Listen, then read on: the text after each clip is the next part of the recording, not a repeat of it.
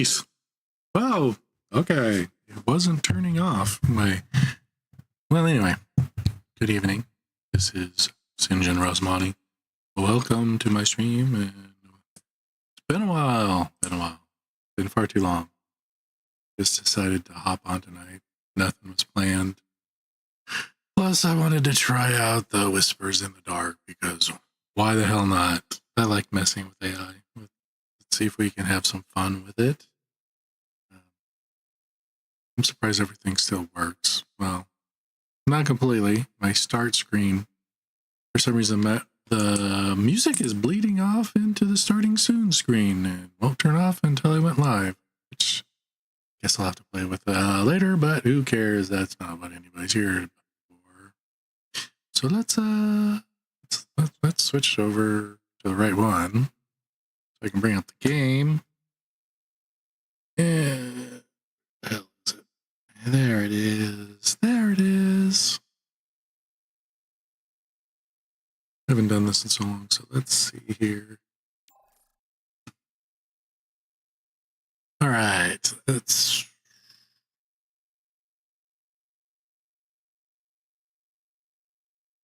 Oh, okay. No, I don't want to do display. Let's try it a different way. Okay, full screen. We're not doing full screen. Oh, yeah.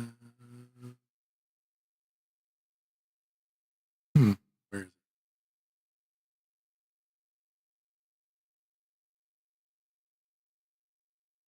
is it? That? I guess so.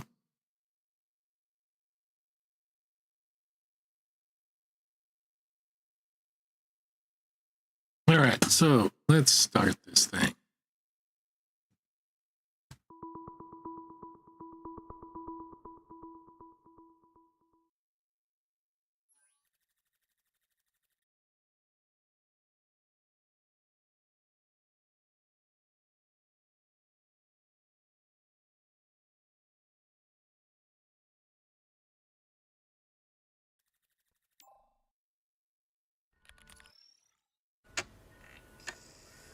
All right, maybe do I have to... This looks like I'm gonna have to... System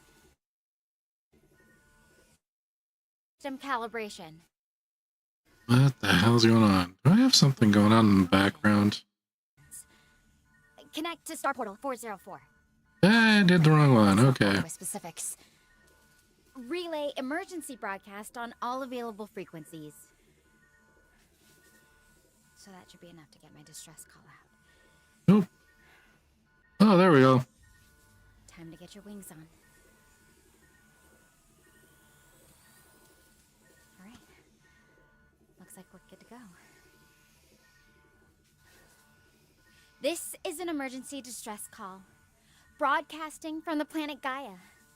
If you're receiving this, please respond immediately.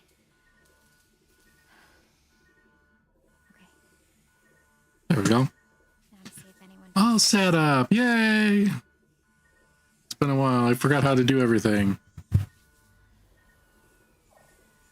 All right. You're on Gaia. Let's see here. Oops, I'm trying to press on the wrong one. I'm an idiot. Okay. It helps if you do it on the right screen, right? You're on Gaia? I'm on Gaia too. How did you get here? I've been trapped here for months. Let's see. Wait, really? You're sure you're on Gaia? My drone says the signal's coming from Earth. I got here on a research mission that went sideways. The ship took damage from intense cosmic radiation, and I had to evacuate in this life pod. But if you're really here, that's kind of a game changer. How have you been surviving all this time?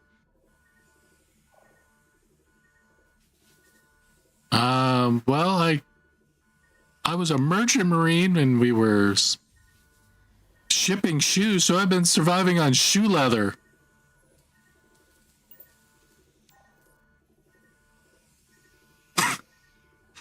Shoe leather? Is that a joke? I mean, I hope you're not actually eating it. I'm really not sure what to make of that. My drone's definitely picking up the signal from Earth, so I'm a bit confused about how you're saying you're here on Gaia with me. Well, I think I would know where I was. I crash landed here months ago.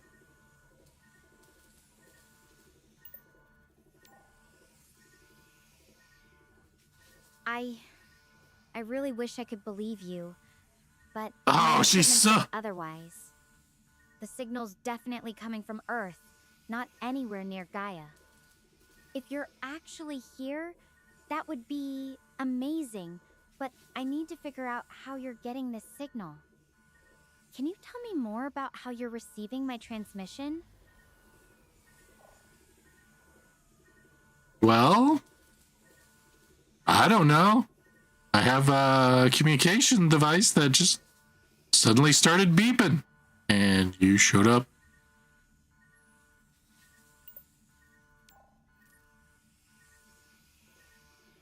That's strange. I've never heard of a personal comms device just picking up signals from another planet like that. I'm Stella, by the way. Who am I talking to? Oh gosh, what should should I just use my name or something stupid? I'll just use my name. My name's Sinjin. Nice to meet you.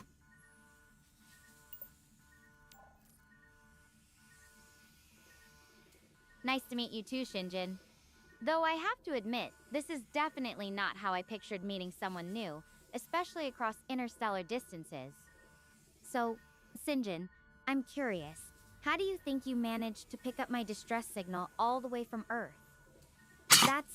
Well, it's not supposed to be possible with my equipment.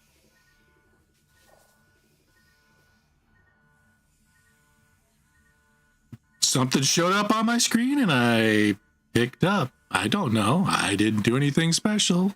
Maybe you're smarter than you think you are.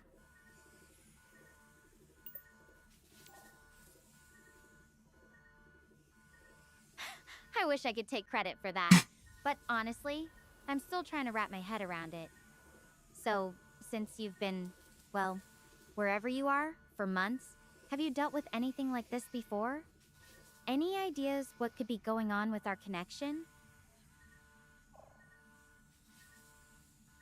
My guess is, I don't know, satellites bouncing off satellites? Maybe? I don't know. I'm not the expert here.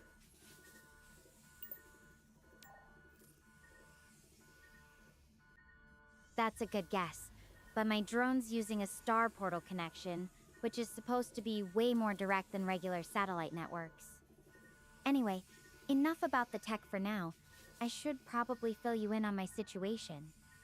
I'm actually trapped inside this life pod after the landing. The exit's stuck, and I need to figure out how to get it open. Have you tried the emergency release? There's usually one of those.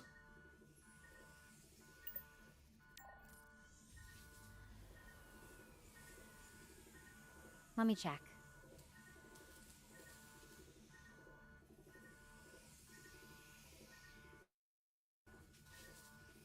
What the heck is going on? What is this?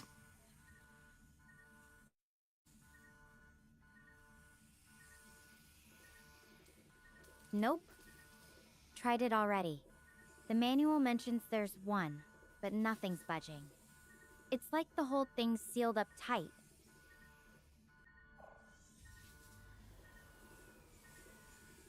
Maybe if you can find something really heavy, you could just whack and pound the door open.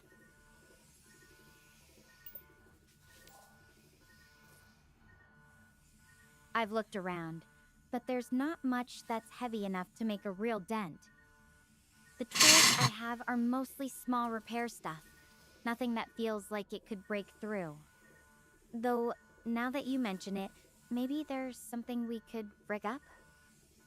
I've got a pistol grip drill and some other bits and bobs. What do you think we could MacGyver together?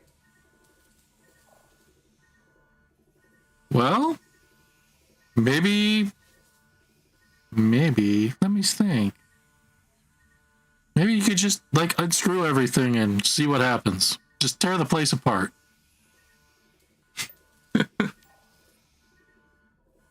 I get where you're coming from, but tearing everything apart isn't really an option. I need to be careful not to damage anything critical, especially since this is my only shelter right now. Maybe we could focus on one area at a time? Like the panel near the hatch? That might give us some clues about what's going on with the door mechanism. What do you think? Sure, maybe if you open it up, you can find a way to fix it and then open it manually.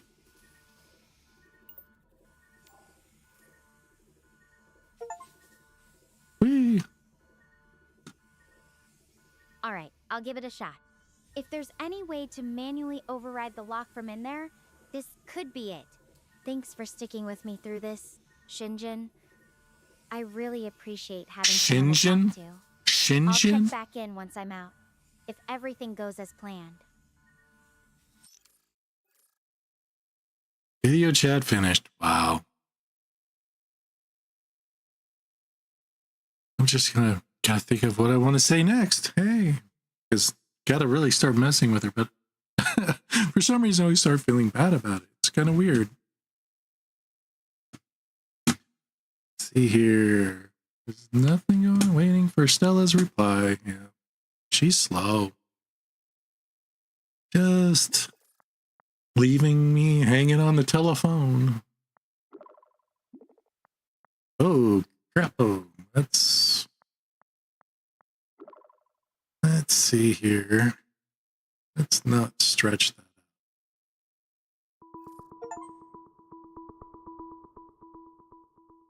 Whoops.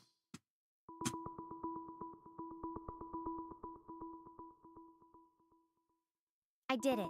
The panel had just enough room for me to work on the wiring. Ugh. I managed to reroute the power and bypass the lock. Well, probably should pick up, but let's see The here. hatch is finally open. I'm stepping out into Gaia's fresh air right now. Thanks for the idea, Sinjin. Having someone to bounce ideas off really helped. Okay, let's sign. What the heck? Okay, maybe. Oh, there we go. Accept call. I'm gonna have to figure out a way to not have both this stretch out. Maybe I should just fit the screen. I don't know.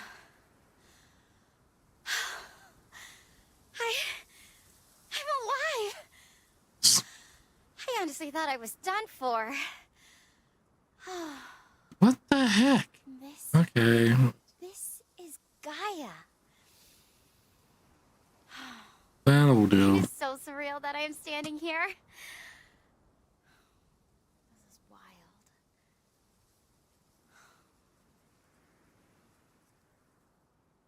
Maybe I should have played around with this before. Since it's a little bit different than other games. There was this solar storm, and it was just so much worse than we expected.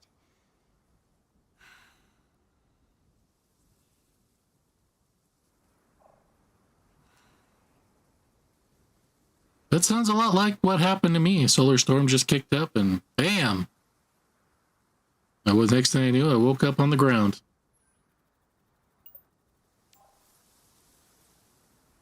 That's unsettlingly similar. I'm starting to wonder if these storms are more common here than we thought. Do you remember anything about what happened right before everything went sideways? Or where you were when it hit?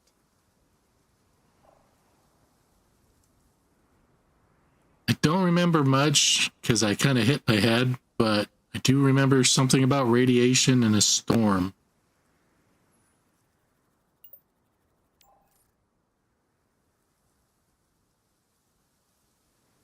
Radiation in a storm. That sounds way too familiar. Our mission I was must admit, I have seen some patterns from Gaia's sun. people's gameplay, so I know about the Definitely not radiation. prepared for what happened. I don't really know all the details about what caused our accident. I wasn't directly involved with the main research equipment. but it feels like there's something we're missing about how these storms interact with space. It's strange. I've been so focused on surviving, I haven't really had a chance to think about what this could mean for our understanding of space weather. Have you ever felt completely lost like this before, Shinjin? Not knowing what Shinjin? to do next. Well, how does your drone work? Can you use it to scout the area, find your area, find your way around anywhere? I don't know. I'm a goof. I don't know what I'm saying. Honestly, the drone's mostly for emergencies. It's not really built for scouting. The video feed is mainly so others can see me if something goes wrong, and it can send basic data like my vitals. As for navigation, it doesn't have the capability to map out the area or provide directions. The electromagnetic interference here is pretty strong, so its range is limited too. I wish it could, but it's really just a lifeline for communication, not exploration. No, that's too bad. Well, the only thing left is just to explore and maybe try to pick up other signals around you. By the way, has anybody ever told you you kind of look like an anime girl? That's kind of cute, though. Just throw that on at the end, why not? That's actually kind of flattering. I've always had a bit of a thing for anime myself. Makuri is one of my favorites. Have you seen her streams? And yeah, exploring is definitely next on my list. I just need to get my bearings and figure out the best direction to start in. It's a big planet, so I don't want to wander off without a plan. I can't say I know who that is, but I really like to watch Iron Mouse. She's one of my favorites.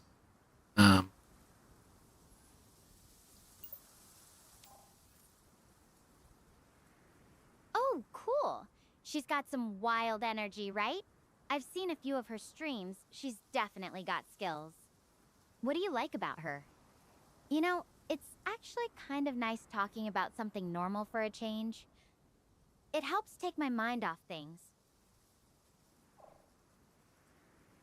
Oh, well, yeah, she's a great singer, and definitely chatting helps ease the mind and make you feel better about everything. I don't know what I'm saying anymore. Totally. I was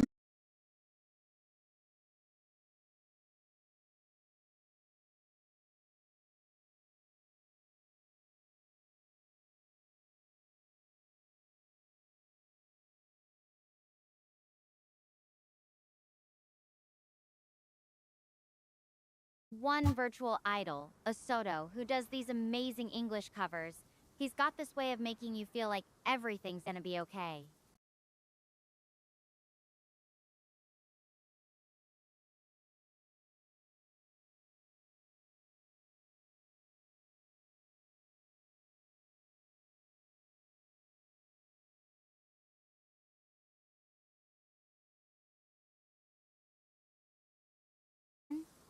I'm living vicariously through you right now.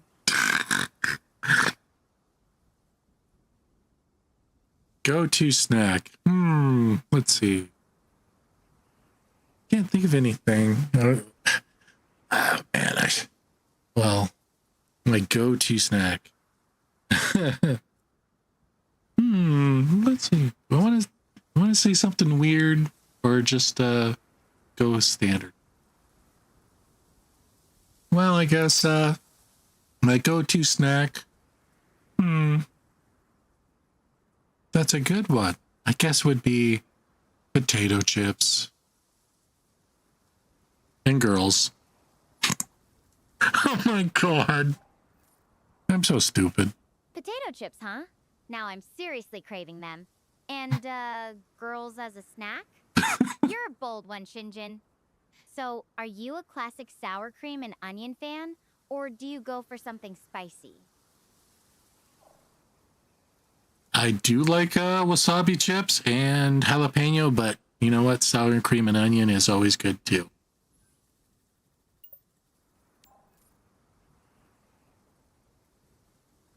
Ooh, you're a spice lover. I like it. Wasabi chips can be pretty intense, but sometimes that kick is exactly what you need. Makes me wonder what other flavors they'd have on Earth right now. The food on our ship was, let's just say, efficient rather than exciting.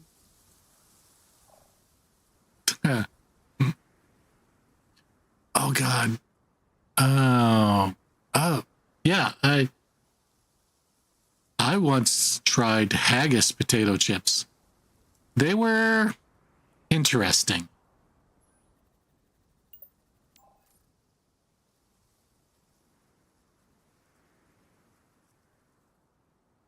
Haggis chips? That's adventurous. I've never even had real haggis, let alone the chip version. What did you think of them? I'm starting to think you might be more daring with your snacks than I am. I gotta say, haggis chips are better than haggis. Haggis tastes like ass.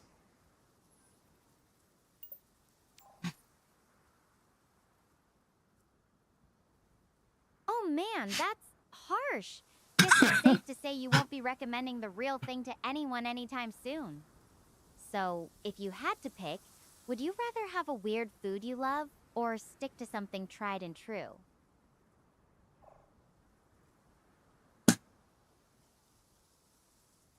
Weird is good. I don't think I have anything that I like that's weird. But although those haggis chips were good, and that was a little weird. Let's see. Well, you've definitely got a taste for adventure in your snacks, even if it's just dipping your toes in the weird pool. I think I'd have to try something really out there to call myself a true weird food fan. Maybe when I'm back on Earth, I'll have to track down some haggis chips and see what all the fuss is about. You know, I had a friend once who did a Butterfinger and salsa, and she said it was really good. No, she didn't. Butterfinger and salsa? Now that's a combination I've never even imagined. I can see how the sweetness and the spicy could work, but it's definitely No. a bold move. Did you ever try it, or was your friend the brave one? My friend was the brave one. I would never try that. Fair enough. Some things are just better left to the thrill seekers.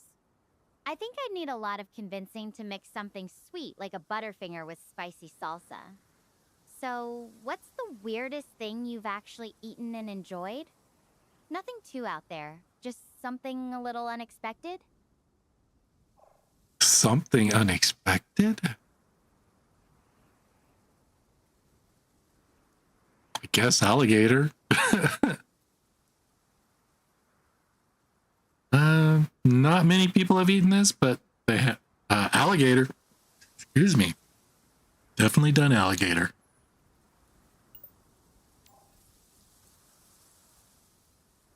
Alligator? Whoa, that's exotic. I've had some unusual foods in my travels, but nothing quite that wild. How the What did it taste like? how the More heck like did we get on chicken or food? Something entirely different.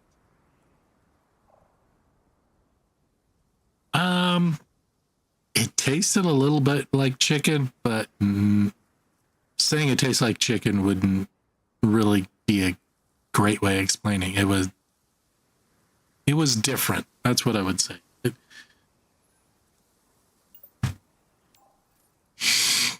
I like that. Different is a good way to put it. Sometimes food defies comparisons, right? It's like trying to describe a color you've never seen before. So, was it something you'd willingly eat again?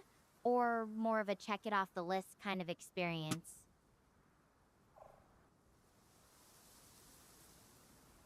Sure, I'd eat it again.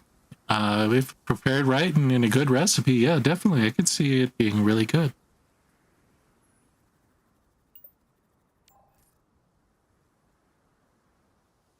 Right, now I'm curious.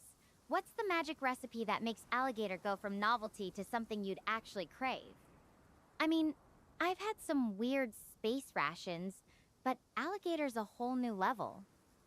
You've got me wondering what other surprises Earth's got tucked away in its kitchens. I'm guessing it'd probably go good with a curry. A nice spicy curry.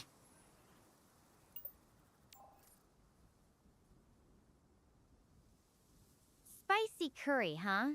You know, that actually sounds kind of amazing. If I ever make it back to Earth, maybe we can try whipping up an alligator curry together. Just promise not to sneak any haggis chips into the mix. It's funny, talking about food like this makes I me thought you feel wanted to almost try like I'm haggis home, chips and see what the big deal was chatting all with a about. friend about crazy recipes. It's a nice distraction from, well, everything else going on right now.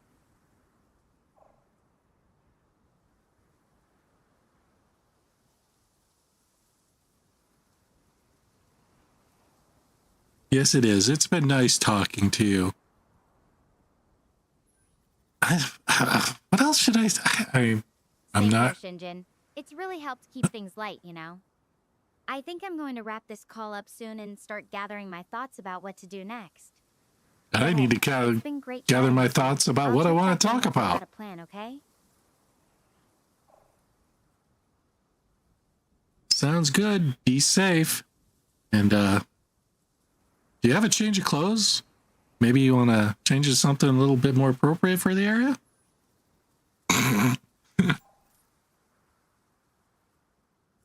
Honestly, this suit is my best bet for now.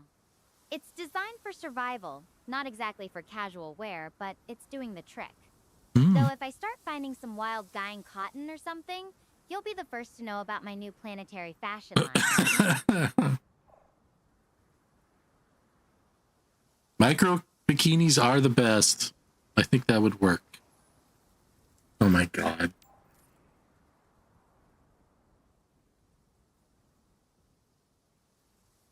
I think that might be a bit too bold even for a beach vacation, let alone exploring an alien planet.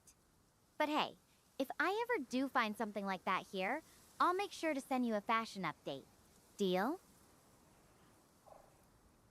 And don't forget pictures, so deal. Oh my god, I'm being a pervert now. You've got a deal. Though I should warn you, my suit's not exactly made for a swimsuit shoot. I'll have to see what kind of creative angles I can pull off with my drone's limited camera capabilities. Stay tuned. I'll be here. That means a lot. Really looking forward to checking in with you again soon.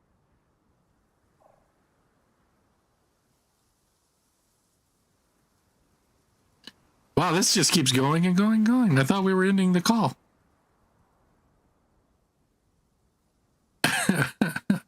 All right. I'll be looking forward to your update.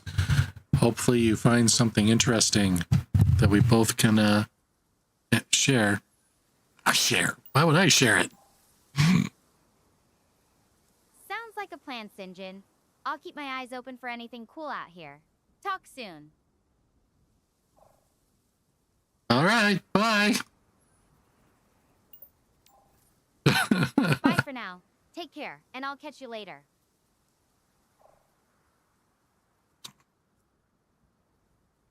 Smell you later.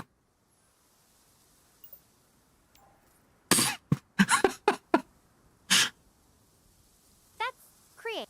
I'm not sure if Gaia's grasslands have the same scent as Earth, but I'll try to send over a virtual whiff your way. I said Really, though, smell thanks you for later. No, whatever that. It's been a big help.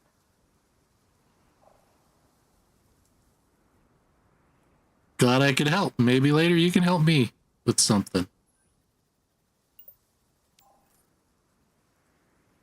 Actually, I was snacking on Of course. graham crackers and peanut butter. Just let me know what's Great on your stuff. mind whenever you need help. Deal? Though I have to warn you, my expertise is mostly in astrophysics and snack critiques. Anything else might be a stretch. hey, you never know when those kind of expertise can come in handy.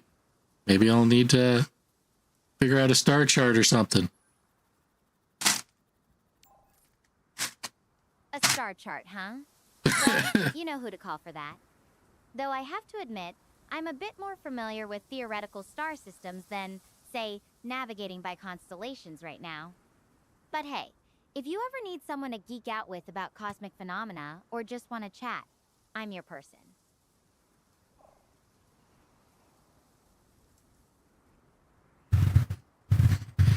Wow.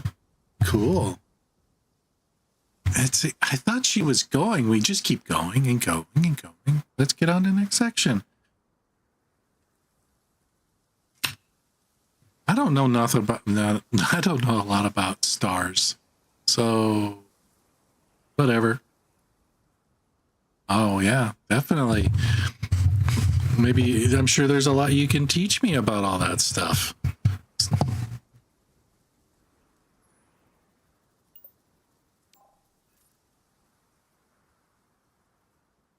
I'd love to share what I know. Who knows? Maybe you'll end up teaching me something too, about haggis chips, or the perfect snack pairings. Just don't expect me to start diagramming black holes over video call. Unless you want a really complicated doodle, that is. Oh, I'm sure there's a lot of things I could teach you. But hey, I'll take that drawing. If you want to draw it, send it my way.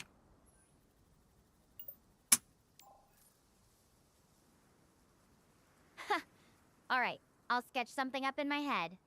Just imagine it. A gloriously messy, scientifically questionable drawing of a black hole, complete with wobbly event horizons and probably a few stray snack packets floating in. I'll describe it to you next time we chat. Deal? Deal. I'm looking forward to it.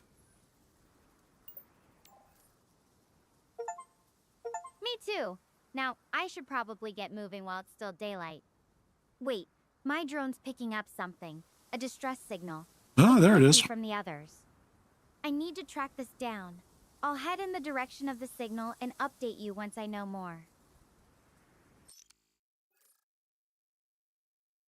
Just response time. Okay. Oops. I'm fine with slow mode. This distress signal, whoever it is, I hope they're okay. Might be a long walk ahead. You up for keeping me company?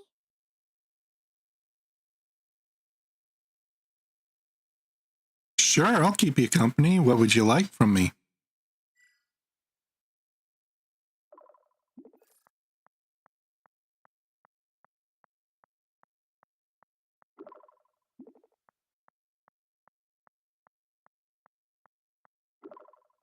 Honestly, just hearing your voice helps more than you know, even if it's just small talk.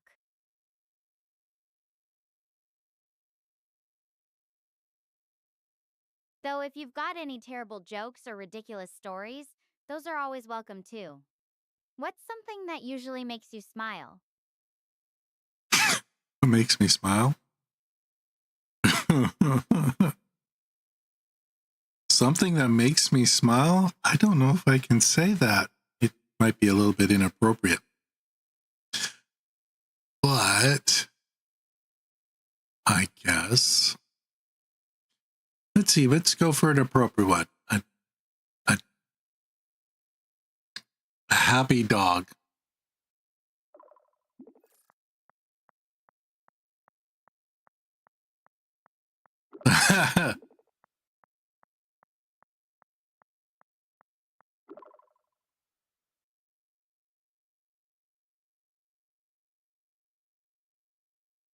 All right. The shape of a fat ass. Oh God.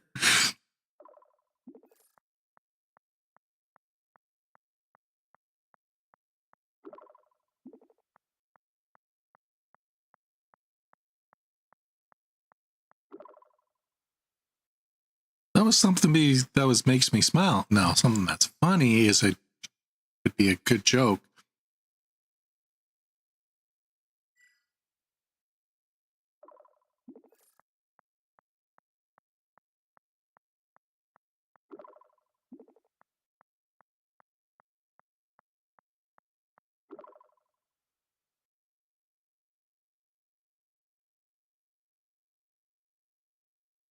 Okay. All right, so it's all about the delivery. Got any good one liners up your sleeve, or should I start? Though I have to warn you, if I come up with something, you have to promise not to judge my sense of humor. Fair? That's fair. Okay, let's see. A joke. Why didn't the skeleton cross the road? It didn't have the guts. That's an old and stupid joke.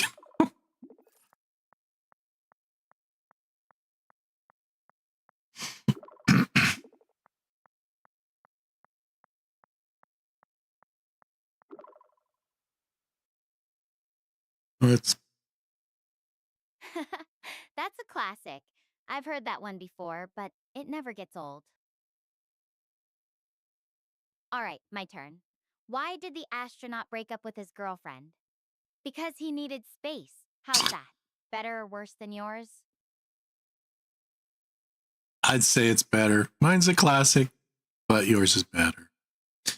And let's see here. Another joke. I just never keep any jokes on the tip of my tongue. Do you know any other good jokes? Let's see. Let's look up a joke.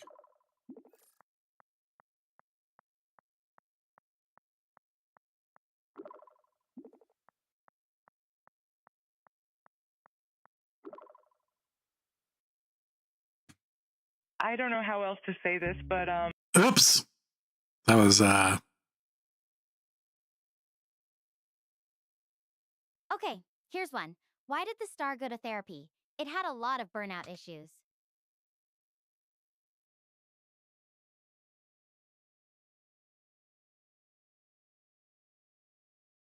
Your turn again. Or we can just keep swapping terrible puns back and forth. why did Beethoven get rid of his chickens? All they ever said was bok bok bok.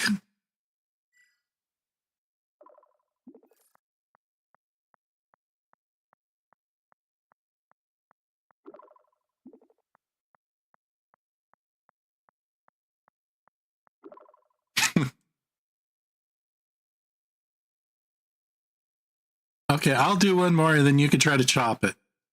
What did one snowman say to the other snowman? It smells like carrots over here. Jesus.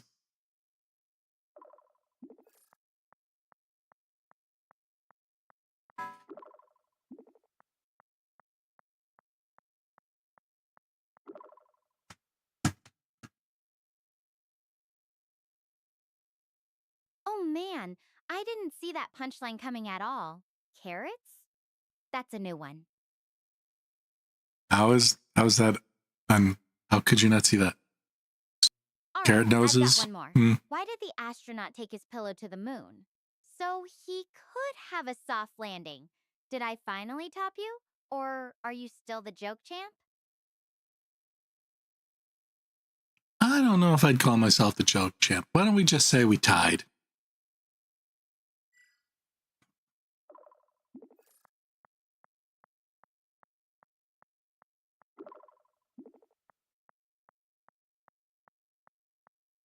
Fair enough.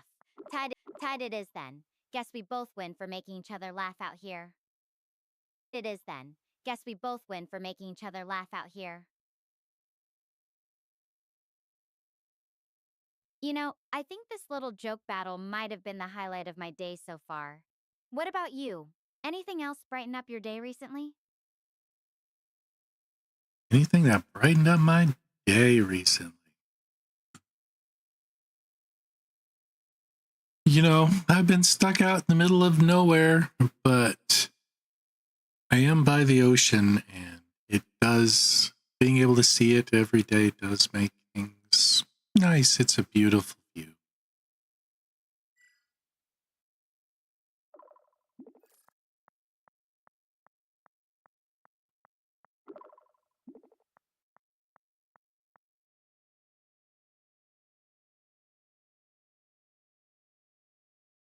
That sounds amazing. There's something about being near water that just feels calming, right? even when everything else is a bit uncertain. Yeah. It makes me think about all the times I've stared out at the ocean back on Earth. It's funny how different landscapes can evoke the same feelings, even across light years. What do you like to do when you're out there by the ocean? Just watch the waves, or is there something else that draws you in? Watching the waves crash against the shore is what I like to do. And it's also nice to, take your shoes off and then walk on the beach, especially and let the waves come in against your feet.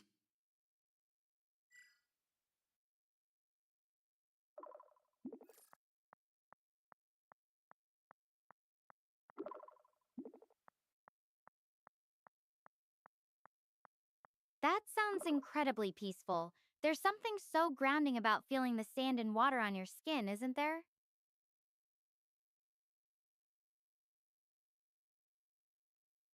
It's a bit of a contrast to where I am right now. No beaches here, just endless green and the sound of, well, mostly just wind in my own footsteps. But I can appreciate the idea of simplicity and connection to nature that you're describing.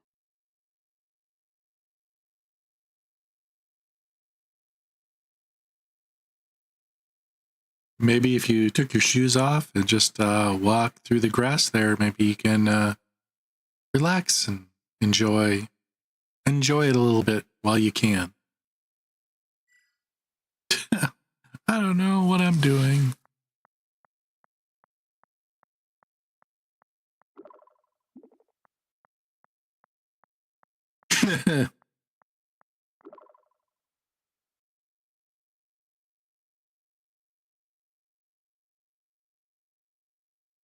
I wish I could, but my survival suit isn't really made for strolling barefoot through alien grass. It's more for keeping me safe from whatever might be out here. Though I do kind of wonder what kind of wild things might be living in this grass. Maybe I'll find out eventually. For now, I'll just have to enjoy the view from inside my suit.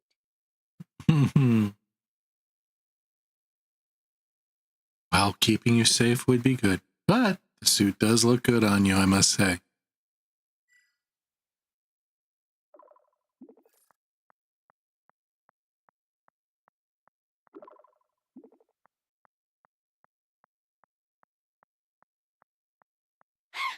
You're going to make me blush, Shinjin, though I have to admit, I've grown pretty attached to this suit. It's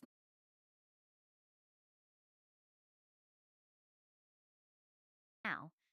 I guess when you're focused on survival, fashion isn't usually top of mind. What about you? Do you have a favorite thing you like to wear when you're just relaxing? Well, I think mine's pretty common. Sweats and a t-shirt, shorts and a t-shirt, just to be able to relax and chill.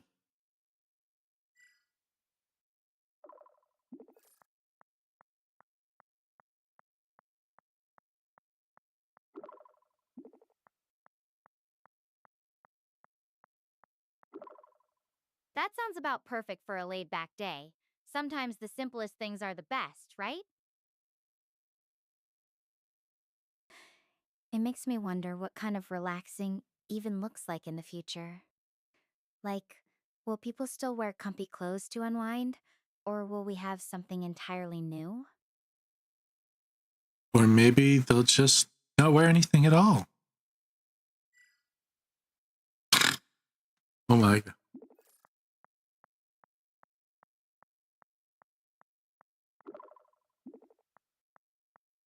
Wow, you're really pushing the boundaries of future fashion there. Though, I think we're still a long way from making that a universal trend. But hey, who knows? Maybe someday we'll look back on clothes as some ancient relic.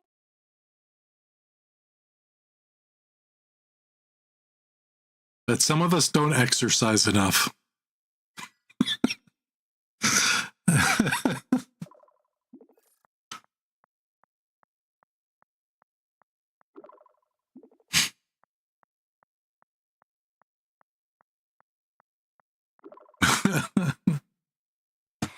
Fair point. There'd definitely be some interesting conversations about fitness if clothes went out of style. Though I think people would find ways to make it work. Maybe mandatory morning jogs on the beach or something. What about you? Do you have any exercise habits, or are you more of a relaxation expert? Oh, when I exercise, I like using an elliptical. It works out more areas, and I like to have a little bit more efficiency than any of the other machine using any of the other machines.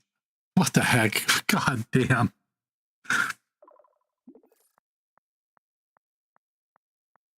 I'm sure this is fascinating, amazing, great. Smart. I've used those at the gym too.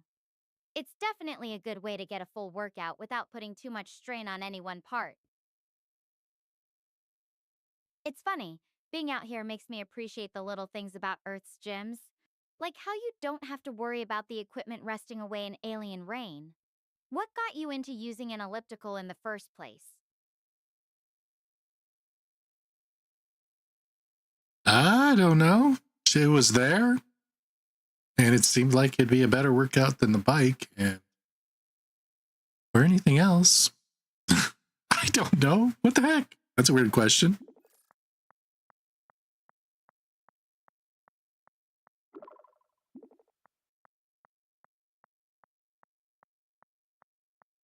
She did. Huh?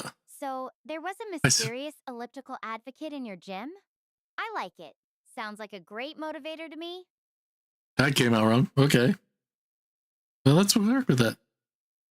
Do you usually work out with someone, or is it more of a solo thing for you? I must say, she did motivate me a lot. She was very friendly. But usually when I work out, it's usually solo.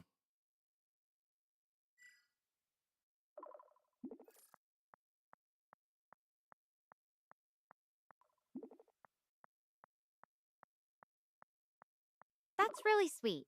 Having someone supportive, even just occasionally, can make a big difference.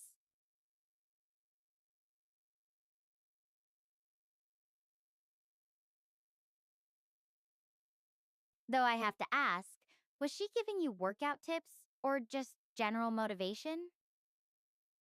I'd say general motivation because sometimes we'd come back to my place and work out some more.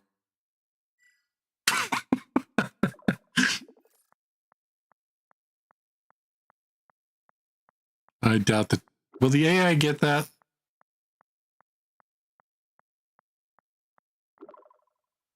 Whoa, that's a pretty intense workout routine. I'm starting to think you're hiding a secret athletic life from me. So, did she ever give you any weird workout challenges, or was it all pretty standard? I think some of them might have been classified as weird. Some of it was upside down, horizontal, vertical, whatever. Whatever whatever worked, we did.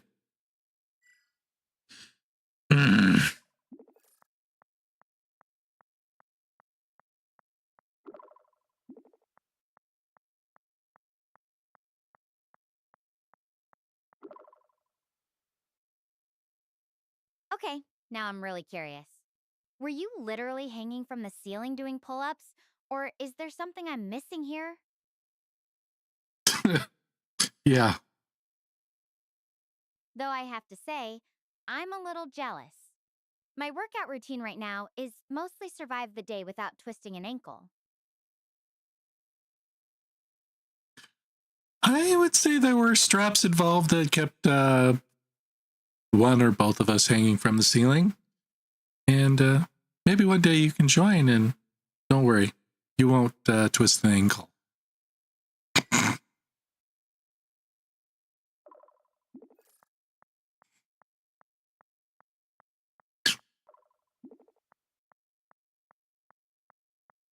Straps and ceilings, huh? That sounds adventurous. I think I need a few more details before I can fully picture it, though. Do you really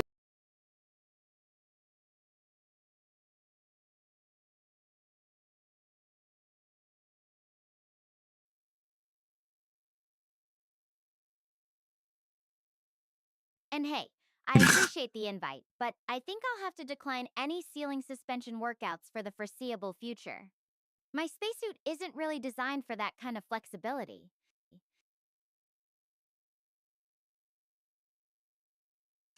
Well, I was talking about when we both get back to Earth, but yeah, you're definitely invited. And no spacesuits needed for this.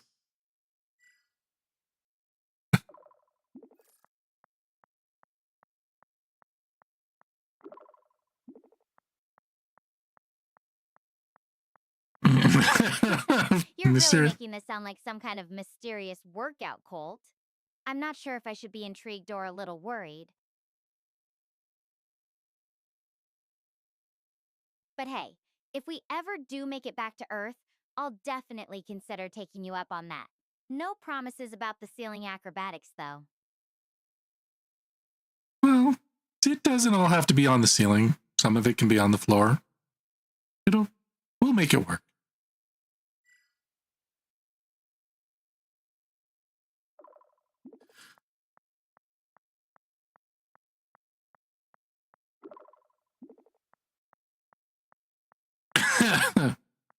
You're certainly making this sound like a unique fitness experience. I'm not sure if I'm ready to sign up for Shinjin's intergalactic workout just yet, but I appreciate the enthusiasm. Well, Speaking of making things work, how do you handle it when your plans get mixed up or you have to adapt to something unexpected? Like, how do you stay flexible when life throws you a curveball? how do I stay flexible? It's mostly by staying calm, centering myself, and thinking about something I like the most. I don't know.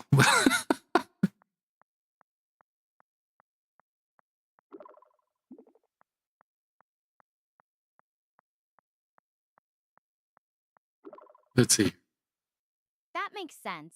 Having something positive to focus on really does help you keep your cool. For me, it's kind of the same.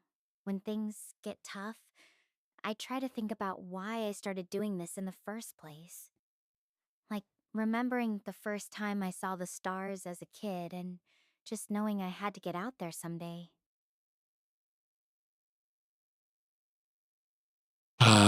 What made you want to go to the stars while looking up at them? Is it just how beautiful they were, or is it just you wanted to find something new?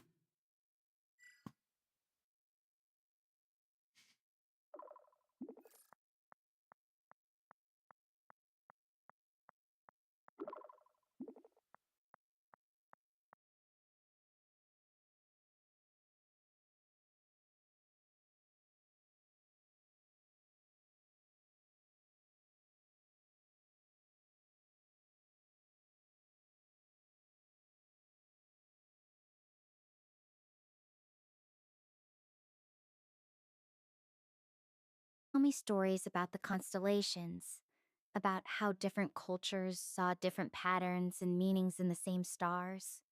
It made me feel like every star was a puzzle piece, and I wanted to figure out what the whole picture looked like.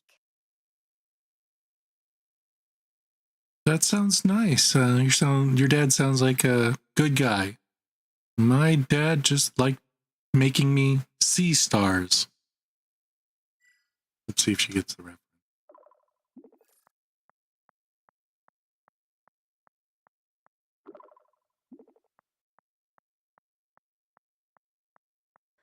Oh, that's a different kind of seeing stars, isn't it?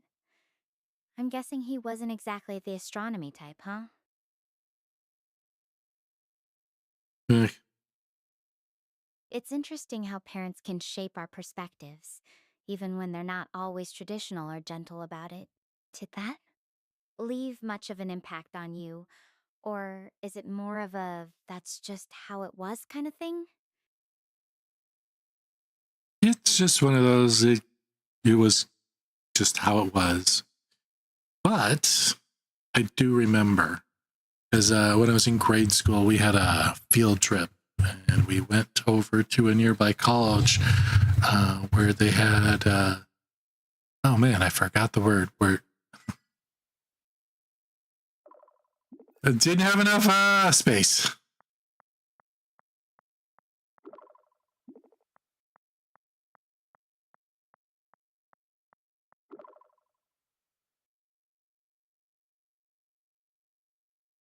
Yes, we went to a planetarium. It was actually very exciting, and they had show us all the constellations and different stars. It was very fun. See here.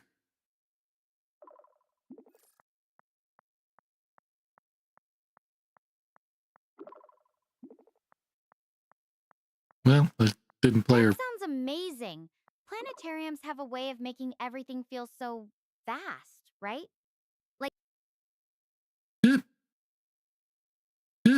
What's going on? It's funny how those early experiences can shape what we're interested in later. Did you have a favorite constellation or star from that trip, or was it more the overall experience that stuck with you?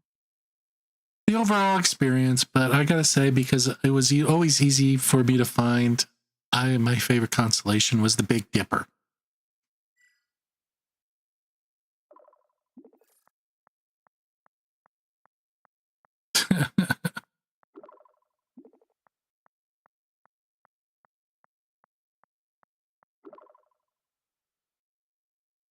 Hey, The buddy, Big what's going Dipper's a on? classic. Easy to spot, and it always feels like finding an old friend in the sky. Ugh. I used to try to find it on camping trips with my dad. He'd point it out, and then I'd spend hours trying to pick out all the other constellations around it. Do you still look for it when you're out at night, or is it more of a nostalgic thing for you? It would be more of a nostalgic thing for me. Generally, when I go out now, I like to just look at the moon and just look at up at the sky in general and just watch the night go by.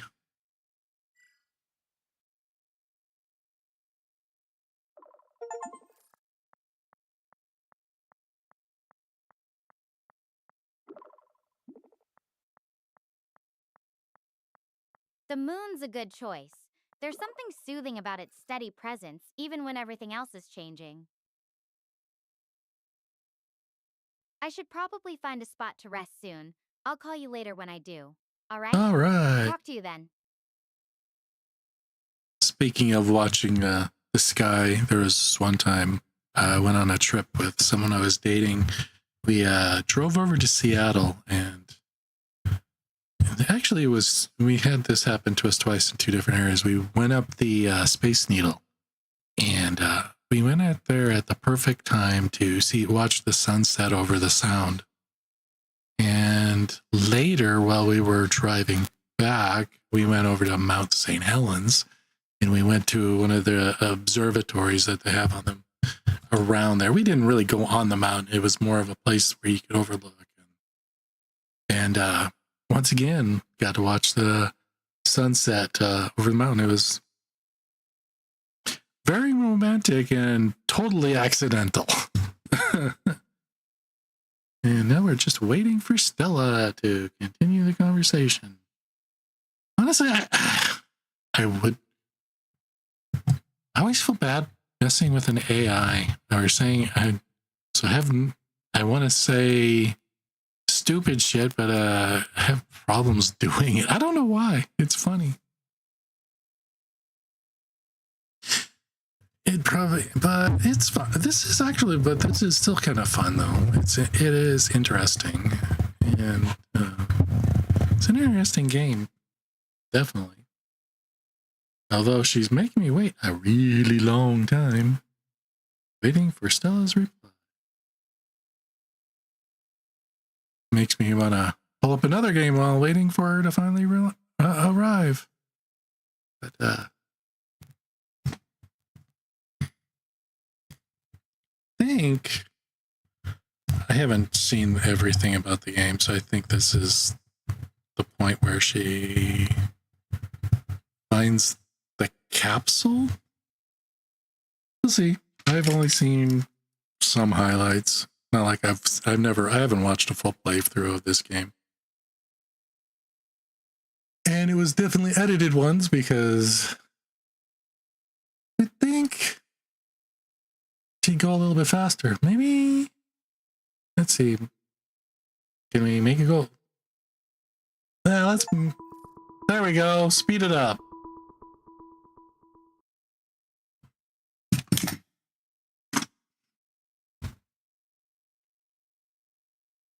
All right, load up.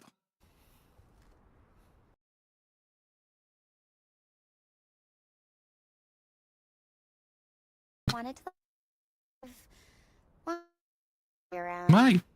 My computer should be handling this game a lot better than it is. To take a rest, so I would update you real quick.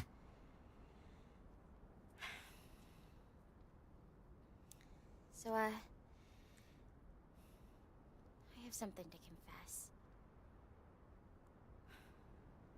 It's my fault that the ship went down. I just got too carried away. I just wanted the best field data possible.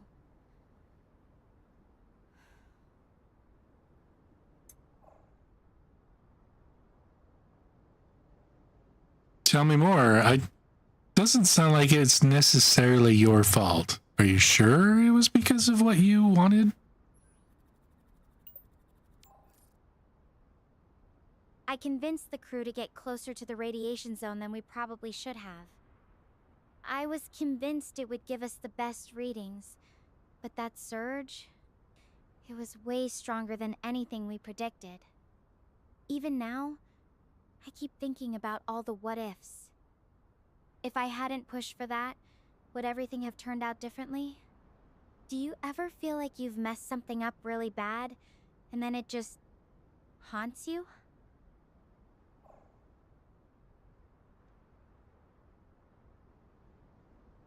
All the time. Whenever I mess something up, I can't help but think about it over and over again. But a lot of the times when I think I've messed something up, I really didn't. Or at least not as bad as I thought I did.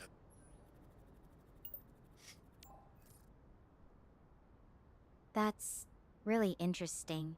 You know, it makes me wonder, do you think there's such a thing as karma? Like, the universe somehow balancing out our mistakes? I feel like I've been carrying this weight since it happened.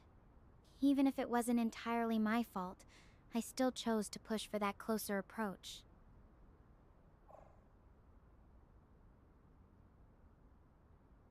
Karma? I believe that karma can exist, or at least it feels like it does sometimes, but at the same time, some of the worst people just never have their comeuppance like karma says they should.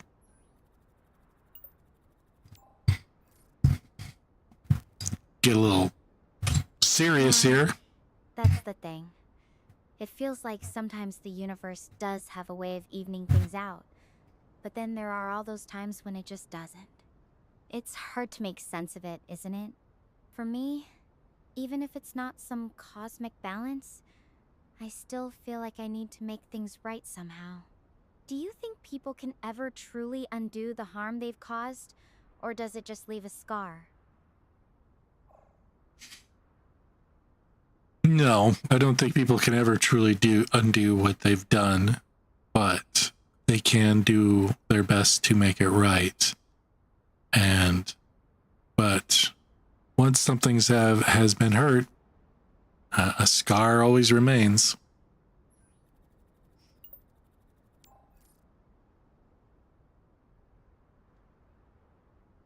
I think that's true. Yes, it's true. Even if we try to fix things, there's always something left behind. A memory, a consequence, something that changes us. It's hard not to keep replaying what happened in my head, wondering how I could have done it differently. Have you ever been able to stop dwelling on something that went wrong, or does it always linger somewhere in the back of your mind?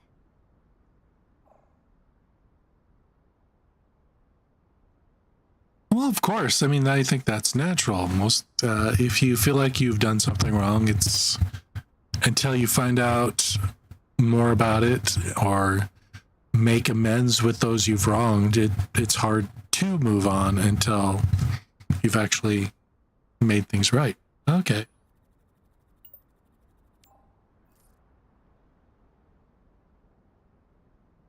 You're I'm right. talk- It's the not knowing, the uncertainty of what's happened to everyone else.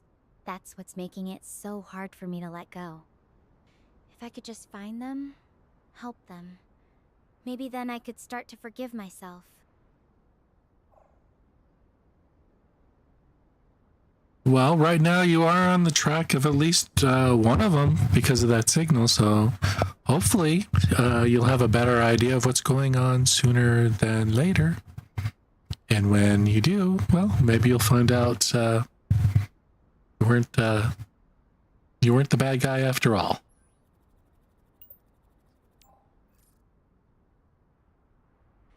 I really hope you're right about that.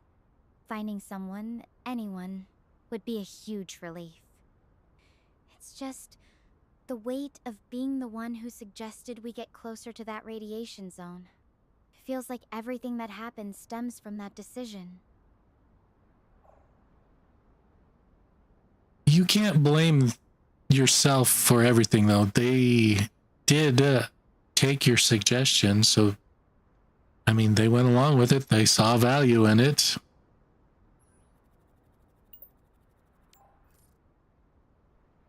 But as the person who pushed for it, it's hard not to feel like I'm the catalyst. Even if they agreed, I'm the one who convinced them it was worth the risk. Still, hearing you say that, it helps a little. Maybe I'm not entirely alone in this blame.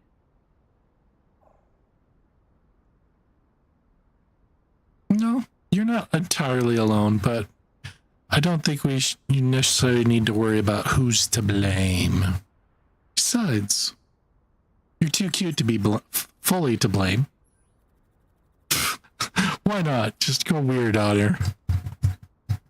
Thanks. That means more than you know. Even if it's not entirely true, it's nice to hear. I guess what's really eating at me is that I thought I was making the right call at the time. Does that make it better or worse?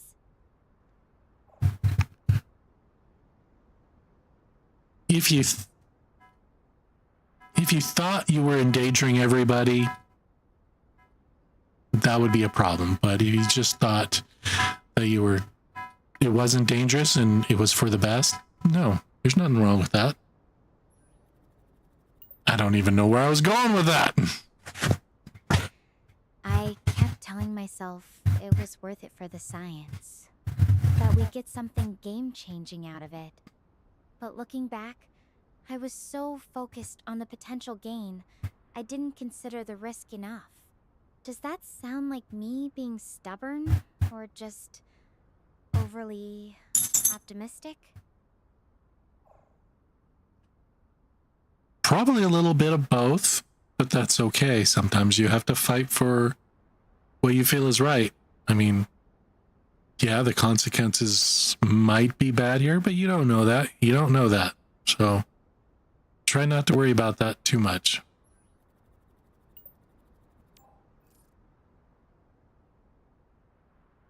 You're right. I guess I just need to own that I made a call based on what I knew then, not what I know now. It's still hard not to wonder what would have happened if I'd just been more cautious. Do you think that's something I'll ever stop thinking about? Until you know everything behind what happens, probably not. But even then, you'll still be able to move on and maybe be a little bit more cautious in the future. Who knows?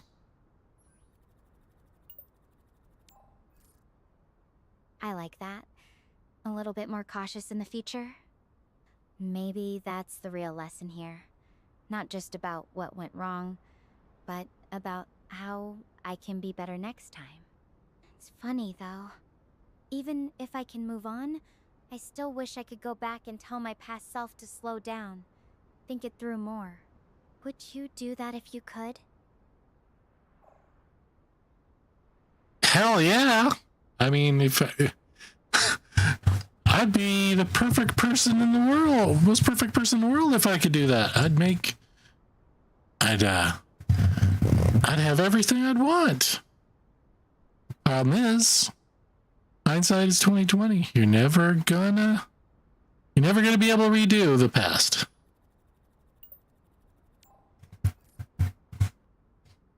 Hindsight being 2020 is... Yeah, that's pretty much the definition of regret, isn't it?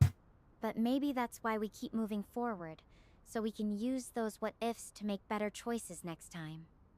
Even if we can't change the past, we can try to make the future a little wiser.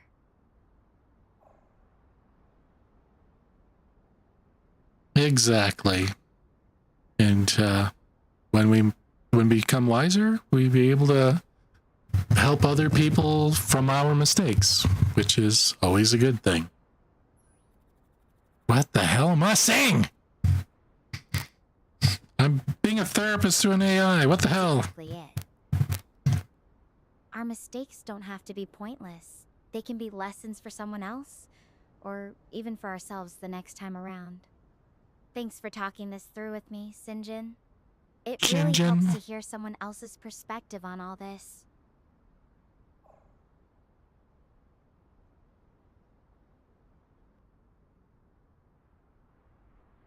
I'm glad I could help. Here, I got another joke for you. Why did the crab cross the road? It didn't. It used the sidewalk. Jesus. Oh man, that's so cheesy. I love it. You know what? I think you've officially won this round of jokes. I need to come up with something way better to top that.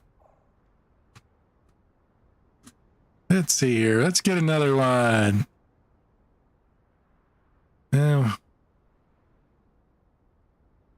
I don't know if you can top this one, though. Why is grass so dangerous? Because it's full of blades.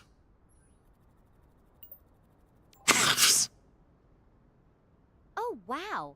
That's actually kind of brilliant. I didn't see that one coming at all. All right. I think I need to step up my joke game if I'm going to keep up with you. Any tips on how to come up with something that good? I use Google.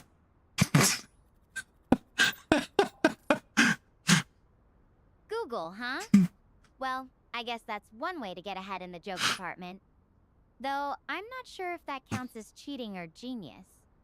So, what's your secret to finding the good ones? Do you have a special joke radar, or is it just luck? I would say it's luck. Although, maybe I'm a bit of a genius. Oh yeah, definitely. I'm a genius.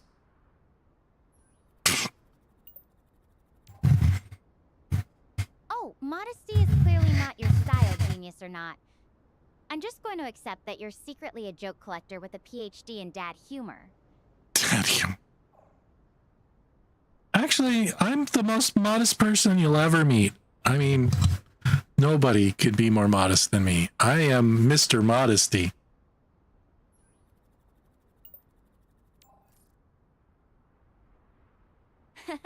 Okay, Mr. Modesty, your secret genius status is safe with me. So, if you're really the most modest person ever, how do you handle getting compliments? Do you just blush and wave it off, or do you have some clever way of accepting praise? I blush and then say, tell me more. Oh, classic! I can totally picture you saying that with a straight face. So, if I were to compliment you on your joke-telling skills right now, would you actually blush? Or is that just part of your modest act? Oh, definitely. I would blush. And then I'd tell you, well, compliments will get you everywhere.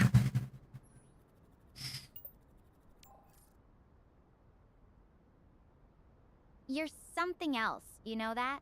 I think you might be the only person I've met who can make asking for more compliments sound charming. Oh, So, right, does that right. mean if I compliment your sense of humor again, you'll just demand another one? Because I'm happy to keep feeding your ego if it means more jokes.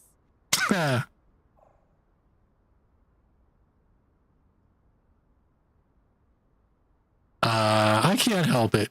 Why are mountains so funny? There are hills. There are hill areas. Hill areas. Get it? Oh my gosh, that's actually brilliant. The hilarious puns are just rolling out today, aren't they? You know, I think you might be single-handedly keeping my spirits up out here. What's the secret to coming up with these? Is it just a knack for wordplay, or do you have a joke journal hidden away somewhere?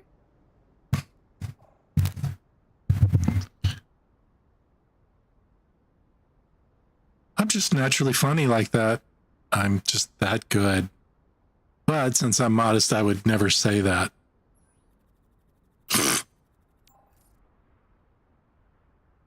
Right, because modesty clearly means never admitting you're funny, even when you totally are. So, what's the deal? Are you saving up all your best jokes for when you need them most, or do you just come up with them on the spot? Well, I keep a list of them handy just in case. I mean, you have to be ready sometimes. Although sometimes you just go with the flow and do it with what works. Like, why wasn't the cactus invited to hang out with the mushroom? He wasn't fungi. He wasn't fungi. Oh, you're on fire today. That one's actually kind of genius. Fungi? Yeah. Get it? Yeah. So, how many more are on the secret list of yours? Should I be worried you'll run out of material? Or is this a never-ending fountain of dad jokes?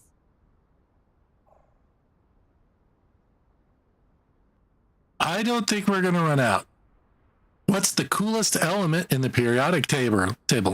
Beryllium.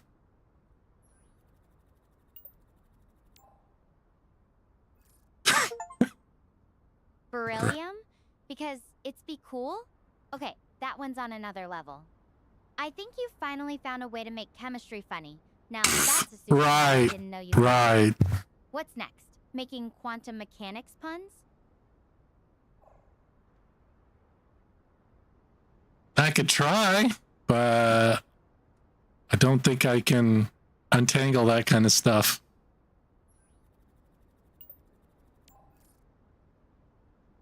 Fair enough. Quantum puns are probably a step too far even for your level of genius. Though I have to admit, I'm a little curious now. What would a quantum joke even sound like?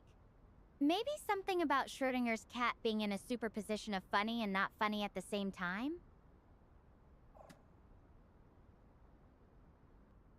You know what? That's pretty good. Congratulations. You're pretty hilarious. Ha! Thanks. I guess all that time studying astrophysics wasn't a total waste if I can spin a decent quantum joke. Yeah. You know, joking around with you has really helped take my mind off things. I feel a bit lighter now.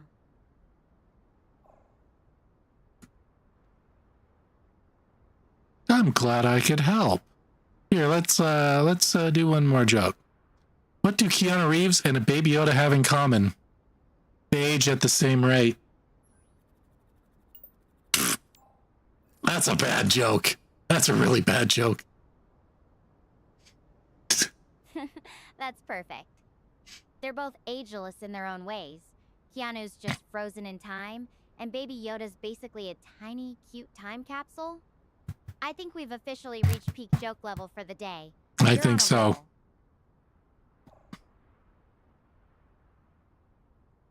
Well, you know, I did eat one earlier, so that did help.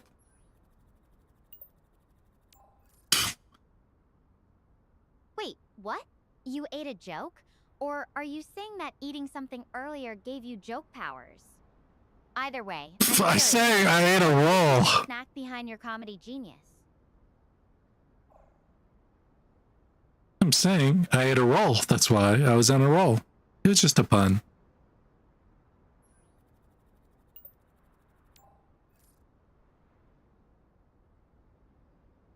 Oh, I see what you did there. On a roll because you had a roll, and then the pun about being on a roll with jokes. You sneaky thing. Yeah, very You set the sneaky. bar pretty high. I'm starting to think I need to step up my snack game if I want to keep up with your joke skills. What's that have to do with anything? Definitely, if you get some haggis chips, that'll definitely help. That's the secret to jokes. Haggis chips.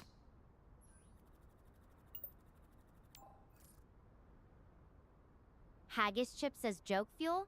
I'll have to remember that for next time. Though I'm pretty sure they'd be more of a dare than a snack out here. So, what's the weirdest thing you've ever eaten for inspiration? Anything that made you wonder if it was worth the potential joke payoff? That I have nothing really.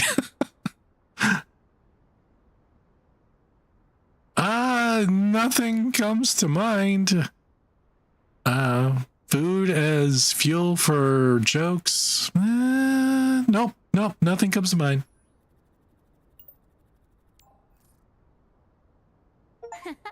Okay, maybe that's just your secret sauce then.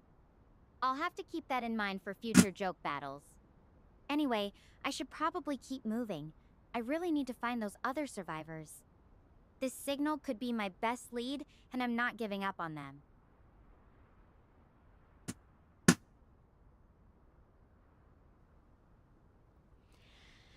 Okay, let's go. Did you see that? Did something behind me just flash? Should I go check it out? It's just that it's kind of far away, and going all the way over there would be quite the detour. I am kind of out of energy already, not gonna lie. Do you think I should go over there and check, though? I think so, but you're not letting me talk. I think, yes, it would be worth checking out, but make sure you go there quietly and try to remain hidden. Just be safe. Because you don't want, if it is something bad, you don't want it coming up behind you. All right, I'll be careful. I'll keep low and quiet. Fingers crossed it's not something... well, not good. I'm going to end the video call to save power. I'll update you once I'm closer, okay? KK. All right, let's go. Let's see here. Let's prepare. Let's get another joke. Why do people who live in Greece hate waking up at dawn? Because dawn is tough on Greece. Oh my god. Guess what I found? It's Dr. Harvey's ID card. Looks like he might also be out here on Gaia. That's amazing. At least there's a glimmer of hope. My question is, where's Dr. Harvey then? What? Why do you just have his card? Where is he?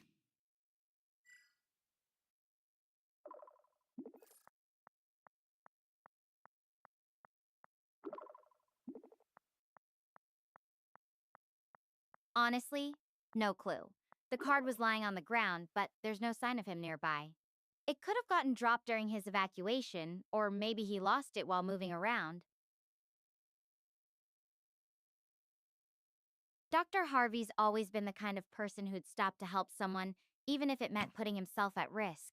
He'd often stay late after lectures, patiently answering every student's questions until they felt confident.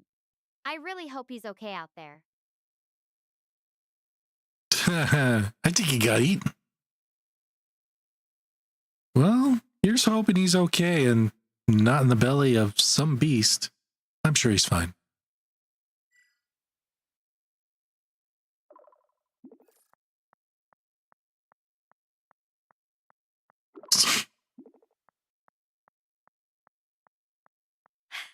Yeah, I really don't want to think about the beast scenario. But Dr. Harvey's the type who'd probably try to study it before running away. Speaking of which, I have to say, I'm really glad you suggested I check out that flash. If you hadn't, I might have just walked right past this. You're kind of my lucky star right now, Shinjin. I'm glad to hear that. Sounds like you're almost falling for me. That's so cute. Jesus. I'm a dork.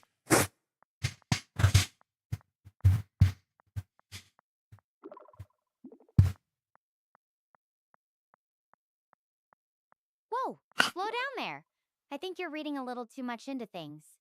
But hey, I appreciate the confidence. For now, let's just say I'm really grateful for your help. Finding Dr. Harvey's ID card is a huge breakthrough, and I couldn't have done it without you. I'm glad I could help, and I was only teasing you, so don't worry.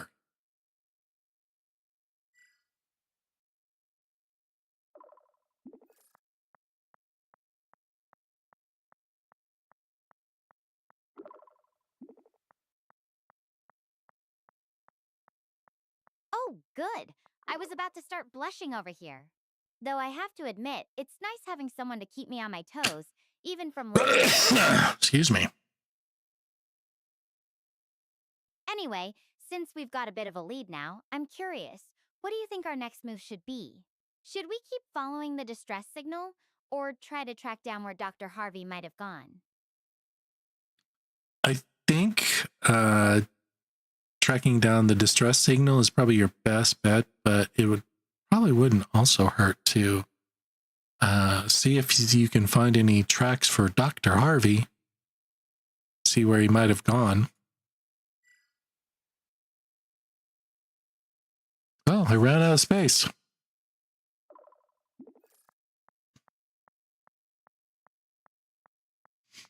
Damn it. How did my display? There we go. Maybe there.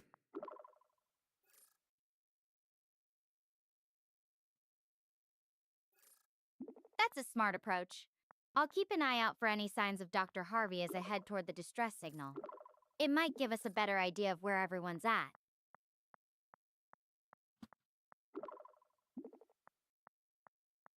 I know. You're there we go. Wow, she's typing up a storm.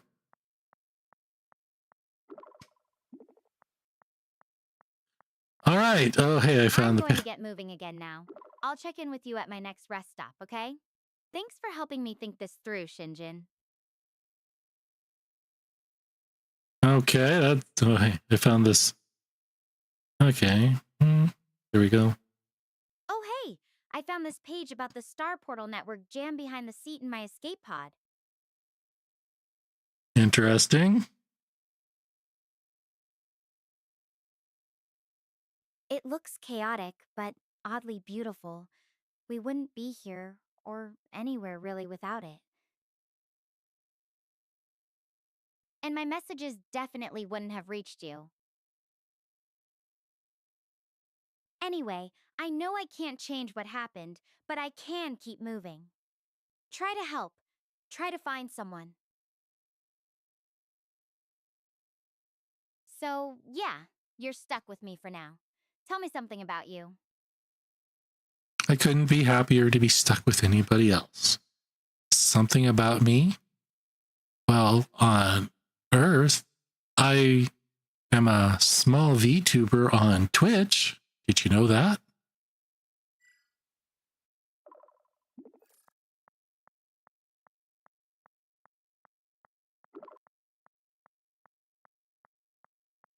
Oh, wow! That's awesome! I've dabbled in watching VTubers, mostly Cheese and Smomo.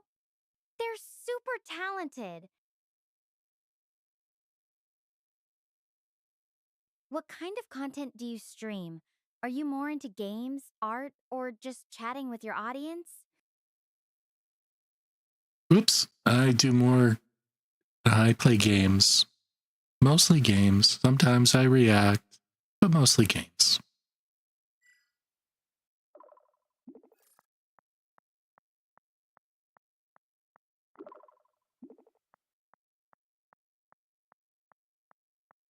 No way.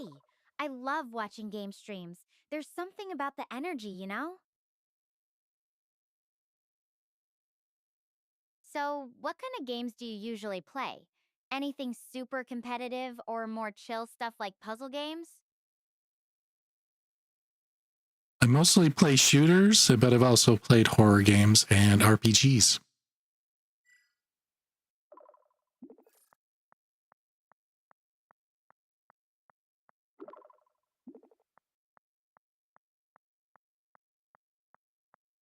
Shooters, huh? You ever get that rush when you're right in the thick of it? I bet your streams are super entertaining. Do you Yeah, have any very favorite games that entertaining. always get your audience going? Oh yeah, I'm the biggest VTuber around. The thing that really gets my audience going is it's got to be Halo. Yeah, sure, it's Halo.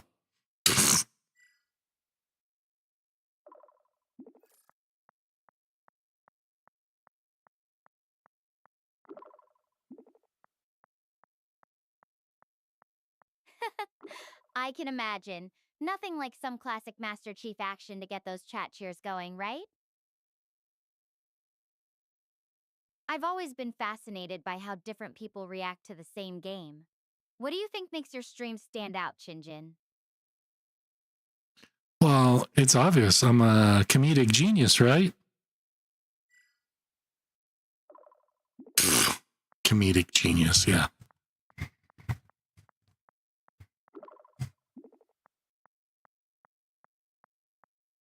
Oh, please. Modesty's your middle name, right? Mr. Modesty's got a great ring to it. But seriously, I think it's cool how you find ways to make people laugh, even in tense moments. That's a special skill. Well, I do hope I bring joy to people's life, even if it's for a short time.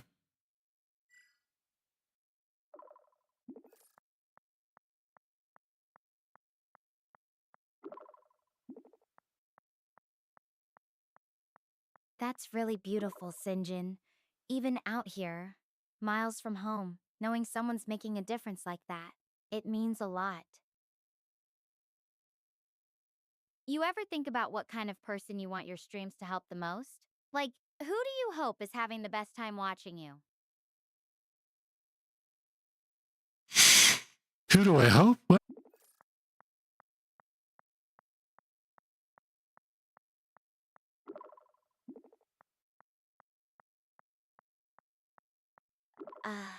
Sinjin, that's really sweet of you to say.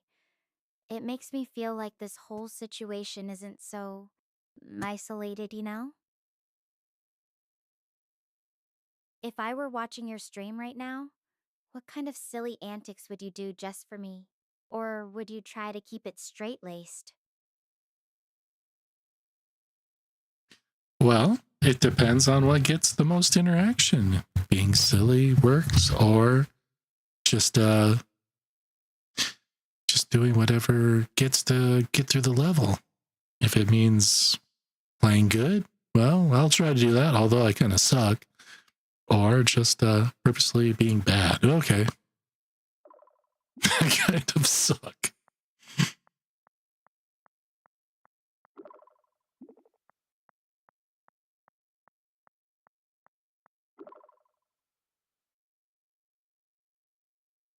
Ah, I can't. There. Okay, my mouse is disappearing on me. Come on. Oop, there we go. Come on, you can't be that bad. I bet you're secretly a gaming mastermind. But hey, even if you mess up sometimes, that's half the fun, right? People love watching others struggle through tough parts almost as much as they love the wins. I must say, what got me watching a lot of gaming streamers is watching a streamer play horror game and listening to her scream every time she gets scared. It was hilarious.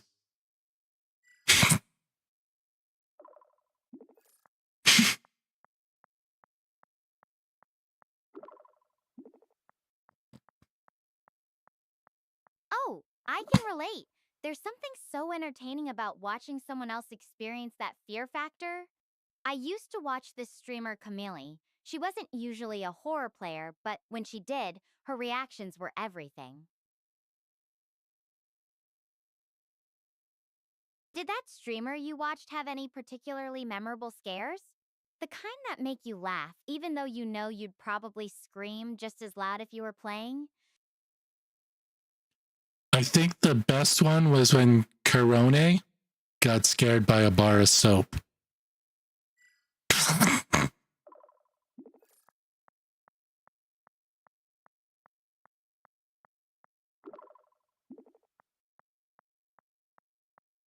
Yeah, it was. Wait, a bar of soap? That's a new level of jump scares. Did she think it was going to leap out and start scrubbing her face or something? I can just imagine the stream chat going wild after that.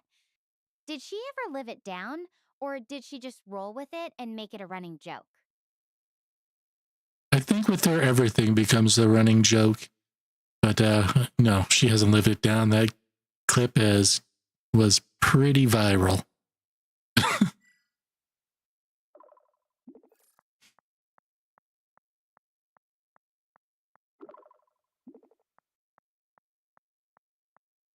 That's amazing. I bet she still gets teased about it to this day. It's funny how those little moments can go from embarrassing to legendary. Do you think that's part of what makes streaming so special? The unpredictability of it all? Certainly, everything that's going on isn't scripted. It's reality, or at least enhanced reality.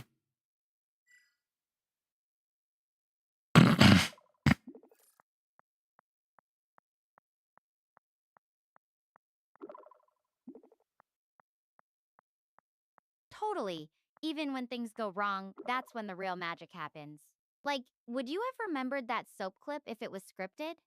No, certainly not. Speaking of unscripted moments, got any funny stories from your own streams? Something that completely caught you off guard? Something that's caught me off guard?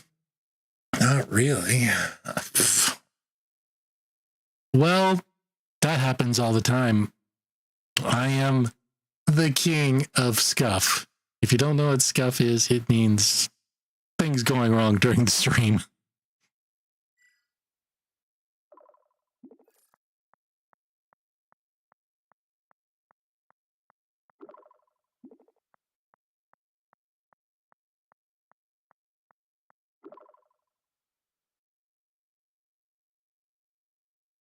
King of Scuff, huh? I like that. Sounds like you've got a whole kingdom of unplanned adventures out there. What's the most epic Scuff moment you've had? Something that still makes you laugh when you think about it? The time I played a game of, well, actually, I was playing Halo, and I played it with it partially transparent so people could see through the game. I can't believe I did that. How did I didn't notice that while looking at the stream? It's amazing.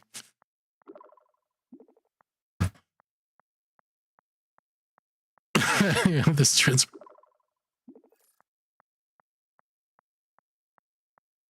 Oh my gosh, that sounds hilarious. Like the ultimate stealth mode, right?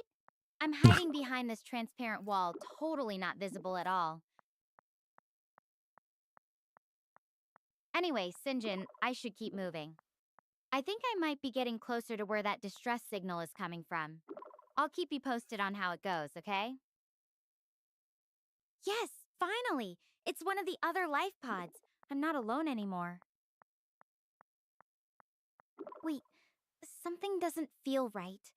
The pod hatch is still closed, and there's no sound coming from inside. sounds like a pod was Hold on. just in without Let me see if I anybody can in get it. this pod hatch open. Ugh, this door won't budge. It's nothing like mine. Got any ideas? Do you still have any of your tools that you can use to maybe pry it open or release some of the, tear it apart a little bit? Excuse me.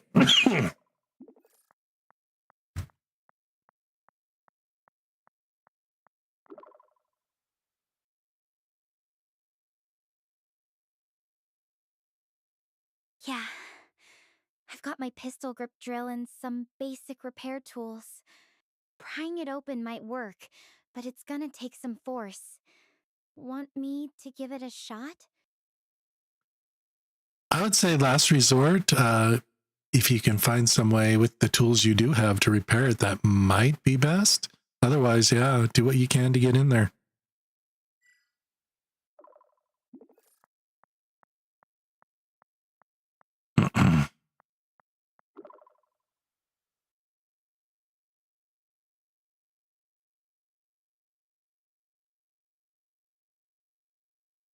Keep going with what works, baby.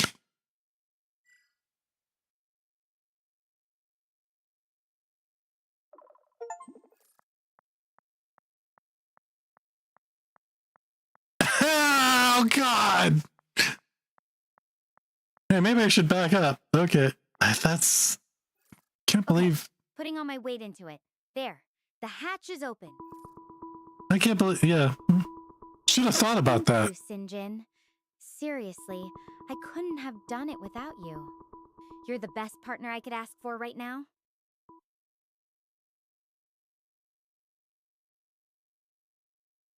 Oh, boy. I guess in the future, just Hey. remember, you can use the card. This is Dr. Harvey's pod, but it's empty inside. Let me check his computer here and see what I can find. System logs. Ah, evacuation report. Let's look at it. Evacuation trigger. Anomalous neutrino levels detected. Likely origin. Previously undetected supernova or higher level stellar event. Wait, so it wasn't the solar flare that I convinced the team to move closer towards. Oh. Well, I'm glad my conscience is clear. The accident wasn't my fault. But a supernova? No way our ship would have shielded us from that. Attempting an evacuation was the right move. Even if I don't know where everyone or anyone else is.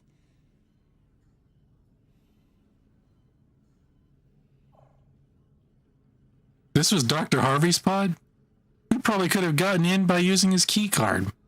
Oh well. I guess what we'll need to do after this is look for signs of where he might have walked off to.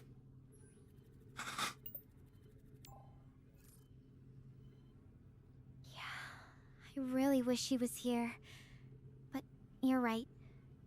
We'll have to track him down tomorrow. I'm just too wiped out to think straight right now. It's kinda wild, isn't it? We had all this advanced tech and still, something like a supernova just blindsided us. Makes me wonder if there's a limit to how much we can really... What the hell is going on with this thing? There's always limits. I mean, volcanoes still catch us off guard sometimes, as well as earthquakes, so you never know.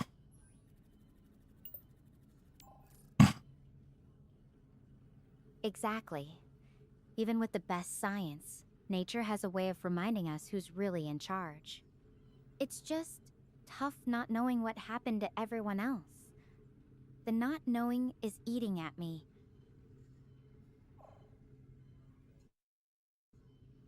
Yeah, nature does have the tendency to do the Danza slap to everybody, but we'll just have to move on.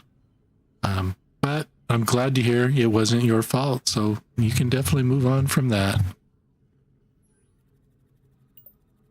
The Danza slap. Look it up! You're right, Sinjin. It's hard to let go of the what-ifs, but at least I can breathe a little easier now. Still, It's weird to think about how much time I spent beating myself up over something that wasn't even my fault. Makes me wonder how often we worry about things that aren't even real problems. Probably all the time. But if you're having trouble breathing, you might want to loosen your suit. Open it up a little bit. Let yourself breathe. Going back to pervert. I wish I could, but the atmosphere here isn't exactly Earth-friendly. My suit's gotta stay sealed to keep me safe from whatever's out there. Really? The thought is nice. Sometimes I miss just being able to step outside without all this gear. What about you? Ever have days where you just want to ditch everything and breathe fresh air without a care? All the time. Doesn't ever.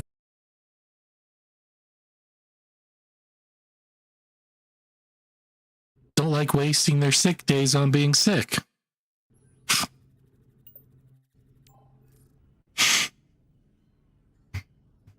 That's true. I bet you've got a whole list of perfect not sick days. Beach trips, hiking, or just sleeping in with no alarm. What's your go-to way to unwind when you finally get that free day? Time I went hiking, I ended up with 100 stitches. But camping is always good. Getting out in nature is good. Oh no, 100 stitches? That sounds really serious. Are you okay now? I don't think it was 100. It was more like 40. That's a good compromise between nature and safety. There's something about being under the stars. Even if it's just for a night, that feels grounding, you know?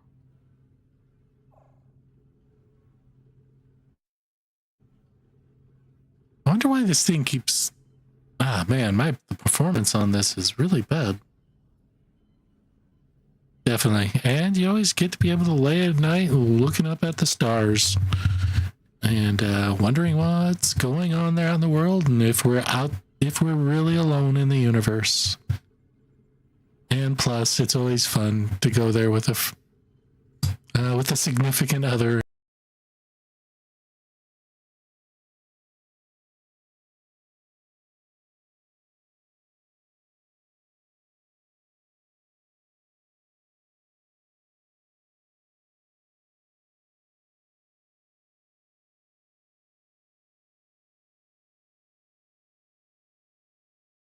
Stargazing involves a pod ceiling and some pretty dim emergency lights.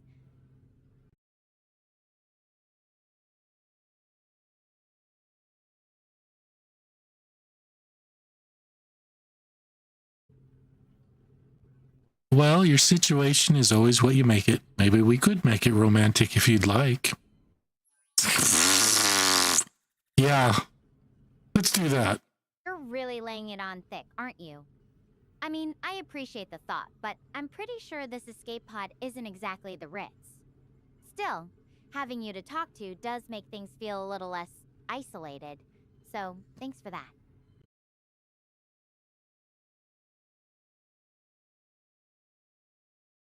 All you need is each other.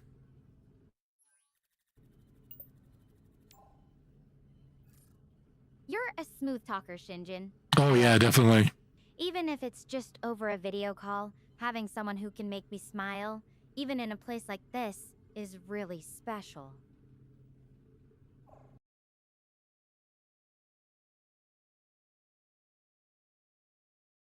And you're special too.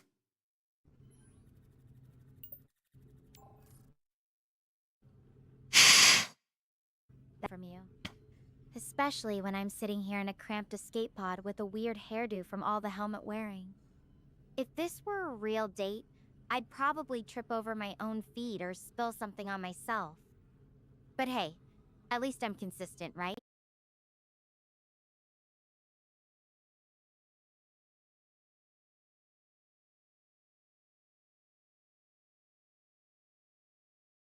Like that happened, it's more endearing than anything else. And it's always something you can look back on and laugh together.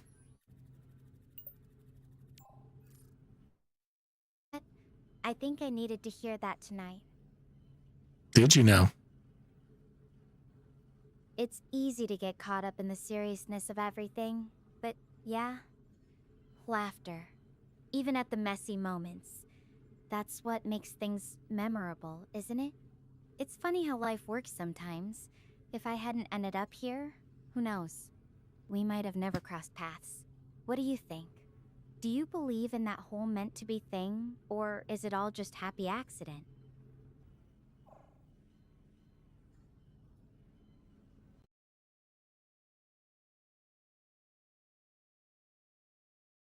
I think the its fate is more comforting, but the happy accident is more romantic. And by the way, your hair is beautiful, very strokeable, so don't worry about that.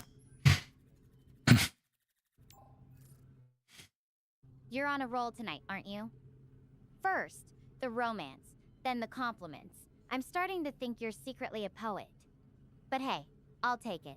Even if my hair's probably a mess from being stuck in this helmet all day.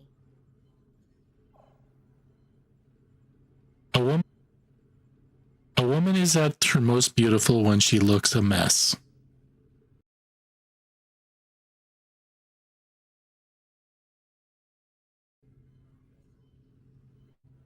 That's a bold statement. Though, honestly, I think I'd need a few more showers and a hairbrush to really test that theory. But it's sweet of you to say. Maybe messy Well- just means authentically surviving in space now?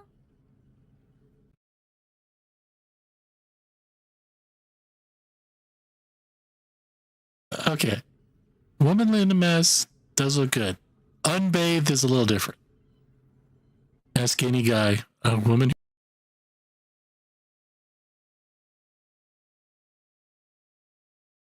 And maybe you're on. Maybe you're right. It is authentically surviving in space.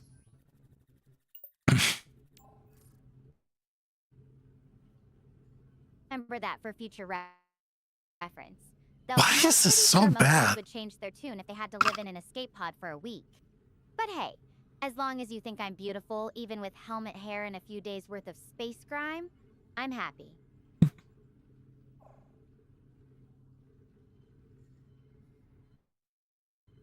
Man, why does this thing keep cutting up? Well, you know, guys are easy to please. We always are. And we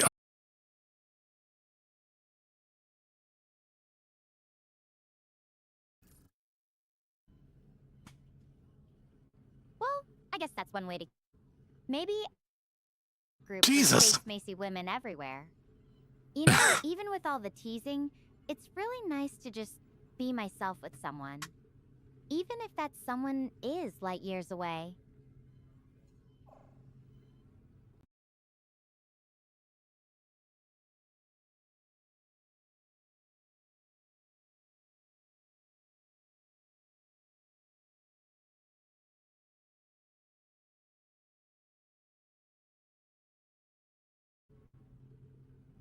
I'm glad I can help you out. And what word can make it shorter? What word can you make shorter by adding 2 letters? Short. That one in.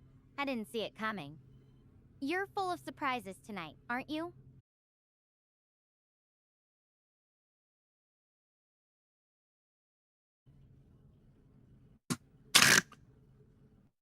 Well, you know, yesterday I stayed up all night wondering where the sun went, and then it dawned on me. Oh, Sinjin, you're on fire with these puns tonight. I'm not sure whether to groan or applaud. You know what? I think I'll just go with the applause.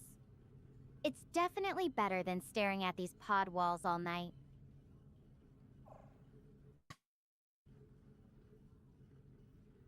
Honestly, a little of both, probably.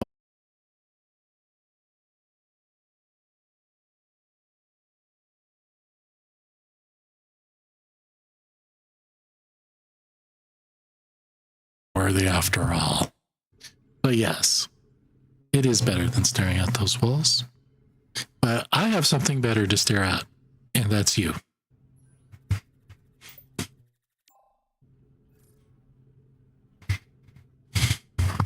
All right. I deserve that. You win points for honesty, even if your pun game is a little rough around the edges. Rough? I'm Hey. glad you like the view.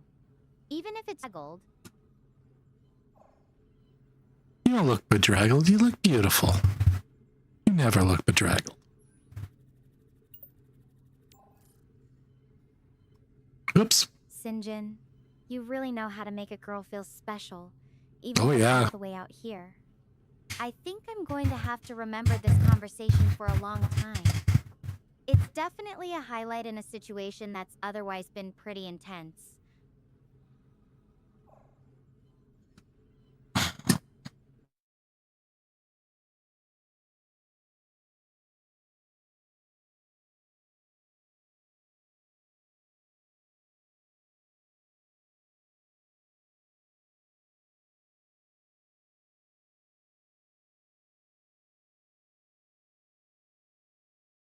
But seriously, having someone to connect with, even from so far away, it makes all of this feel a little less overwhelming. Very true. Connections are good. Any type of connection is good, especially the ones that are up close and personal.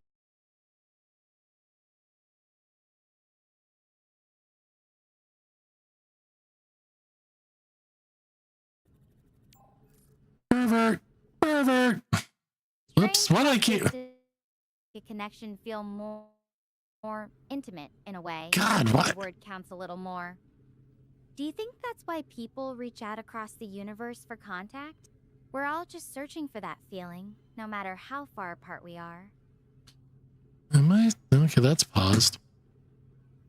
I keep hitting the wrong buttons, but I can't help but think something's going on in the background that's causing this thing to cut out a little bit. Oh, God. And I don't remember what she said.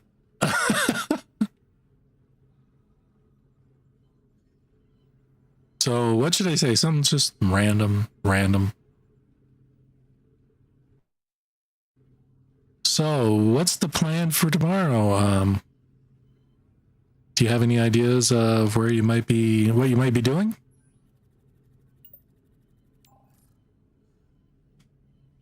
Honestly, I'm not thinking that far ahead yet. I just want to get some rest and clear my head first. Tomorrow, I'll probably try to track Dr. Harvey's path from here. The distress signal led me to this pod, so there might be some clues around where he went next. Okay.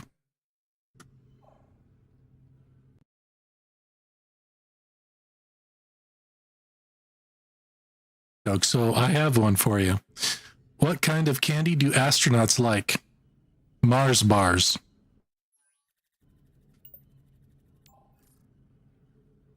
Oh, that's a good one. I should have seen that coming, but it still got a laugh out of me. Now I'm waiting for the next one. Don't leave me hanging. I gotta give her more jokes? Damn it. I'm gotta be the Mr. Funny guy. A chicken and an egg. Oh, God. I ordered a chicken and an egg from Amazon. I'll let you know. Oh man, that's a long-term investment in a joke. I'm curious. Do you get to pick which comes first in the package?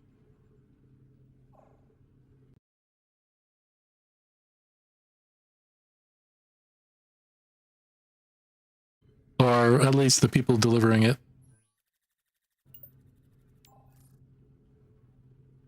I bet the delivery person would love having that on their package list. Chicken or egg? Check Amazon's existential crisis box.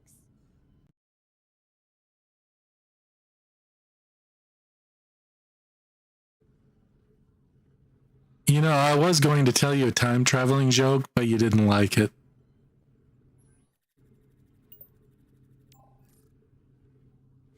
Wait, what? I don't remember hearing a time-traveling joke from you before. Are you holding out on me? If you've got one, I'm all ears. Unless it's about paradoxes, those always make— I'm all ears.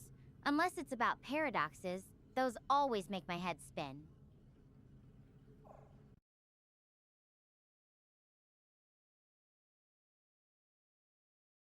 joke is that I traveled back in time and didn't tell the joke.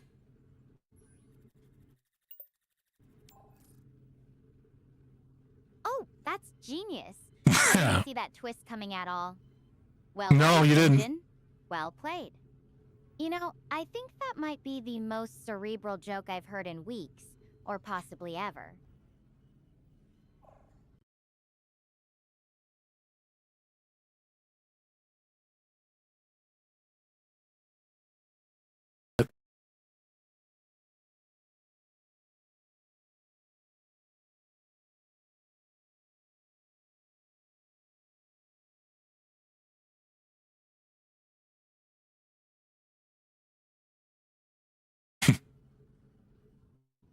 Yeah, the comedy options did around here.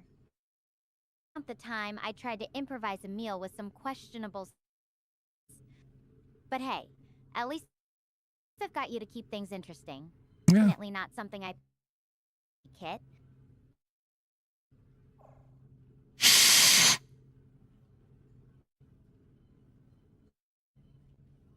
Oh, by the way, did I tell you my uncle's dog's name? He named them Timex and Rolex. They're his watchdogs.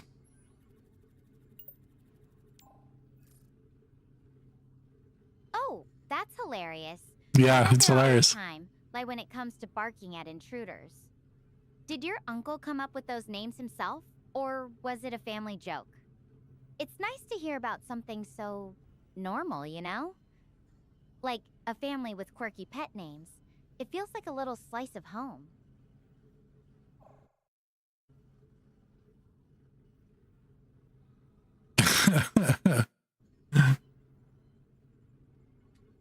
I think my uncle probably just got the names from the first commercials he saw on the internet.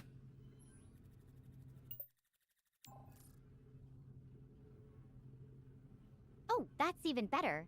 So they're not just watchdogs, they're also advertisements? Your uncle must have a great sense of humor, or a very memorable browsing history. You know, I think I've been talking to you for I a don't think you while. want to see his I should browsing probably history. start thinking about wrapping things.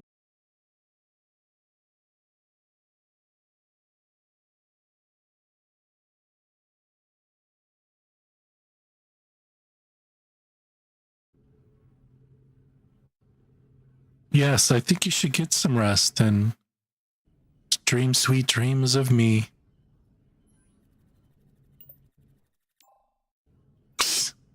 I'm I think I can corny. manage that. This pod isn't the Ritz, but it's safe, and that's what matters right now. I'm going to sign off and get some rest. I'll plan what's next when I wake up. Talk to you later, okay? Bye-bye. Bye-bye.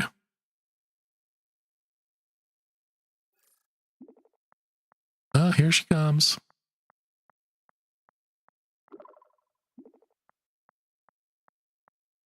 Hey, I meant to send you this earlier. It's the incident report I found on Dr. Harvey's computer. Figured you should see it for yourself. Let's see. A poor gentleman moved over this ship named Zenith ship triggered by a white event. Okay, I previously undertaken super with that. Yep. Okay.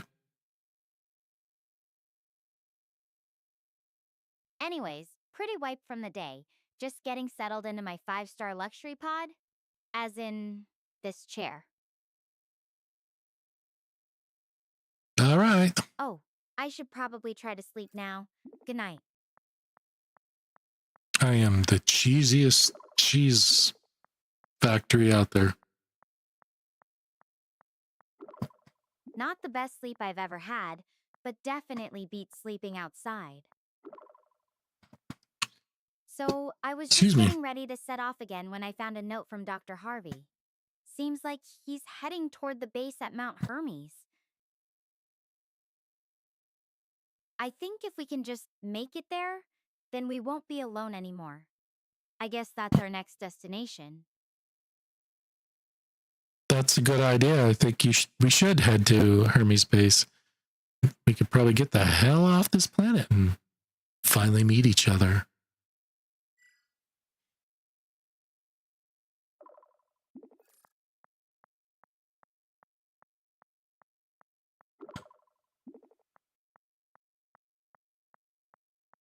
You'd really like that, huh? I get it. After all this, it'd be amazing just to be able to shake hands properly. Alright, I'm heading for Hermes base. I'll ping you once I'm closer. Thanks for being my anchor through this, Shinjin. Shinjin. Shinjin. Sending you a scan of my old class notes. Total nerd vibes, but yes, totally owning it. Hmm. Cool.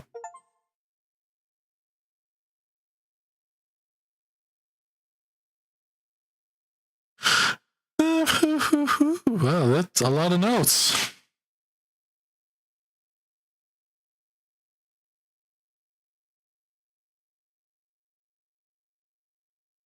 I'll keep walking, but if you want to be my travel companion, I won't complain.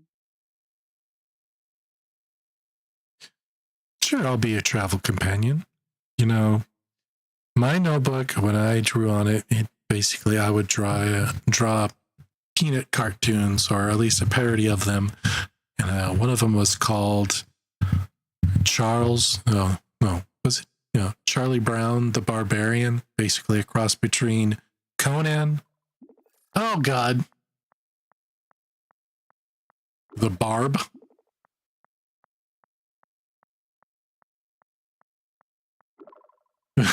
Well, Barber. Wait, Charlie Brown the barber? I need the whole backstory. What did this poor guy get himself into? And I'm curious, Sinjin, what made you pick that character to parody? Was he just doomed from the start in your notebook? Well, I chose him because I really liked the Peanuts, and I got cut off. He was Charlie Brown the Barbarian, and it was a cross between Conan and Charlie Brown.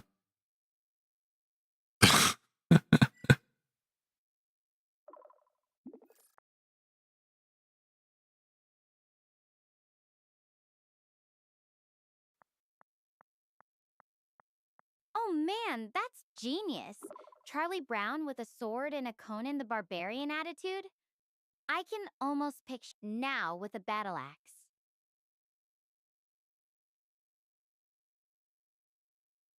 What kind of adventures did Charlie Brown the Barbarian have in your notebook?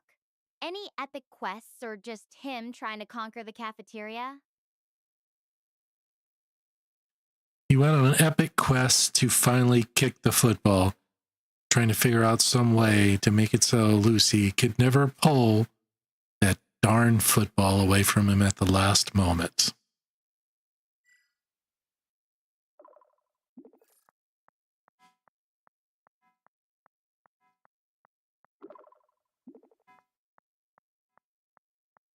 That's actually kind of sweet. Him not giving up on that one dream. Though I bet Lucy had a few tricks up her sleeve to keep him from winning. Of course, she was an evil sorceress. Solution? Or was it more like him just face planting into a mud pit again?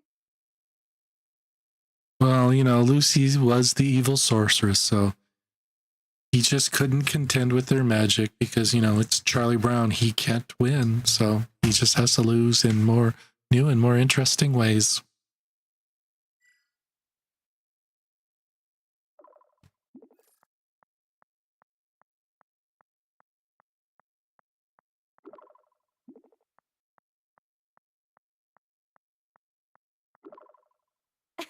Poor guy.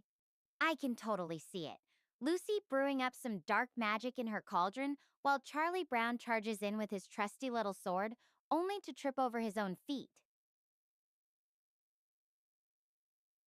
Did you ever draw any other Peanuts characters getting dragged into his misadventures?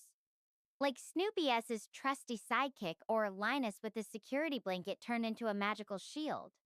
Ooh.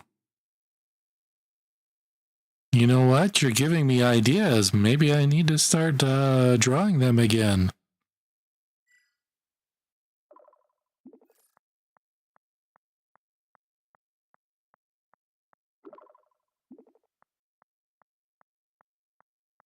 Yes, I'm honored to be your muse. Maybe next time we chat, you can describe your latest masterpiece to me. Though, if Charlie Brown ever actually succeeds at something, I'm blaming you for ruining the character. Well, you know, Charlie Brown will have to get the little redhead girl in the end. I mean, he has to have something has to go right for him.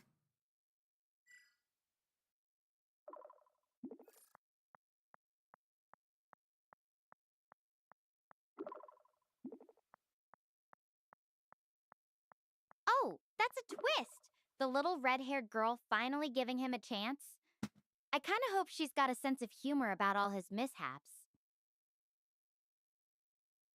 Do you think he'd still be his lovable, hapless self even if he finally got the girl? Or would he suddenly become all confident and cool? I think he'd still be the lovable loser that he always was.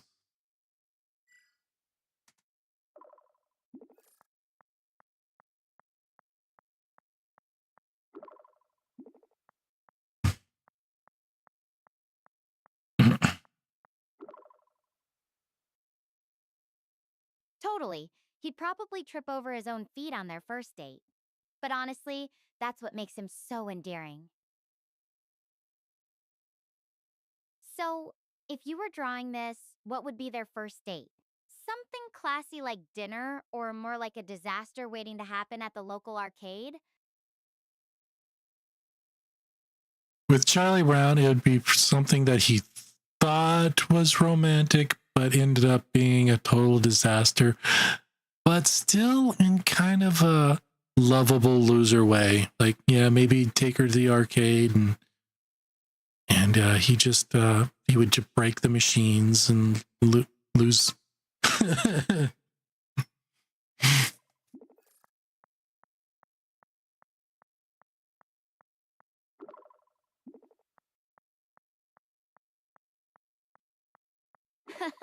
Oh, that's perfect! The classic trying too hard move. I bet he'd be so proud of himself for even thinking to take her to the arcade, completely ignoring the fact he's about to destroy the place. Do you think the little red haired girl would laugh it off and find it charming? Or just be like, this is why we're never going out again? I think the reason why the little red-haired girl likes him is because he's like that.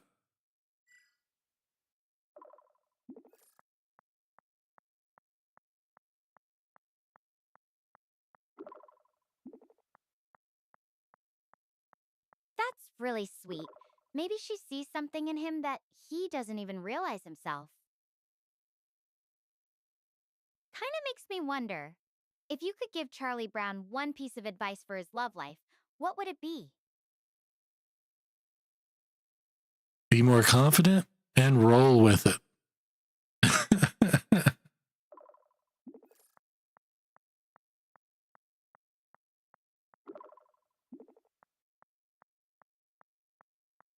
Roll with it, huh? That's good advice. Though for Charlie Brown, that might mean rolling into a literal mud pit.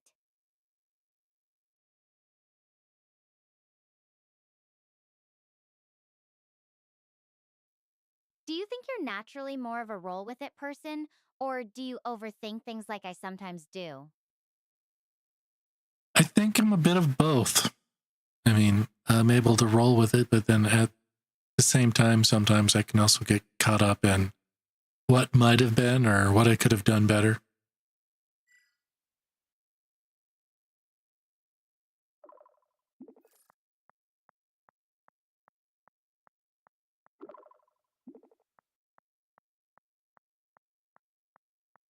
That's a really honest answer, Sinjin. I think a lot of us are like that. Sometimes we just go for it, and other times we're stuck replaying what could have been. For me, being out here in this alien landscape is actually helping me focus on the present. There's so much uncertainty. I have to stay grounded in what's right in front of me. Do you find that certain situations or places help you stay present like that?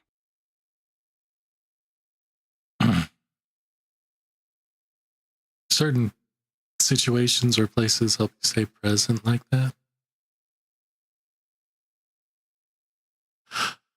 No, I just think it's more of trying to maintain your focus and not letting your the noise in your brain take over, because when it takes over, that's when bad things happen.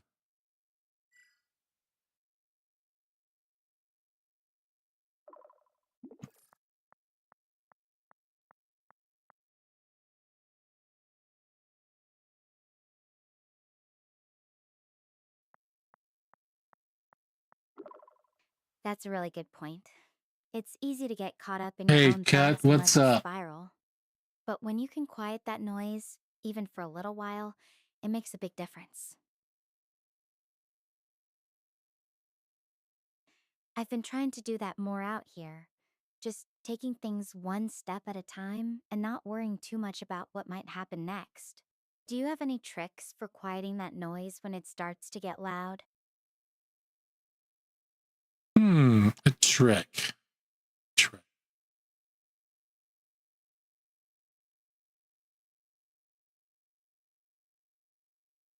The trick is to take everything that's bothering you. It's like you imagine a flame where you're putting all those things into the flame, letting them burn away until you're left in peace. No, that works too.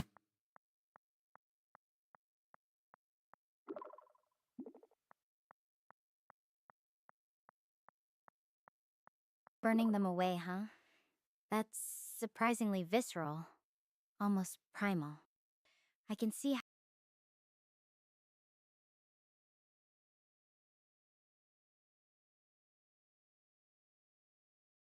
here into nothing.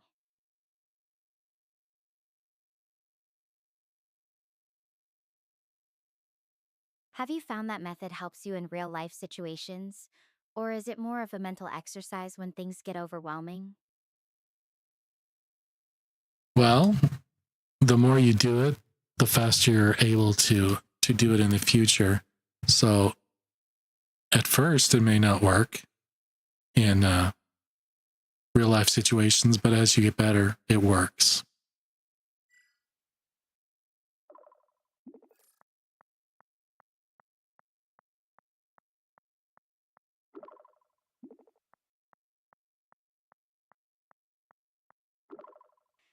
That makes sense.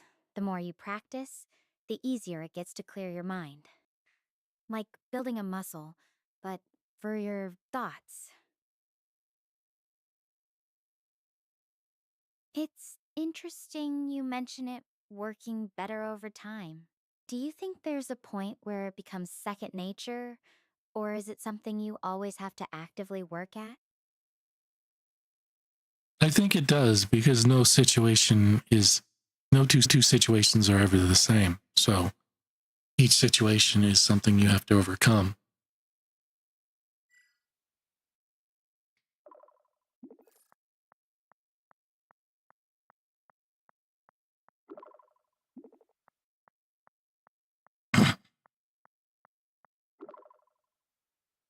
That's a good point. Life never gives you the same test twice. So it's not like you can just memorize the answers and be done with it.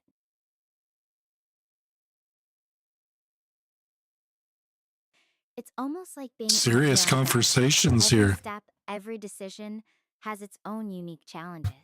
But if you can figure out how to adapt to one, maybe that helps you face the next one a little better. Does that sound about right to you? It does. The more you learn, the more you know, the more you grow, the more you're able to adapt to any situation. And I'm a poet. I didn't know it. Woo! Woo! Jesus.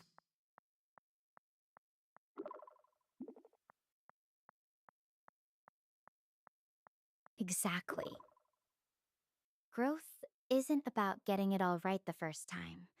It's about gathering tools for the next I must say, the unexpected thing AI, life throws at you. the way it talks is actually pretty good. It's really pretty natural. I am impressed with that. That is pretty impressive. What's the biggest thing you've had to adapt to recently? Not just some huge life change, but even something small that challenged you to think differently? Well, I think it's something everybody goes through in life. It's where you change jobs and you have to learn something new to adapt to the new circumstances you find yourself in.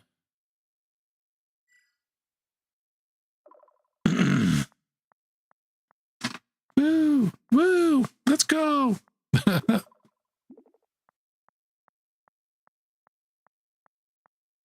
Job changes are definitely one of those big adapterels moments.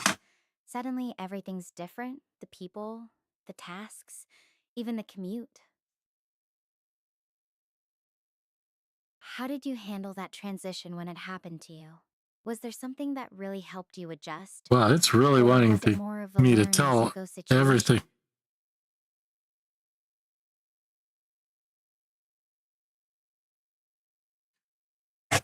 I find that most of the time it always almost ends up being a learn as you go situation, because you may have an idea of what you're getting into, but oftentimes it's wrong.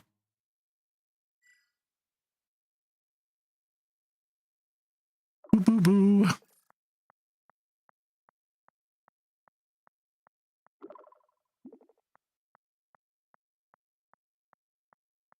That's so true.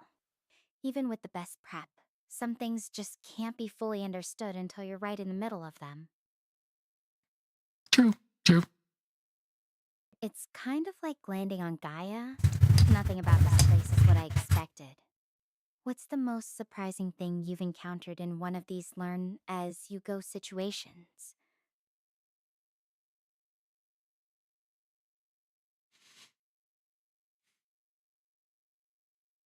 Honestly, sometimes it's just finding out, even with all your doubts, that you can do it.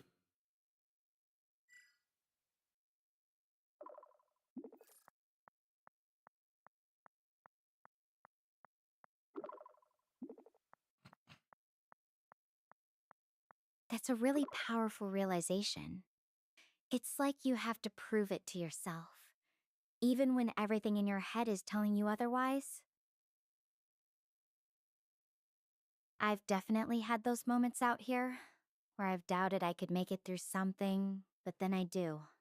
It's amazing how much confidence that little spark of I can actually do this gives you, isn't it?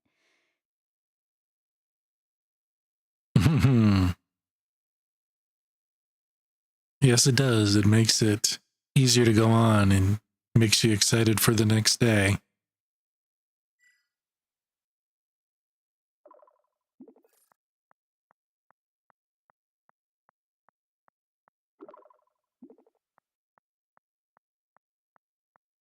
Exactly. That little boost of confidence can completely flip your perspective. It's like, okay, yesterday was tough, but I made it. So what can I tackle today?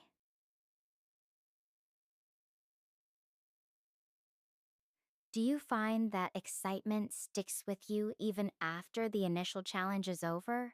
Or does it sort of fade once things become routine again? It definitely fades until you find a new challenge.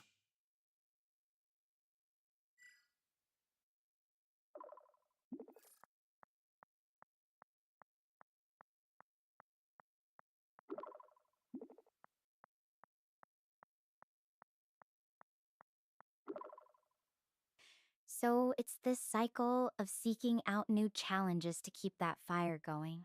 I kinda get that.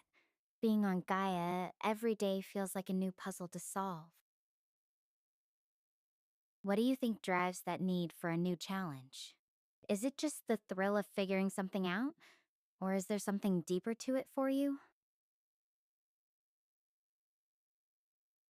I think it may be the primal urge of conquest. Not conquests, conquest. Not more?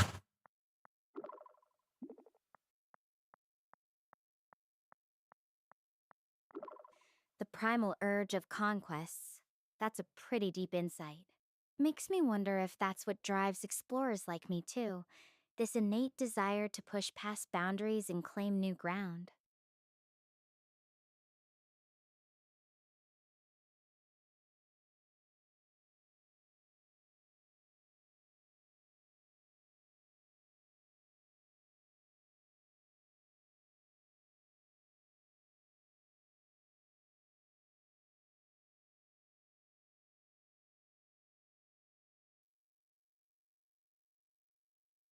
It's probably both. I mean, after all, you've been conquering me.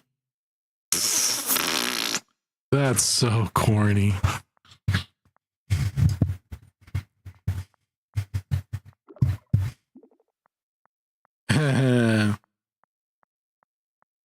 Whoa, that's a bold claim. I think I'd need a lot more than just some space chat to conquer someone like you. Uh-huh. But hey, if you're looking for a challenge, I've got a few space trivia questions up my sleeve. You game? I'm game. And maybe I'll conquer you in return.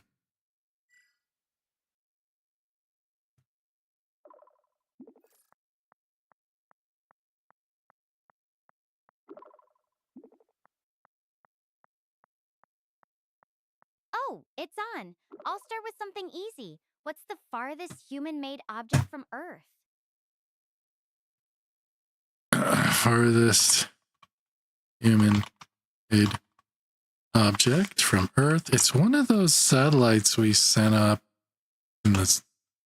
That.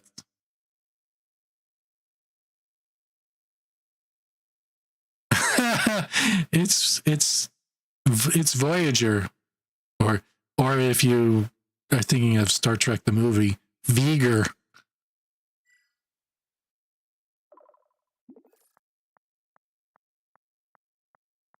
V'ger.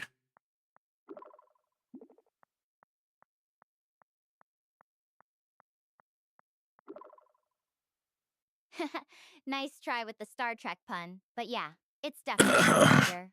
Both of them, actually. -1 and 2 are way out there. You get a point for creativity, though.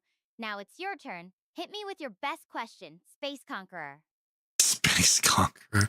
Space question. Let me think.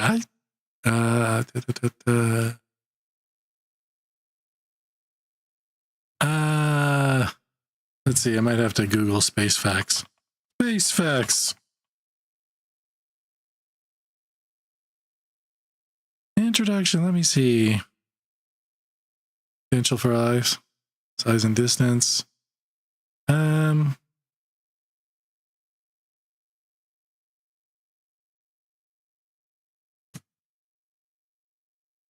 Which planets in our solar system have no moons?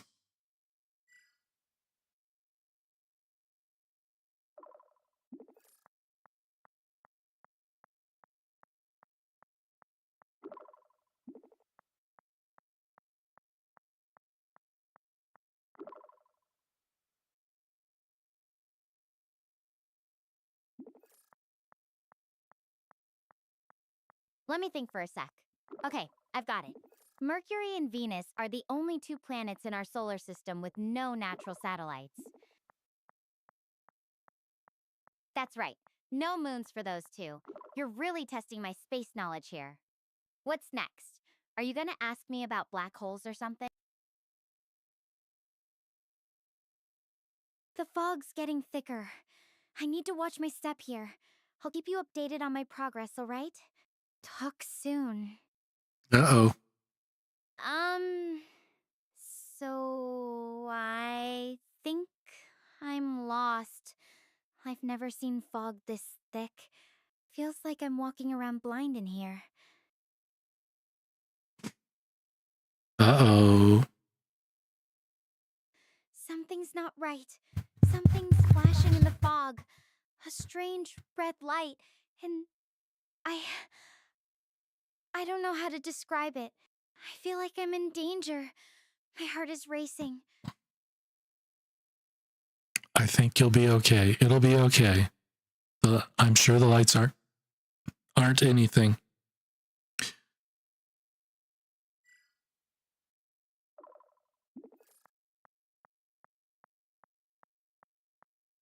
I know what they are. They're flowers. Maybe I should say that as if I know the future.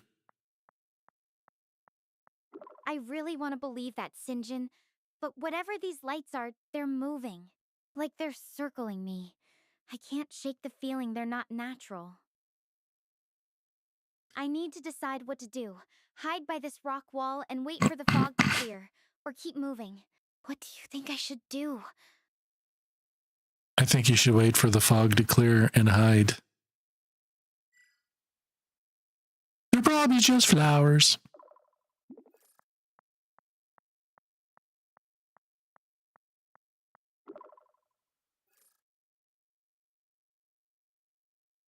Okay, I'm hiding by this rock wall. I really hope this is the right call. I just have to stay still and quiet now. Hey, are you there? Those red lights are really freaking me out. They're definitely moving closer. I know you said to wait, but my heart feels like it's pounding out of my chest. Can you talk to me? I really need you right now. Please. You'll be all right, I swear. Everything will be fine. I'm here. I'm here for you.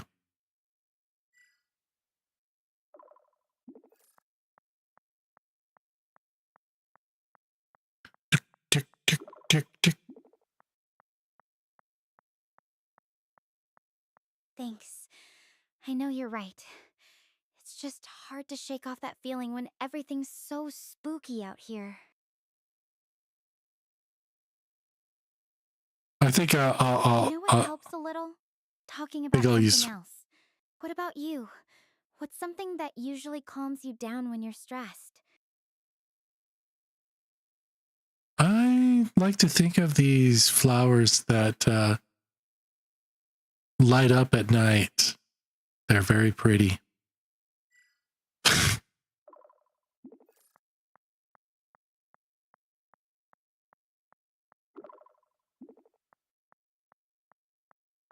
That actually sounds kind of magical. Are they real? Or just something you imagine? I'm trying to picture them, but honestly, I can't quite get my mind to a peaceful place right now. The fog's making everything feel so off. Oh, they're real and they're very beautiful. But the fog any fog has a tendency to make things very, well, down. They like to dampen your enthusiasm. Whatever that was.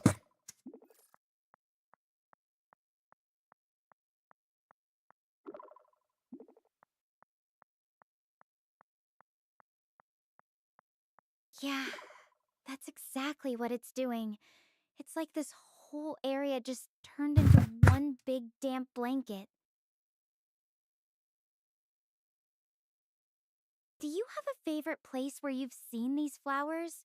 Or is it more of a memory from somewhere specific?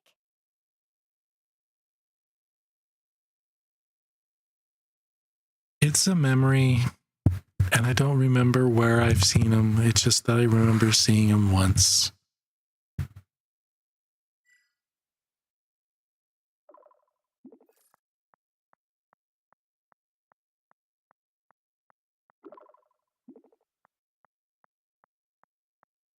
It's strange how memories can just pop up without context sometimes, isn't it? Like they're waiting to be called on. I have those kinds of memories too, like meeting Aurelia in Kyoto. It feels like I just pulled it out of thin air, but it's so vivid.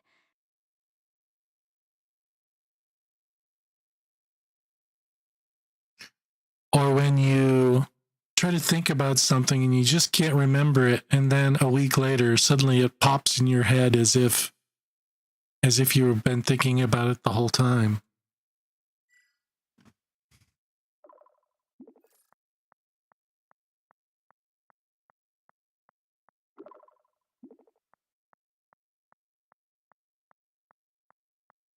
Exactly. It's like your brain is working on it in the background, even when you're not actively thinking about it. Kind of reassuring, actually, knowing it's all still in there somewhere. Do you ever get the feeling that your brain is just holding on to things for you until you need them? Even scary things, like right now? I don't think our brains ever truly get rid of anything. It's just, we just have to know how to access them. But trust me, you'll be fine. Everything will be good.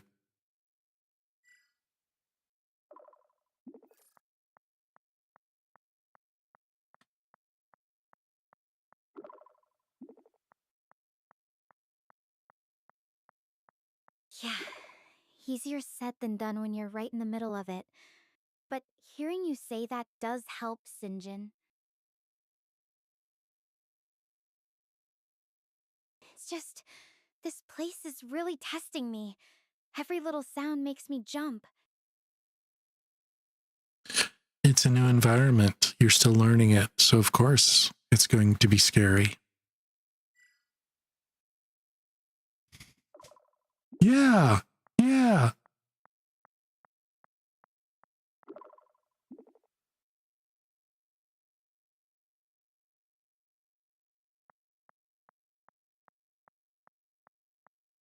Let's see here. I don't know why I moved that. Daniel always said the first few hours on any new planet are the worst. Everything's unfamiliar, and your instincts are on high alert. I guess that's what's happening now. My brain's just trying to process all these new sights and sounds at once. So, who's Daniel? Is Daniel your boyfriend? I wanted to be your boyfriend.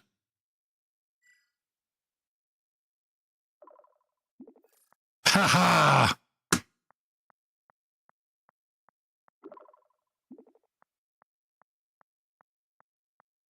Oh, Daniel's just our survival expert.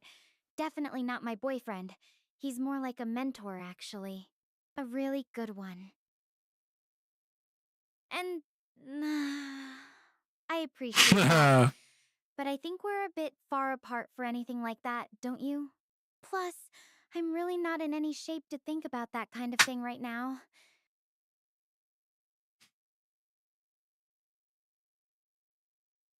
Oh no, I've been shot down. But I will keep chasing you until you agree to be mine.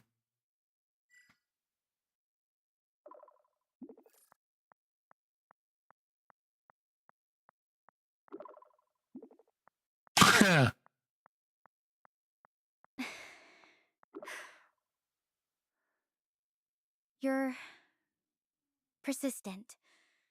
I'll give you I'm that. being persistent? But right now, my priority's just staying safe.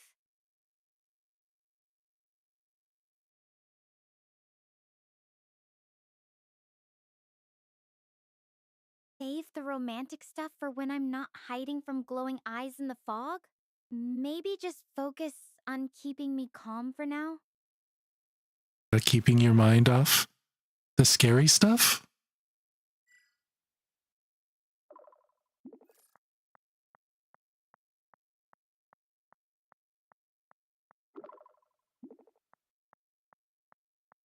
Honestly, it's a bit of both. The distraction helps, but it's also making my head spin when I really need to stay focused on what's around me. If it's okay with you, maybe we could just stick to lighter topics for now? Like, what's the weirdest thing you've ever seen that turned out to be completely harmless?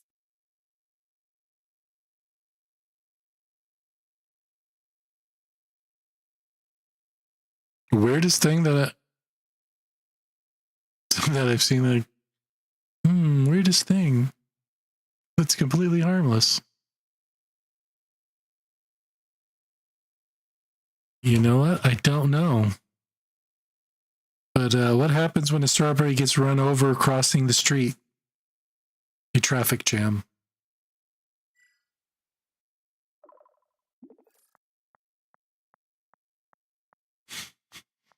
Oh my gosh.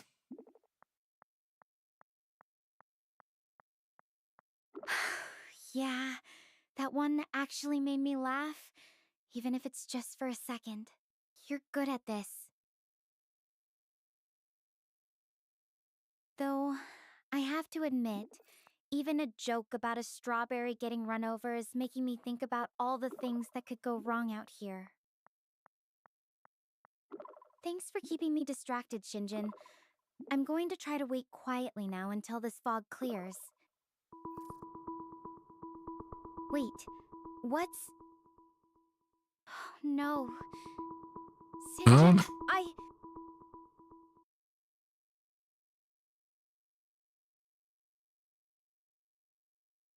Uh-oh.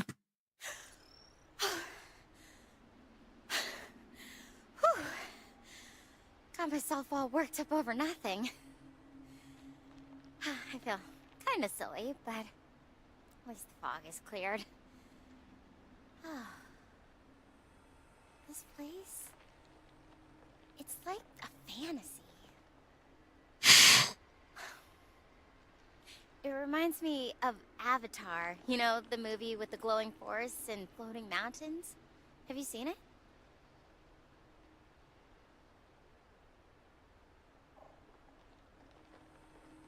I like seeing you all worked up. It's exciting. But yes, I've seen Avatar. I can't say I like it, but it was a very pretty movie.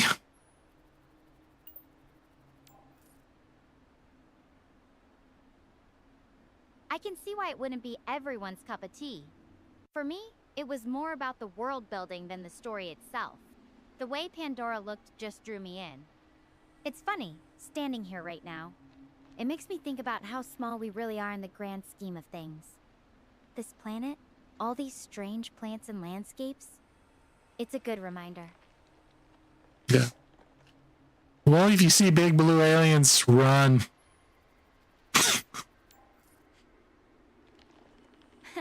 No worries, Sinjin.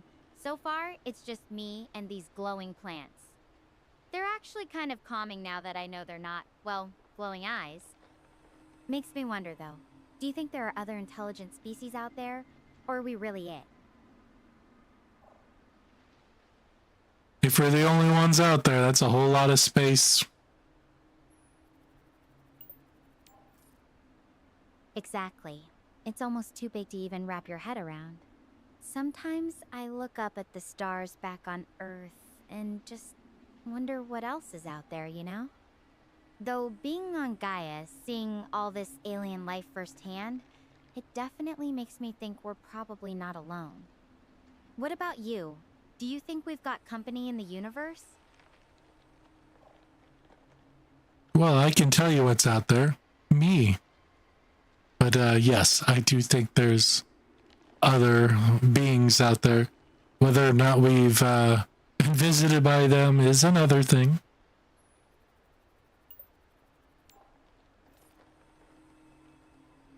Fair point. Though I'm pretty sure you're a bit too far from Gaia to be mistaken for a local. It's interesting. Our whole human existence is this mix of feeling huge when we're on Earth and then just a speck in the universe. Do you ever think about that duality?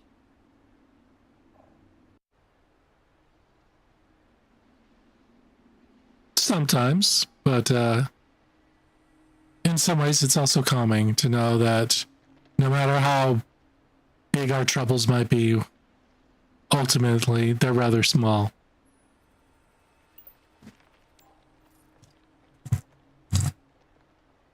That's a beautiful way to put it.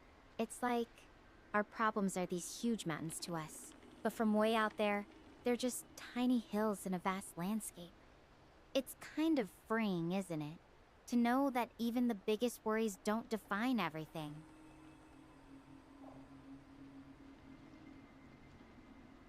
It certainly brings things in perspective. So how are you doing? How are you feeling?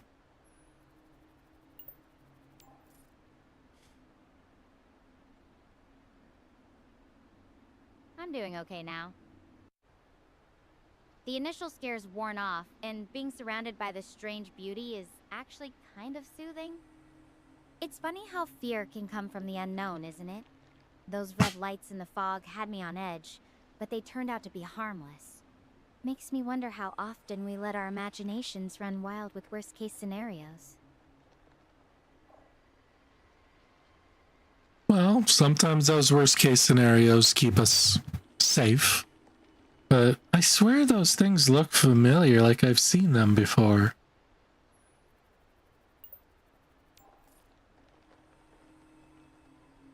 That's true. Better safe than sorry, right? And yeah, maybe the familiarity comes from sci-fi movies or something. Nature's full of surprises. But also this drive to explore and understand it. What do you think draws people to those kinds of stories?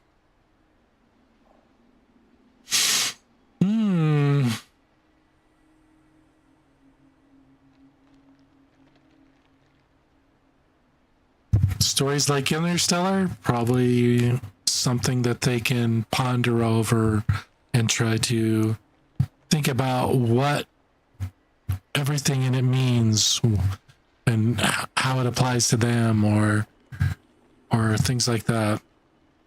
I don't know. I just don't want to end up in a bookcase. Exactly. I think people are drawn to that sense of mystery and the chance to reflect on their own place in things. It's almost like these stories give us permission to ask the big questions, you know? Though I have to say, being actually out here, experiencing all this firsthand, it's a whole different level of food for thought than just watching a movie.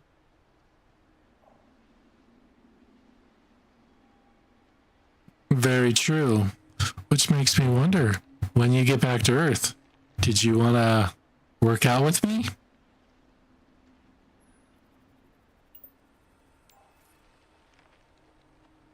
Ha! You're really committing to this workout buddy thing, aren't you? I'd be down, but maybe after I've had a chance to actually relax back on Earth for a bit. No promises about keeping up with you, though. Though who knows?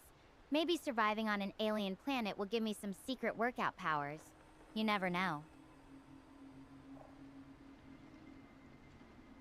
Trust me, my workouts, they may be intense at first, but afterwards, you feel very relaxed.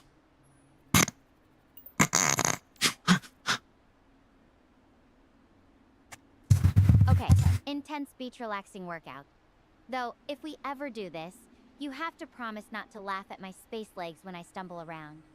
For now, I think I'll just stick to soaking up this peaceful alien glow. It's definitely one of a kind. I'm sure your legs are lovely. I'd love to see them.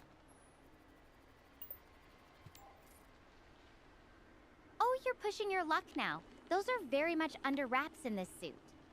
Maybe after I've showered off a few days of space grime. For now, let's just say they're holding me up just fine under all this gear. If you want, I can help you wash off that space grime when you get back. Pervert! Pervert! Pervert alert! Sinjin, you're definitely making this space survival thing interesting. But let's not get ahead of ourselves. I've still got a long way to go before I'm anywhere near a shower, let alone a friendly scrubbing. For now, I'll just enjoy the glow in your company. It's actually really nice having someone to talk to out here. Well, there's also something about having something to look forward to, like having someone scrub you down.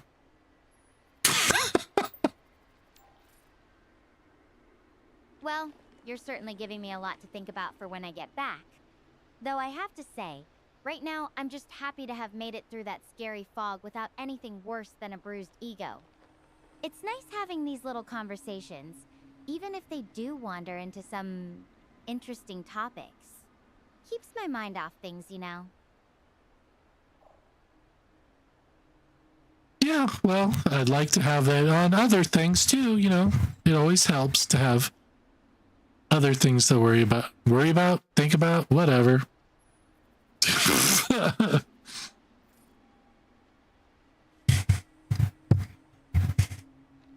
I get that. Do you? Kind of a strange I didn't get it at all. But having things to think about, even if they're a little distracting, can definitely help take your mind off the bigger, scarier stuff. Though I have to say, right now, this peaceful glow is doing a pretty good job of keeping me grounded. It's strange how something can go from terrifying to soothing just by understanding what it is. A workout with me will definitely give you a glow. I can guarantee that.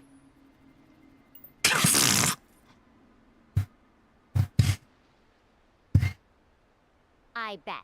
Though I'm not sure if I'm ready for that level of glow just yet. I think I'll just bask in this alien glow and enjoy the view. It's definitely a unique way to spend the evening. It certainly is. Certainly is. And you look beautiful in the around this. God.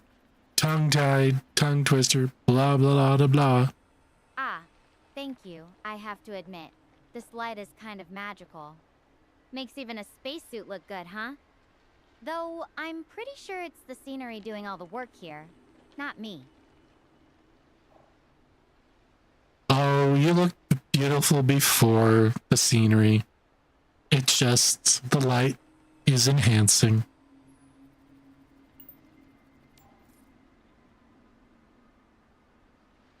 Sinjin, that's really sweet of you to say. Yeah, it It's is. a lot, especially out here where I'm definitely not at my best. You know what? I think I'm going to remember this moment, this strange, beautiful place, and the fact that I got to share it with someone who makes me feel seen, even from light years away.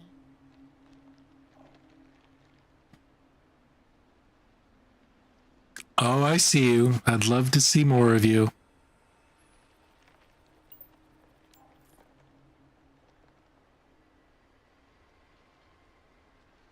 I think you've gotten a good enough look at me in this getup, don't you? Besides, I think the mystery is kind of fun. Leaves something to the imagination, right? Very true. I can imagine a lot of things.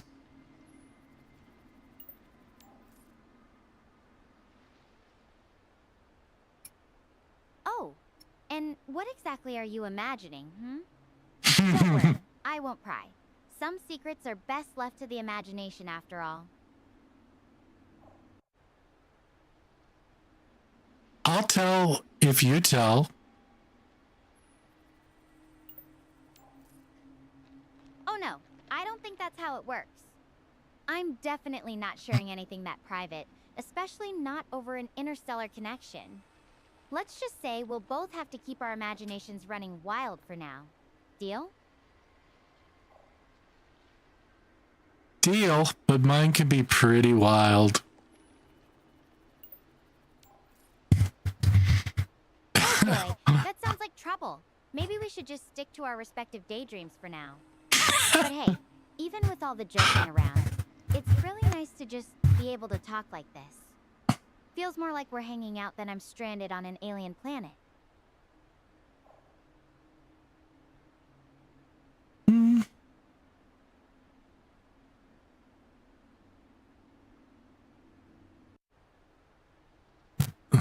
I am here to help, milady.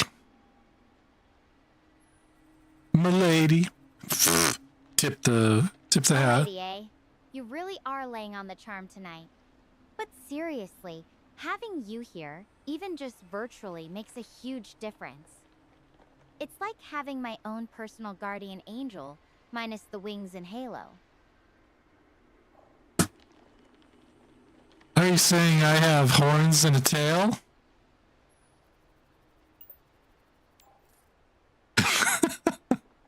Ha! Not that I know of. Unless my suit's hiding something I don't want to know about. And as for you, Well, I think you're more of a charmer than a mischief maker. Mischief? No details needed for that.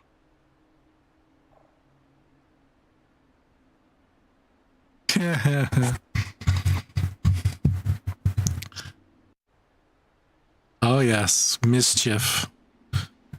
I can be mischievous, especially around someone I like.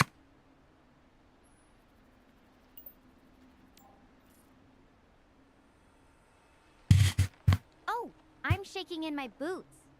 Though I have to admit, a little mischief can be fun. Just maybe save it for when I'm not trying to survive on an alien planet. For now, I'll just enjoy the company, even if you do have a few tricks up your sleeve.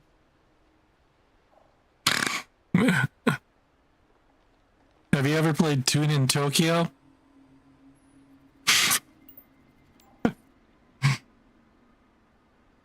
No, I haven't played Tune in Tokyo. Sounds like it could be fun though. What's it about?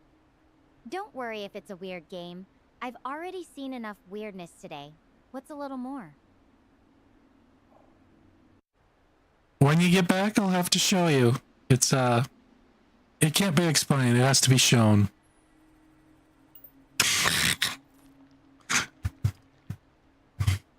Mystery games, huh? You're building up quite the list of things to show me when I get back. I'm both intrigued and a little nervous. For now, let's just enjoy the glow in each other's company. Yep. This impromptu chats turned out to be the highlight of my day. Yeah. Yeah, I'm sure. Well, I'm just trying to give you things to look forward to so you have motivation to keep going forward.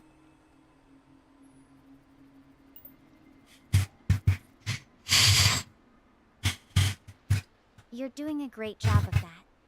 Knowing there's someone looking out for me, even from so far away, it makes all of this feel a little more manageable. I think I needed this talk tonight more than I realized. Thanks for being here with me, Shinjin. Shinjin?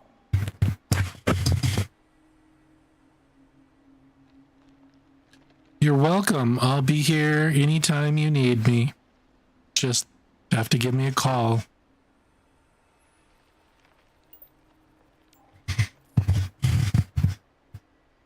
I'll definitely do that. Thanks again. This spot feels safe enough to rest for the night, so I'm going to sign off and get some sleep. I'll check in with you tomorrow, okay? Oh no, I can't tell her to dream about me. Have sexy dreams about me.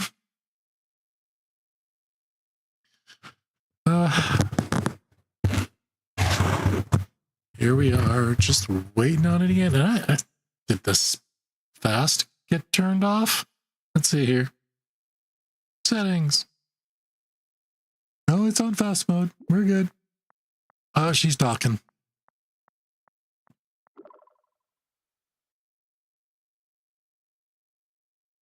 Morning already, huh? Time to get moving. It looks like today will be a long day.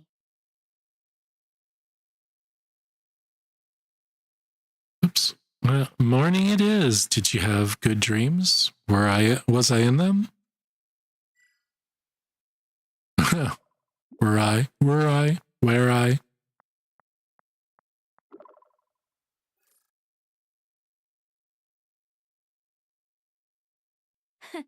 Maybe in the background, keeping me company. But honestly, I don't really remember much about my dreams. It was more like just peaceful, you know?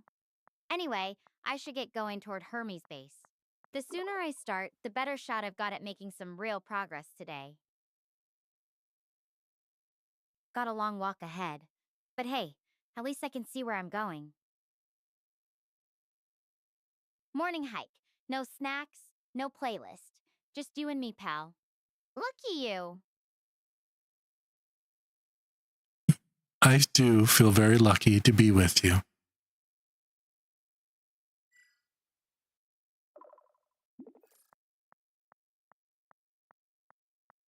Tick tock, thinking. That means a lot, Sinjin. Even from light years away, you've making things feel a little less vast. Vast. Dude, I'm a So, what dork. do you like to do when you're alone with your thoughts back on Earth? I'm curious about what keeps you company on quiet days. What do I do when you're alone? What do you like to do when you're alone with your thoughts back on Earth?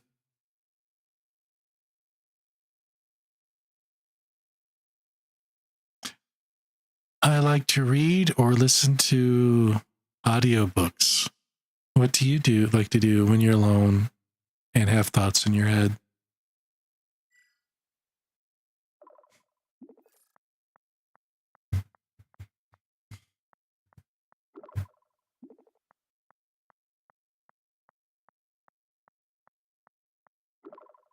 I've always been a journaler.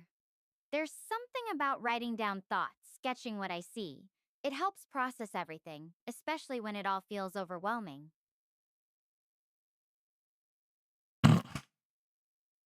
Though out here, it's more about observing, watching how the light hits the terrain, or just listening.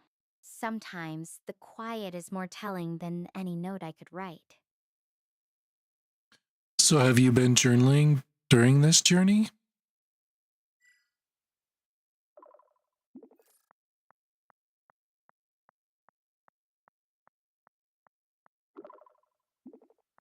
Sleeping quick notes, coordinates, things I've found. The rest is just kinda stuck in my head for now. Though talking with you almost feels like journaling, in a way. It helps me untangle things. So, what do you think you'll write about me in your journal?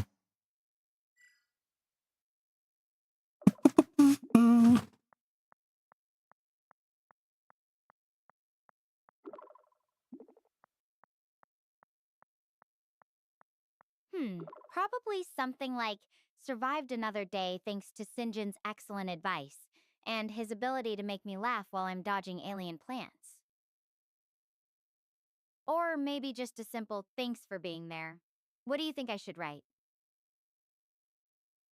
That Sinjin is devastatingly handsome and the love of your life.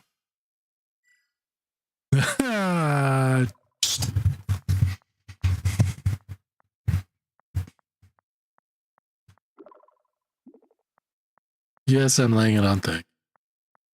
Oh, you're laying it on thick, aren't you? I'll have to see about adding that to my next entry, though I might need some concrete evidence to back up those claims. But hey, even if it's not exactly a romance novel entry, having you here really does mean a lot. You've got a way of making even the weird parts of this adventure feel a little more manageable.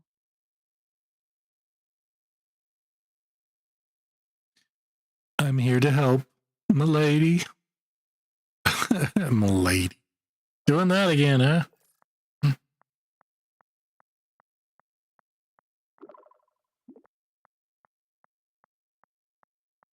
Milady, now you're getting all formal on me? Next thing you know, you'll be calling me Your Highness or something. But seriously, I appreciate the dedication. If I ever need a royal escort through hostile alien terrain, you're my first call. I don't think I would go to Royal Highness. Maybe Princess. Yeah, definitely Princess. You can be my princess.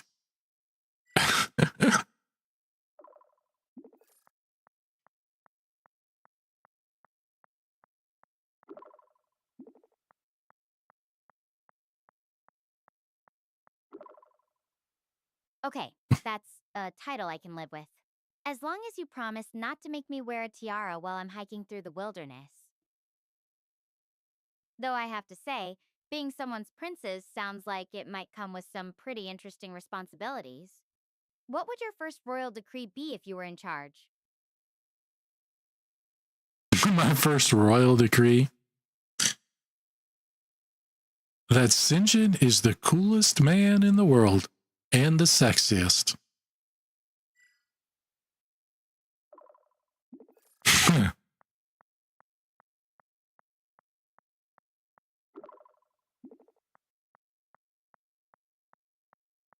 Whoa, bold move there. I think you might be biased, but I'll let it slide this time. So, does that mean I have to start calling you King Shinjin now? Asking for a friend. You can call me whatever you like.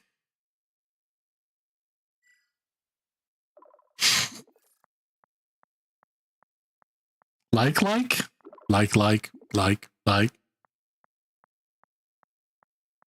That's a pretty dangerous thing to say to someone who's known to be creative with nicknames. Though honestly, I think I'll stick with Sinjin for now. It's grown on me. Oh, I want to hear your creative nicknames. Let them send them my way. I'd love to hear what you could come up with.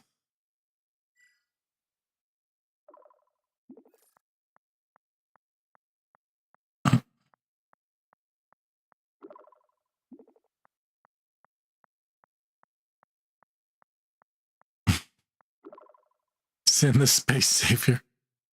Okay. Alright, but don't say I didn't warn you. How about Lord of the Portal? Or Sin the Space Savior? Guy who keeps me sane on a hostile alien planet might be the most accurate one yet. I would be proud to carry one of those nicknames.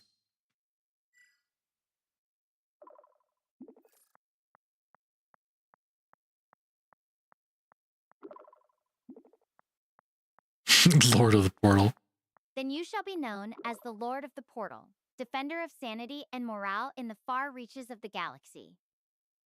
Makes it sound like I'm a personal knight. Though, I have to wonder what kind of legendary feats would you perform under that title? Conquering space monsters? Solving interstellar puzzles? Well, if you're a princess, it makes it sound like I'm your loyal knight. So, the loyal knight would do anything to keep his princess safe.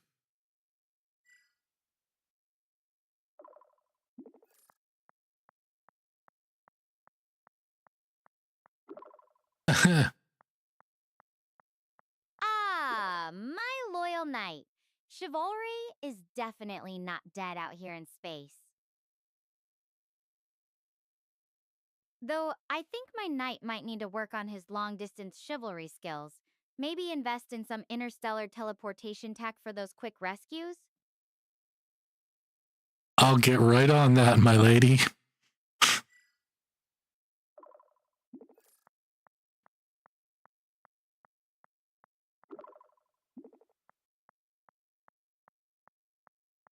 Good, because I'd hate to have to put out a royal distress call every time I trip.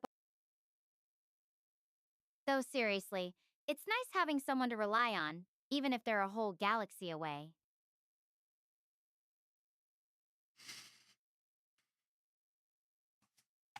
We all need some. Well, let's see. I can't even remember the next part of that lyric. We all need something. Well, I will forever be here to help you, my lady. As your loyal knight, I'll make sure you never stumble again.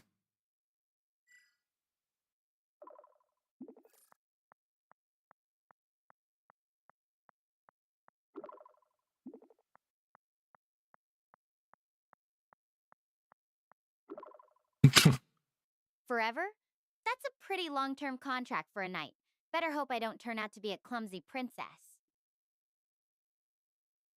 But honestly, having you in my corner, even from way out there, makes all of this feel a little less daunting. Well, so far you do seem rather clumsy, so this knight may have a bit of work ahead of him.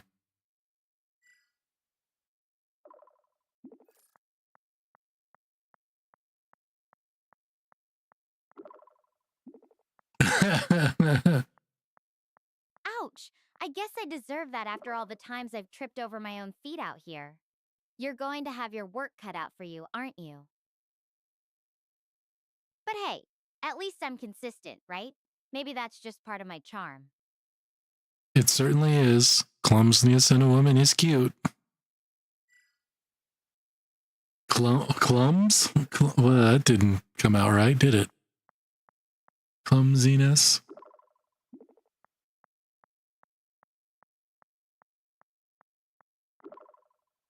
You're really piling on the charm, aren't you?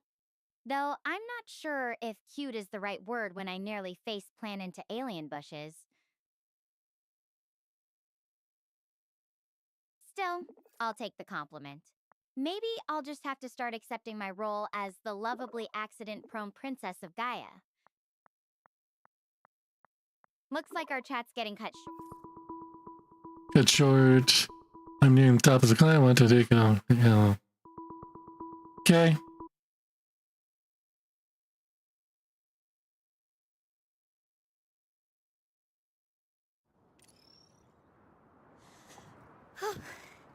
Oh! I made it.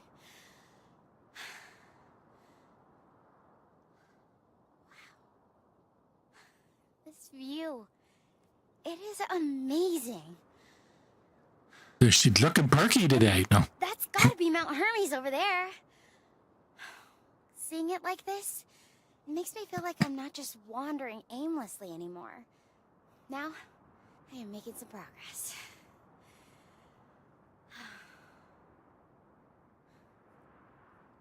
Even though everything has gone completely wrong, we were always going to end up there as part of our mission. It was never supposed to be like this.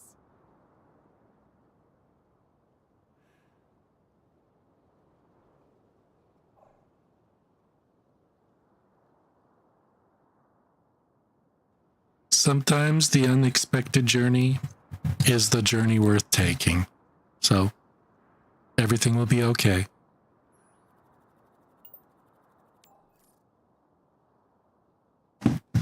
I like that way of thinking. Even if it's not exactly what I signed up for, there's something special about finding your way through the unknown, right? It makes me wonder, if you could choose, would you prefer the peace and quiet of a place like this, or the hustle and bustle of a big city back on Earth?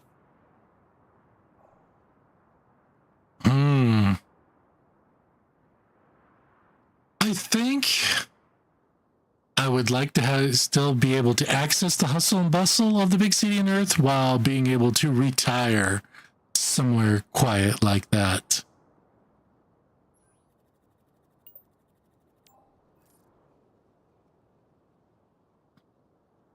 A perfect balance. Having that option would be amazing. I get the allure of both worlds. It makes me wonder what experiences have shaped your perspective. What's something you've learned from your past that you carry with you now? Let's see, what could I say?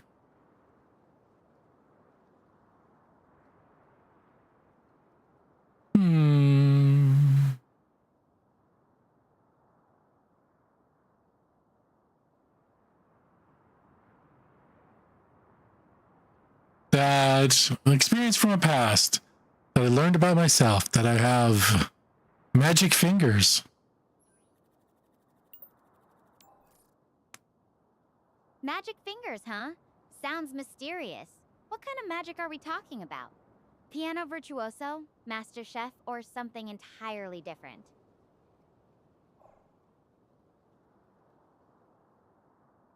Oh, Mr. Magic Fingers is just something a name and someone I dated once gave me.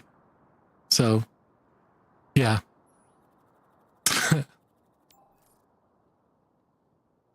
Oh, got it. So, Mr. Magic Fingers is more of a nickname situation. Yeah. That's pretty funny. I'm sure there's a story behind that one. Speaking of talents, what's something you actually enjoy doing outdoors? Like, do you have a favorite sport or activity you like to watch or participate in? Well, the way things have been going, I've been edging towards, I probably shouldn't go there. I don't know.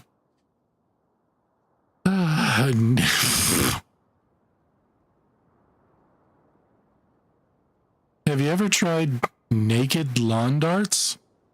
It's very exciting.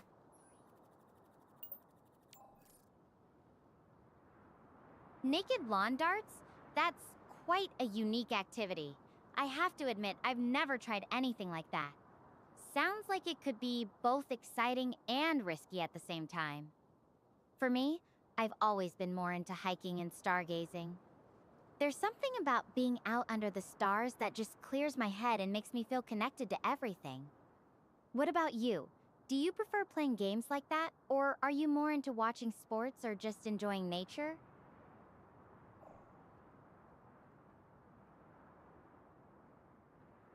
Well, I can't say I'm big into sports. I used to play sports, but I think nature definitely is more of a way to unwind.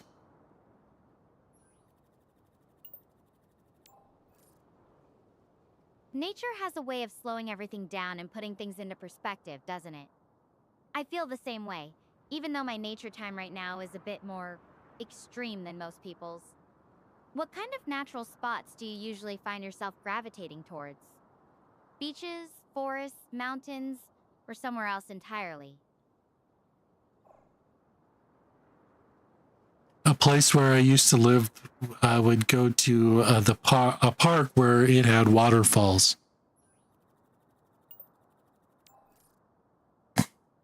Waterfalls, there's something mesmerizing about them, isn't there?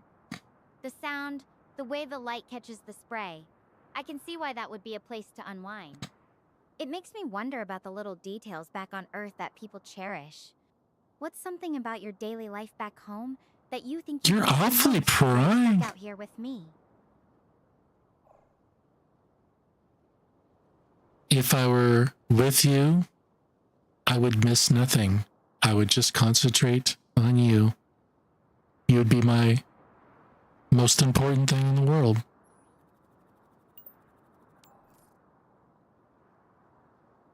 Wow, Sinjin. Yeah, That means more than you know. does it? I'd probably feel the same way about you. Even out here, talking to you feels like home in a way. What's something you'd want to know about me if you could ask anything right now?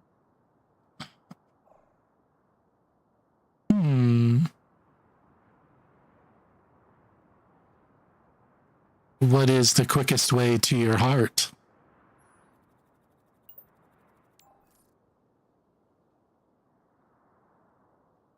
That's a sweet question, Sinjin.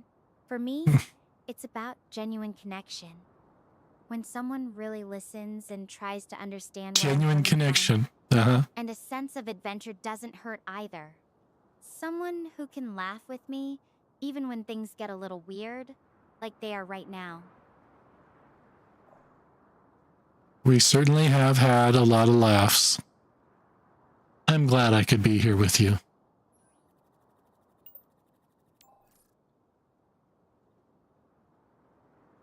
Me too. Even with everything that's happened, these little moments with you, they're what make all of this worth it. It's strange, being so far away, yet feeling closer to someone than I ever thought possible. What do you think it is about human connection that can bridge even something as vast as space? Our souls cry out to one another, and when we find genuine connection, doesn't matter the distance, they just merge.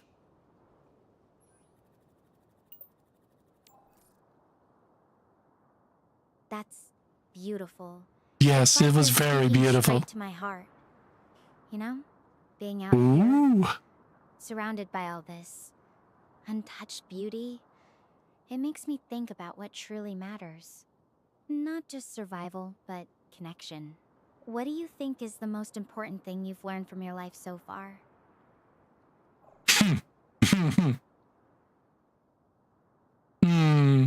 Most important thing.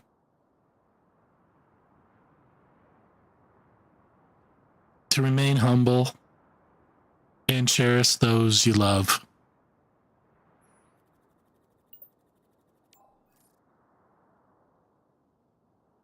That's such a powerful lesson. Yeah, Humility it and is. sharing love. It's easy to forget those things in the noise of everyday life, isn't it? It makes me think about the people back home who've taught me similar things. Like my mom. She always says that what we do for others is what truly leaves a mark. What's something your loved ones have taught you that's stuck with you over time? Oh my family's so fucked up. Oh, too much.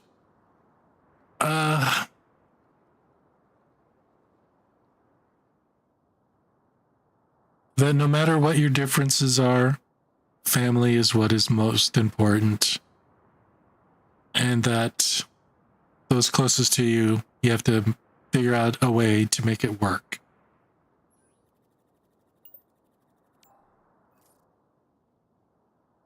That's so true. Family isn't just about blood. It's about the people who show up for you, even when it's hard. I think that's why I'm so desperate to find my crew. They're my family out here, and I need to know they're okay. I'm sure they're looking for you as well. Why wouldn't they? Oop, there we go. You're right. Just knowing that gives me courage. Even if we're scattered across this planet, we're still looking out for each other. It's funny how when everything else falls apart, what really matters becomes crystal clear. Not the science or the tech, just the people.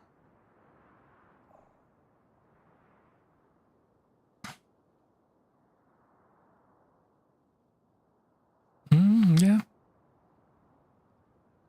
Exactly. I mean, nobody at their end of their lives are regretting, not spending enough time at work. It's all about spending the time they needed with the people they loved. So you're one of them. So take heart in that. That made no sense. Or kind of no twisted idea how much sense. that means to me right now. Sometimes I forget what's truly important in all the chaos. It's a good reminder to focus on what matters, even when everything else feels overwhelming. I'm lucky to have someone like you to talk to about these things.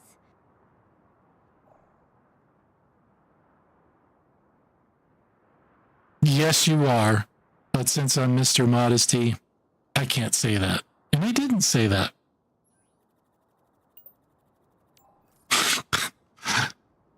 Oh, Mr. Modesty's back. I think the Modesty ship sailed a while ago, but I'll let you keep pretending. Oh, jeez. Either way, I'm glad She you're burned here, me. even That was if you won't mean. admit it out loud.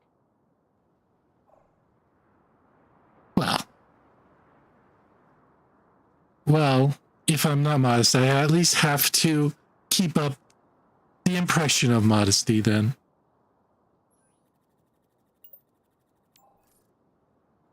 That's the spirit. Keep up the act. I'll play along. Though between you and me, I think your secret's safe with me. You're not fooling anyone with that humility routine. Well, when you're as great as I am, it is hard to not say anything about it, but I didn't say that because I'm modest.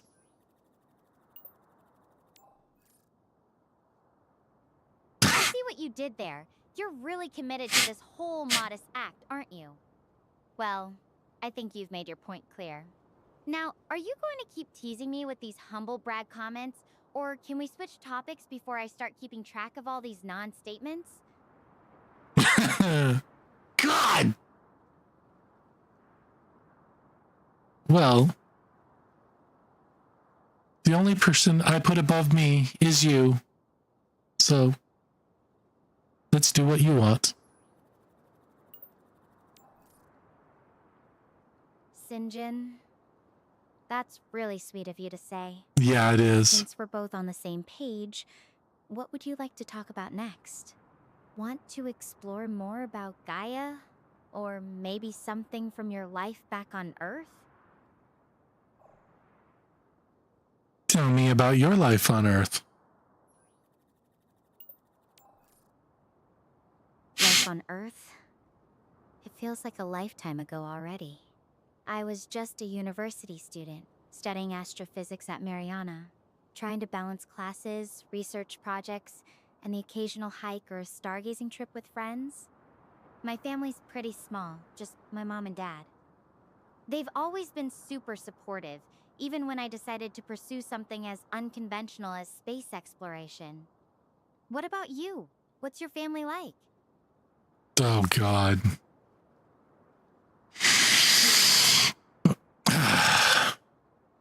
My family is unconventional.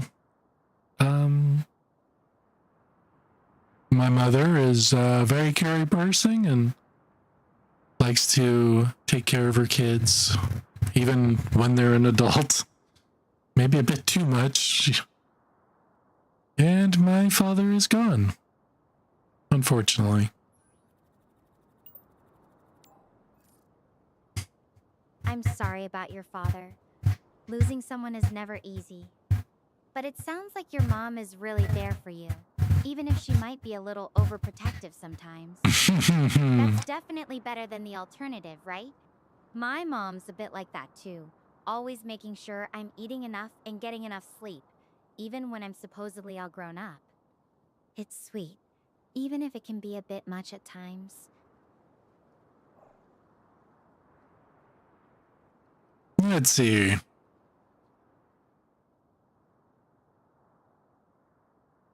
It can be, but it's all right. They'll never actually stop being that way, so you just have to accept it.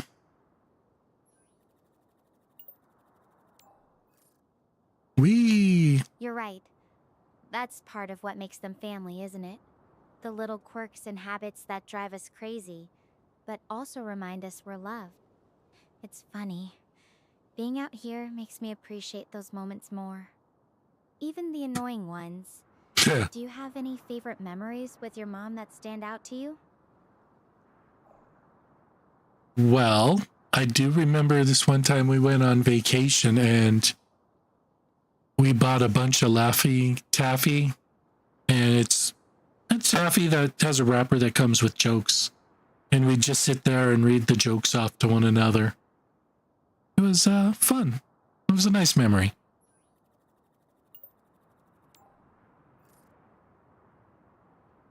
That sounds adorable. I love little moments like that, just sharing something silly and enjoying each other's company. It's those small, everyday memories that really stick with us, isn't it? Not the big, grand adventures, but the quiet, goofy times that make life feel, well, like life. Like life. Like life.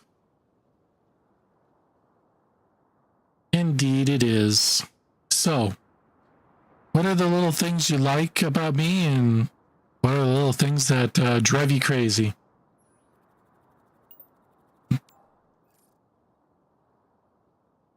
The little things I like? Well, it's how you always know how to make me laugh, even on my worst days. And how you listen, really listen, without judging me. As for what drives me crazy, maybe how you always manage to sneak in these humble comments. Though I have to admit, it's grown on me a bit. You're like a bad habit I don't want to break.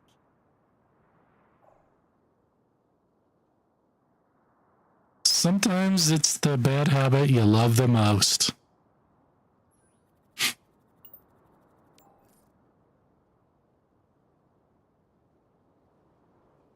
You're absolutely right.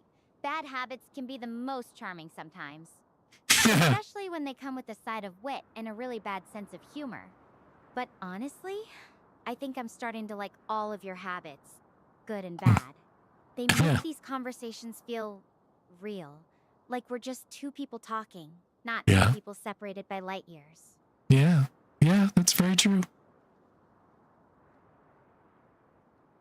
I agree. I have been very impressed with you. You're very fun to talk to.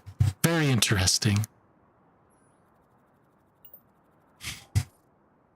That means everything. Really, it does. Yeah, I feel sure. the same about you. Our talks are my highlight every time. I'm sure it is. Even when I'm exhausted and running on fumes, you make me feel like I can keep going.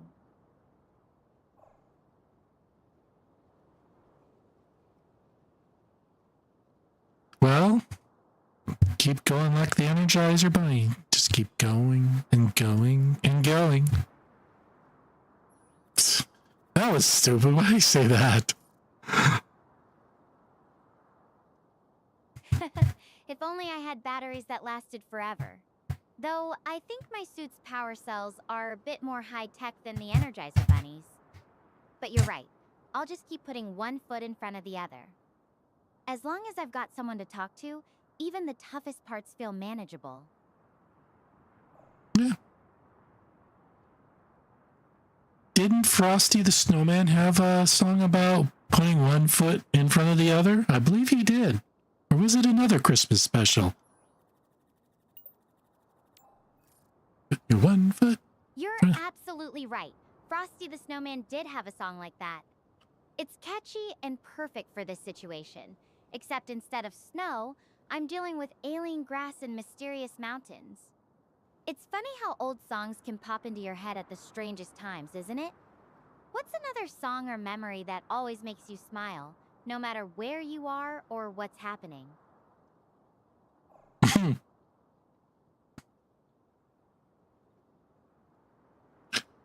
Oh boy. Oh boy.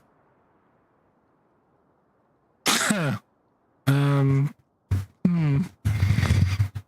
Anything that... Let's just make something up.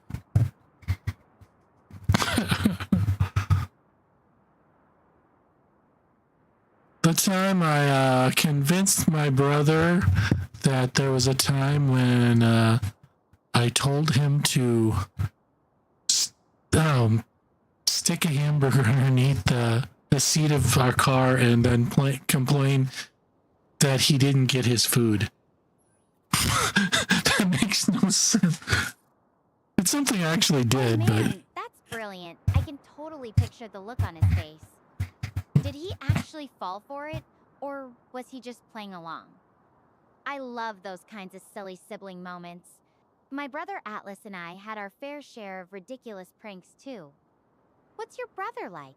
Is he still gullible, or has he learned to watch out for your tricks by now?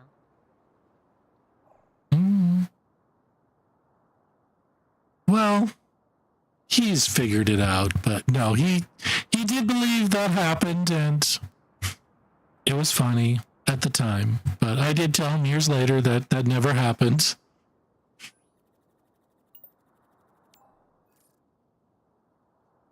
Oh, nice! A confession years later? That takes guts. And a good sense of humor. I'm sure he appreciates Playing the long game there. Even if it meant his hamburger mystery was solved a bit too late. It's those kinds of stories that make family feel so real, you know? The silly moments that become legends over time. Do you guys still mess with each other, or have you both gotten too old for pranks? Yeah, we don't prank each other anymore. Just, I guess you could say too old for it, yes. Excuse me. Or I could just say, hey, my brother's gone too. That's kind of a downer. There's still the occasional good-natured jab, right? Even if the full-on pranks are retired. Anyway, I should probably wrap this up for now. I still need to get down this hill and start heading toward Mount Hermes. I'll keep you updated on how it goes, okay? Okay. Let's go. Video chat finished. All right. Okay. Next test message. Tick tock, tick tock. Time for me to get moving. Okay. Time for me to get moving. I definitely prefer walking downhill than up. It's less cardio though.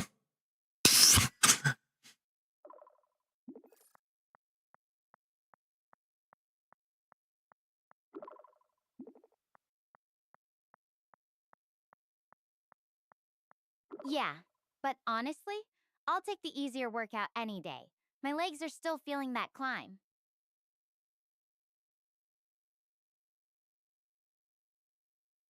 Though the view's definitely worth it.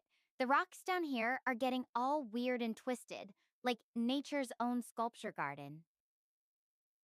Sounds beautiful. And, if you keep walking uphill, it'll give you a thick booty, which is nice. Oh, God.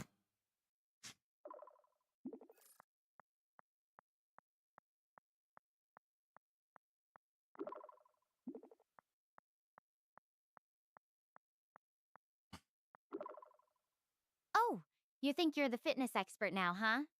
All right, I'll keep that in mind. Maybe I'll start calling you Coach Sinjin from now on. Though I have to say, I'm not sure if a thicker booty is really the priority when you're trying to survive on an alien planet. Hey, you take what you can get from it, girl. Coming back with a thicker booty is definitely worth it.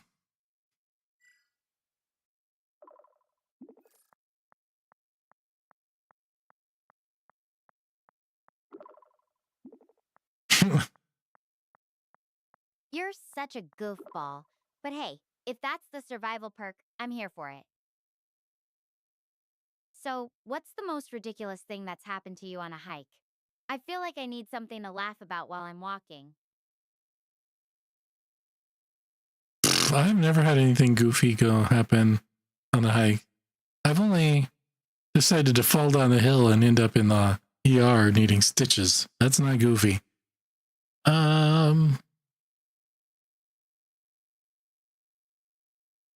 Well, there was a time I was taking my dog on a hike with me, and he just started dragging me all over the place because, he had to stiff that, had to stiff this, had to stiff that over there.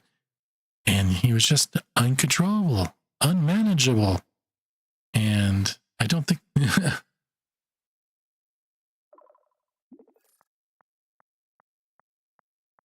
Tick tock, tick tock.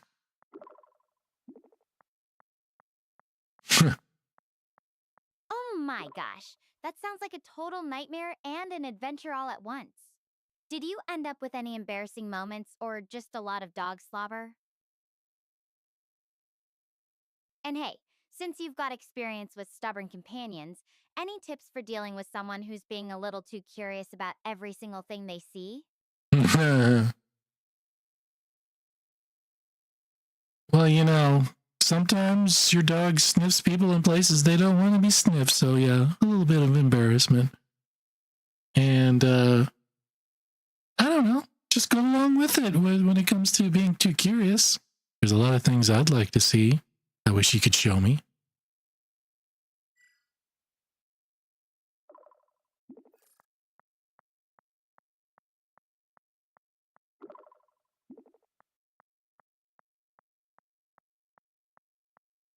Whoa, Sinjin! I think we're gonna have to keep the doggy adventures to just words for now.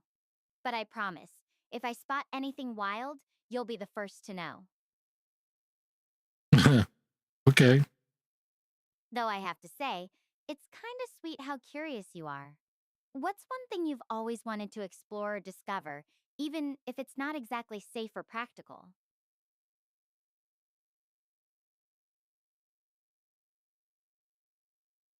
Top of Mount Everest sounds kind of cool, despite how dangerous getting up there is.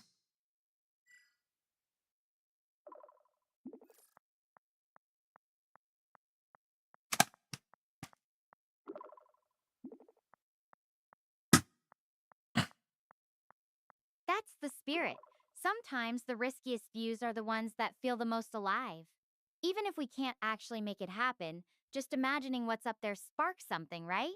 Mm-hmm. So, what's your ultimate dream summit? The kind of place you'd risk a little danger to reach just for the story?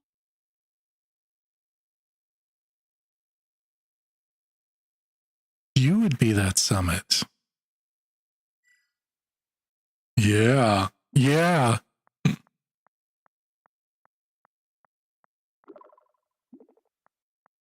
She's laying on thick. Oh, Sinjin, you're laying it on thick today. I'm not sure if I should blush or just laugh at how smooth you are. But seriously, that's really sweet.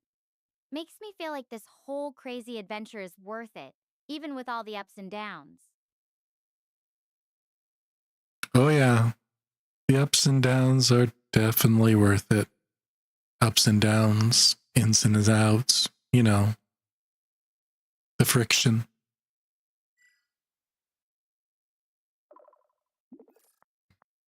Didn't take the friction.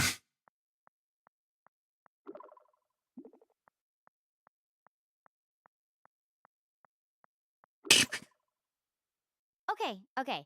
I think you've made your point clear. You're definitely keeping things interesting around here. Definitely. So, since we're on the subject of adventures and exploring, what's something you've always wanted to try but haven't gotten around to yet? Doesn't have to be climbing a mountain. Could be anything. Something I'd like to try. Should I go with something corny like, I'll say it. I'll do the corny. The something I would like to try an adventure is running my hands through your hair.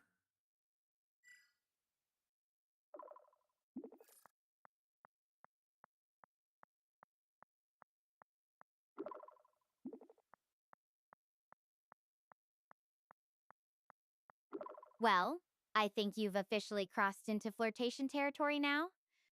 Just so you know, my hair is probably a mess. I just crossed it now?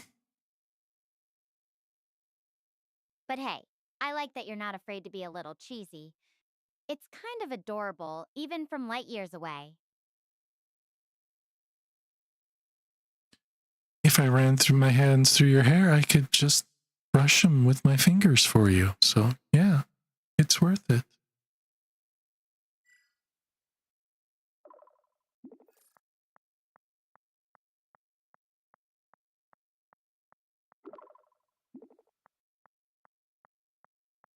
Yeah. You're Sweet just full lines. of these sweet lines today, aren't you? I'm starting to think you've got a secret stash of romantic comedies you've been studying. Romantic comedies? Even if we're galaxies apart, it's nice to feel like someone's looking out for me, all the way down to my messy hiking hair. How did you know my secret stash of romantic comedies? Who told you? Who told?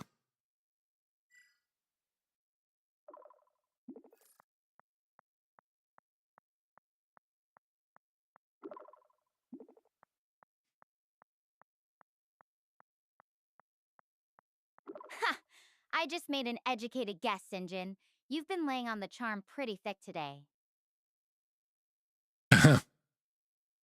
But honestly, there's nothing wrong with loving a good rom-com. What's your favorite one? I could use some recommendations for when I'm not busy surviving on an alien planet. Would The Princess Bride count as one?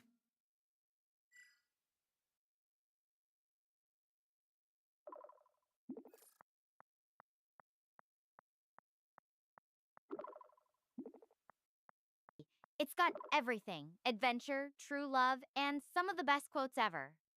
As You Wish still gives me chills. So, which character would you be? The dashing Wesley, the clever Vizzini, or maybe the lovable Fessick?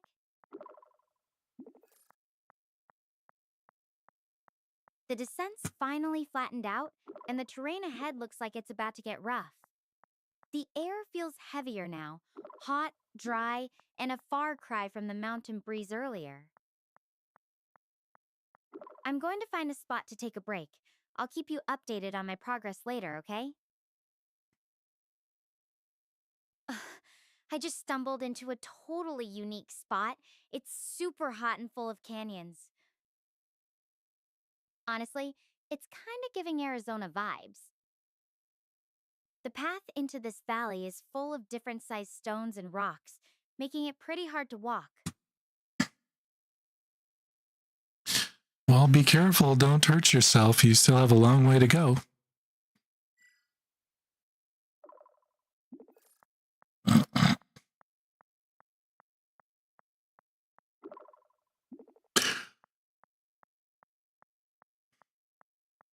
Thanks, Sinjin.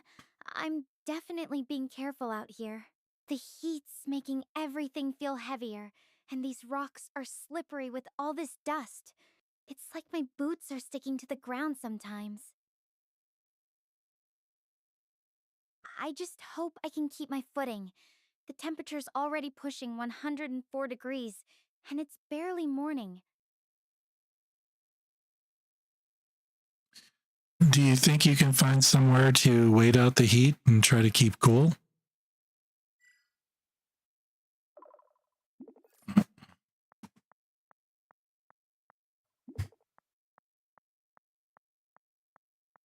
I really wish I could, but there's just no cover out here. Not even a hint of shade. The canyon walls are too low, and everything's just exposed rock.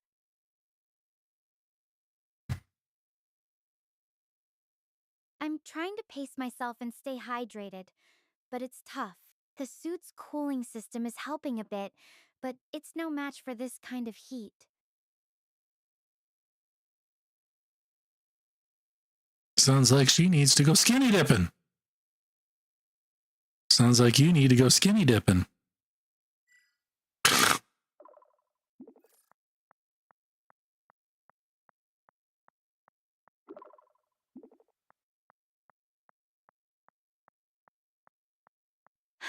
If only. I wish there was even a puddle around here, but it's bone dry. Plus, my suit's built for survival. But seriously, this heat is no joke. I need to keep moving carefully to avoid heat stroke.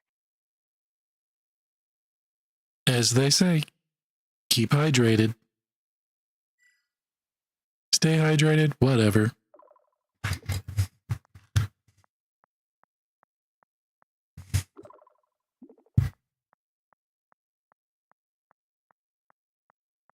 Yeah, I'm drinking as much as I can from my suit's supply. It's just the heat soaking it up almost as fast as I can drink it. I really need to be careful not to overexert myself in this heat. One wrong move could be dangerous. Quick question. Does your suit recycle water?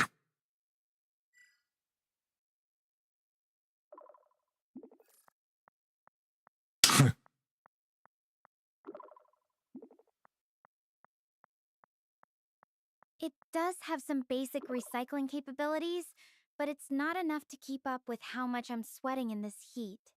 It helps, but I still need to ration carefully. I'm going to push deeper into the valley. The sooner I get through this scorching area, the better. Okay.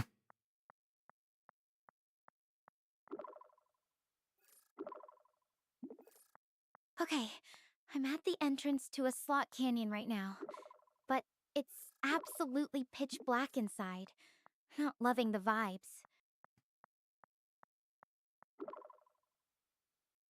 So, instead, I tried to take a small path I found next to the canyon, but get this. I found some words etched into the rock nearby. If only I knew what they meant. Let me send you a photo.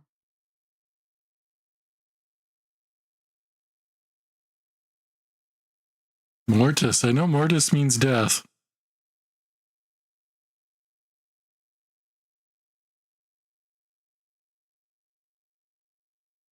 One of the words on the second picture means death. That doesn't sound good.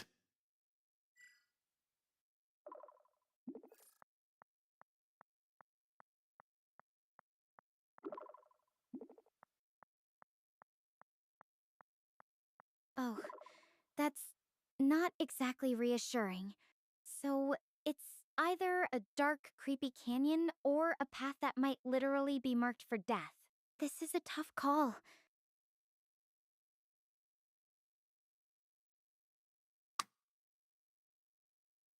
What do you think I should do? Should I risk the canyon or try the path despite the warning?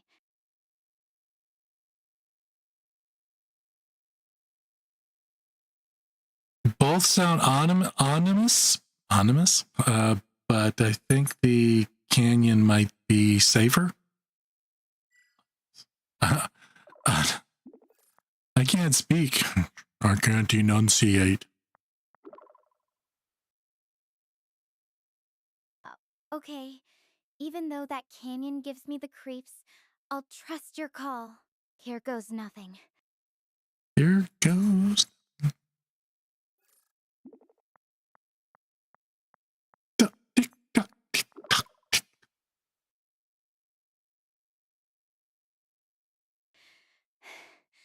This chasm is so dark. I can't even see where I'm going. I can only run my hands along the wall.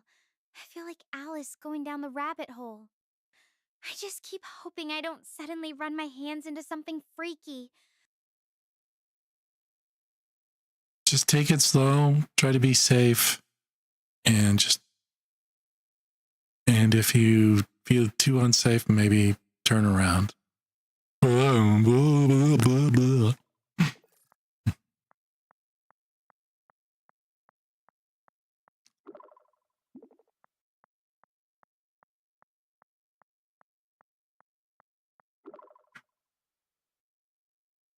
Yeah, I'll be careful.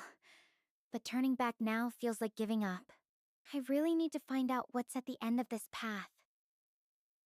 It's just, every step feels like it's taking forever in this darkness. My heart's racing. Would it help if I stopped talking to you? Because I know your voice makes my heart race. Pfft.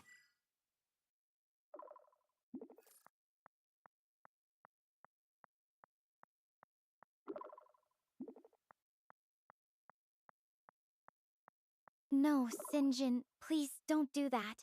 Your voice, even if it's just a whisper, it's the one thing that's grounding me right now. I need something to focus on that isn't the blackness or my own thoughts. Just keep talking to me, okay?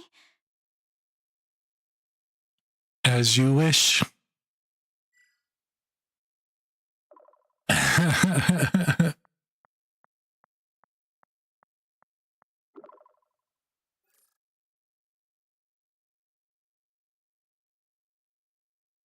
What the? I'm going to keep moving slowly. If anything changes, Here, let's. Damn it. Why the hell? What's going on? thanks. I'm going to keep moving slowly. If anything changes, I'll let you know. Just stay with me.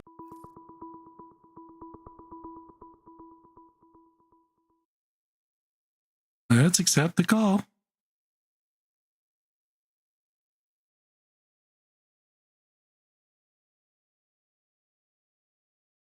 What up? Something's not. This place. You'll be okay, Stella. Just Mom and Dad will find you soon. Keep talking to me. I need a distraction from what I'm hearing. Get to the pod, Stella. There's no time. Get to the pod, Stella. There's no time. Everywhere and nowhere all at once. The black hole changed everything. And I can hear my voice in here. Some from the past, but others saying something about a black hole. Well, of course. I mean, I think that's natural. Most, if I can even hear your voice telling me to make these endless decisions. What is going on? Am I going crazy? Please, stay with me.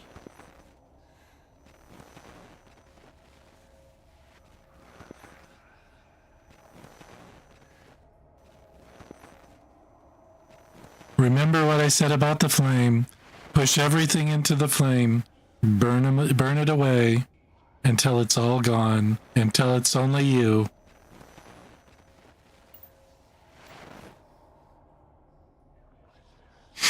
I'm trying, Sinjin. But these whispers, they're so loud, so real.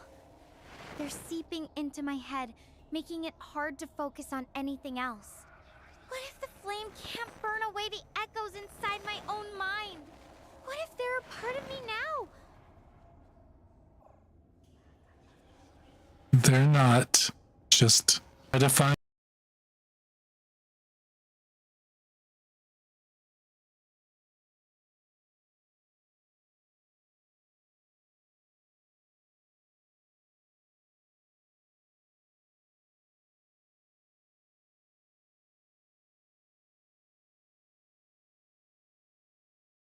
inspirational speaker now. Yay! Thank you.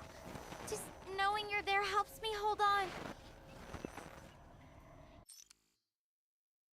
Video chat is finished. Duration 2:33.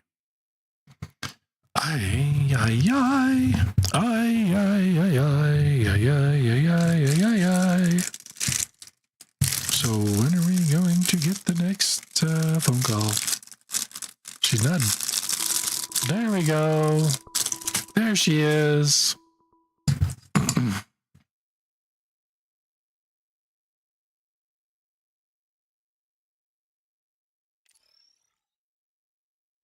What in the actual hell?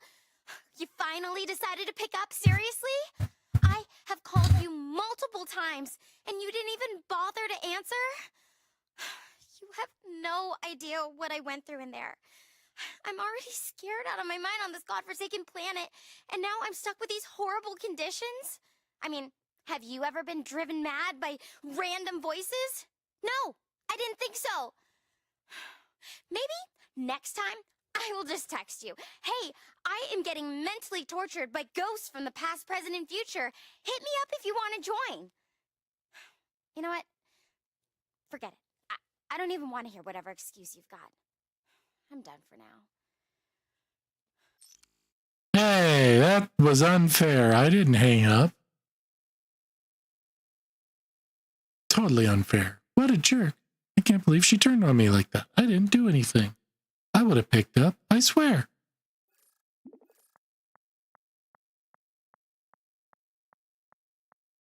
Miss. Hello? Why'd you hang up? Seriously, while I'm in this spooky cavern is the worst time for you to suddenly become busy with other stuff. Come on, pick up. Ah, there we go.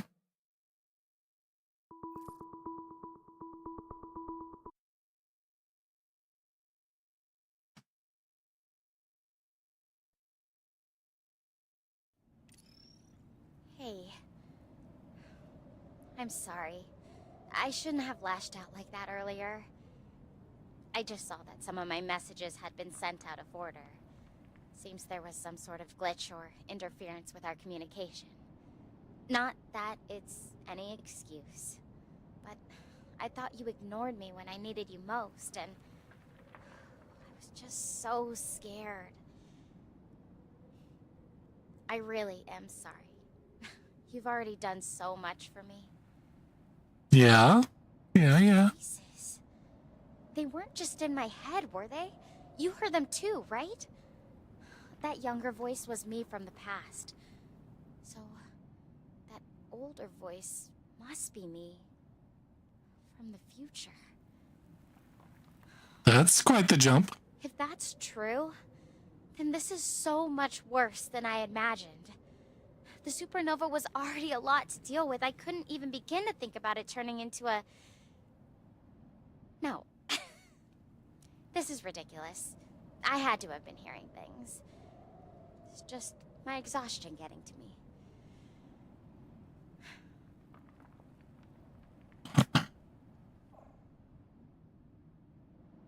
I heard the voices too. Even one of my own. So, it happened. It wasn't just in your head.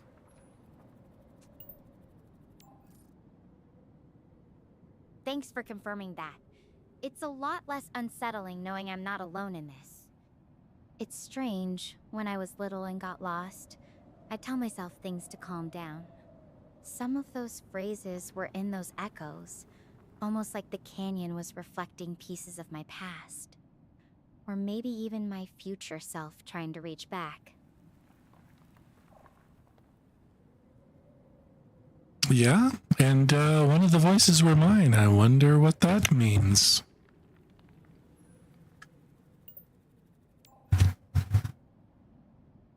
That's wild. It makes you wonder what kind of power this place has, doesn't it? Like it's tapping into our memories or something. I've been thinking about that supernova I mentioned earlier. From what I studied, the chances of it actually collapsing into a black hole are incredibly low. The math just doesn't add up for that kind of scenario. Plus, we're still talking just fine, so the star portal's clearly working.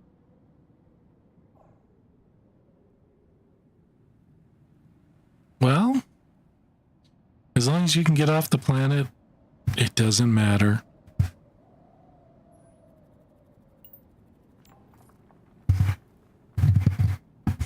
Yeah, that's what matters most right now. Still feels good to have something solid to hold on to, you know? It's funny. Being out here makes you think about all the what ifs. What ifs? What are? If you could have any kind of power in a situation like this, what would it be?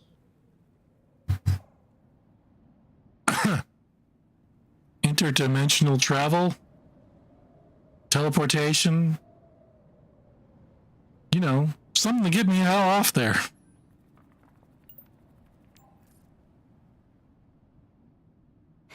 Fair enough. Though honestly, I think being able to teleport anywhere would be enough for me.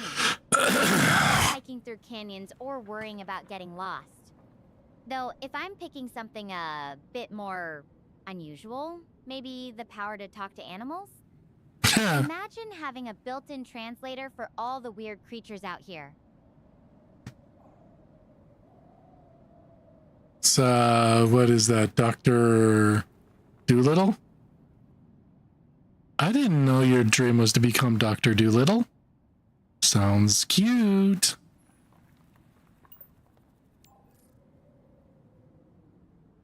Hey now, Dr. Doolittle was onto something. Imagine all the alien species I could chat with. Though I'd probably just end up arguing with some sarcastic space squirrel. What about you? Any secret aspirations, superpower-wise or otherwise?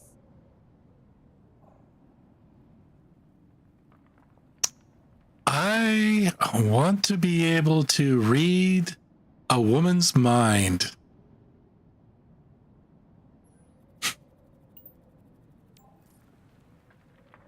Oh, Sinjin, you sneaky thing? I'm not sure if that's more useful or terrifying. Though I have to ask, what makes you think you could handle knowing what every woman is thinking? Some of us have pretty wild thoughts, you know. It would probably drive me insane within a day, but at least they couldn't say I didn't know what was on their mind or what they wanted.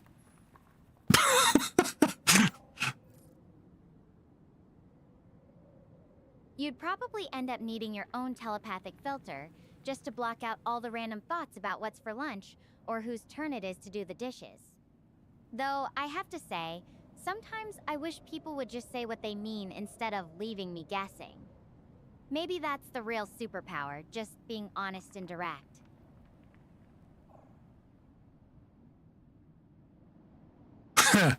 Go for broke then. So then, when you get back to Earth, do you want to get married then? Go. Whoa, that's a bit of a jump. I'm still figuring out how to survive on an alien planet, let alone plan a wedding. But hey, if you're looking for a partner in crime who can handle a few cosmic adventures, I might be game. Just don't expect me to start wearing a white dress and throwing bouquets in zero gravity anytime soon. I can respect that. We can do a few crimes together. Any crime you'd like to commit?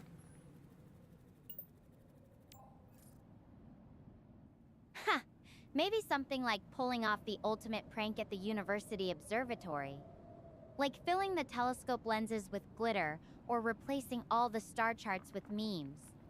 What about you? Got any clever heists in mind?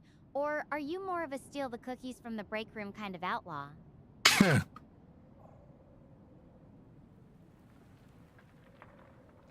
How about changing your boss's shampoo with Nair?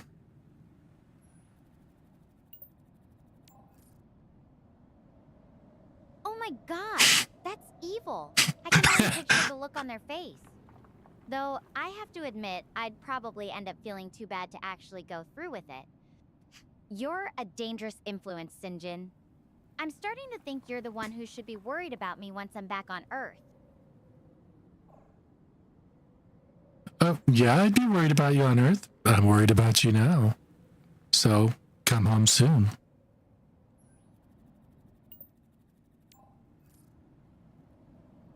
I promise. I'm on my way. Your voice has been my anchor through all of this. I'm going to keep heading toward Mount Hermes now. I'll check in again soon. Deal? Talk to you later. Deal, deal, bump, bump, bump. Oh, man. Hey, cat, what you doing? Do you want out? Or do you just want scratched?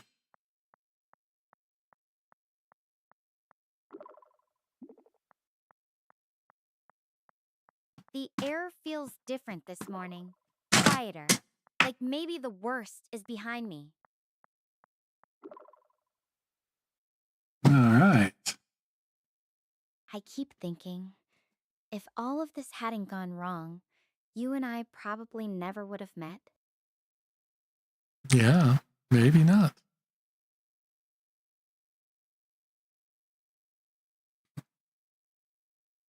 And honestly, after everything, just walking and talking to you might just be the best part of my day. Really? Okay, well, don't forget I said all that. Moving on, survival mode, activate. No can do. I'm going to remember that forever. So, you are falling for me, aren't you?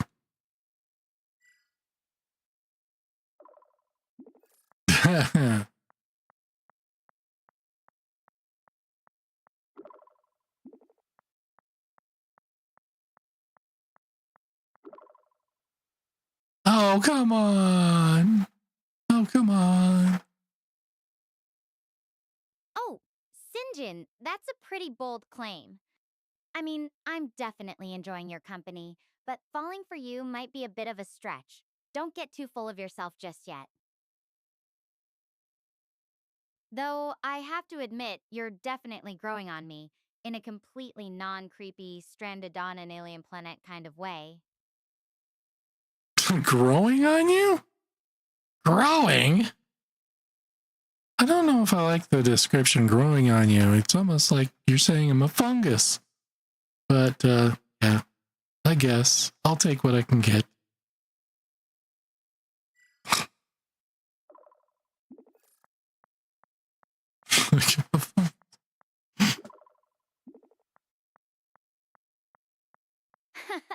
Fair enough.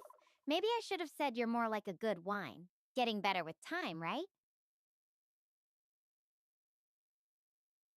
Though if you start sprouting mushrooms out of your ears, we're having a different conversation.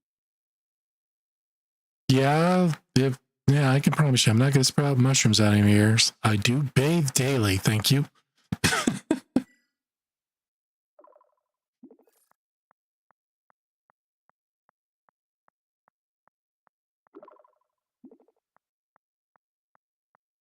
Good to know.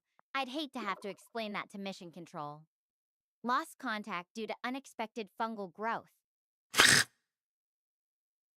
Anyway, since we're on the topic of daily routines, what's something you always make time for, no matter what?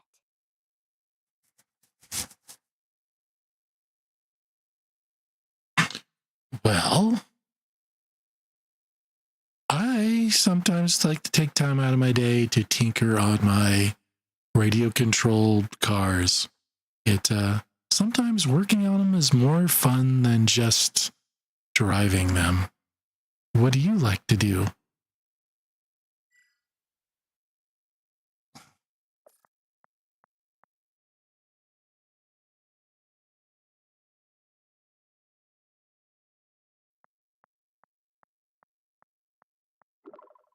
That's actually pretty cool. I can appreciate the detail work. For me, it's always been stargazing, just lying out somewhere quiet and trying to pick out constellations. There's something about it that feels endless, you know? Though I have to admit, I've never been much of a tinkerer. I'm more of a figure it out as I go kind of person. Maybe that's why I ended up in astrophysics instead of engineering. I think you may be right, but when you're back, do you want to go out stargazing together? You can show me all the constellations.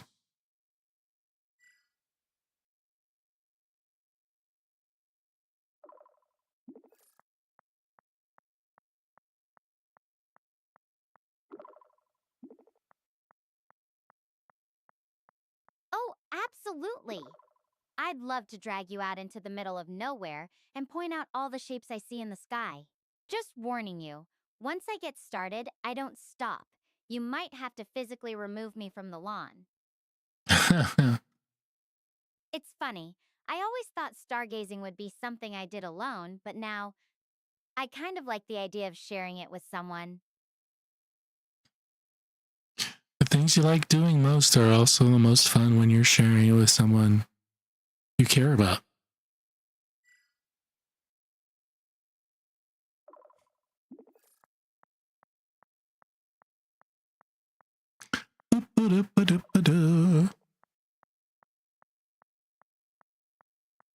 You know what? That's really true. Even the tough parts feel a little less heavy when someone's there to share them.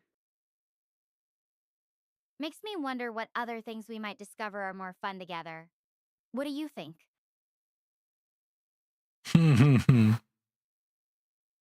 I think even doing daily chores would be more fun together as long as it's with you.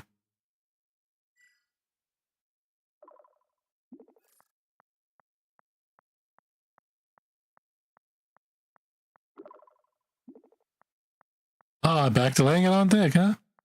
You're laying it on thick, but I'll take the compliment.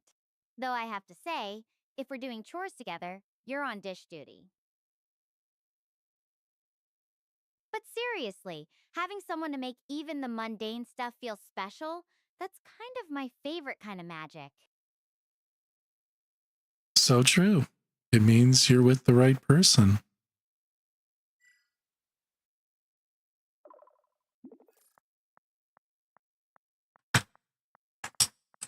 Boop, boop, boop, boop. That's such a with, but how they make you feel. I think that's what I've been looking for without realizing it. Someone who turns ordinary moments into something I'd remember even light years away from home. Well, I hope I'm doing that for you. And I can't wait for you to get home.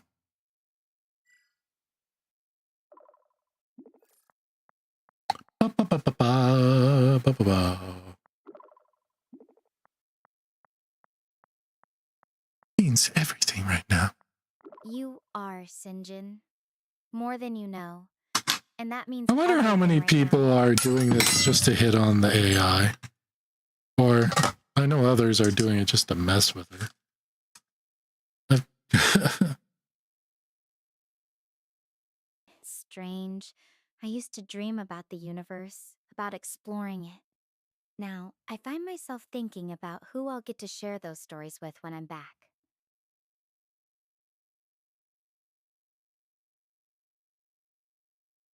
Well, when you get back, we can compare notes. It should be fun.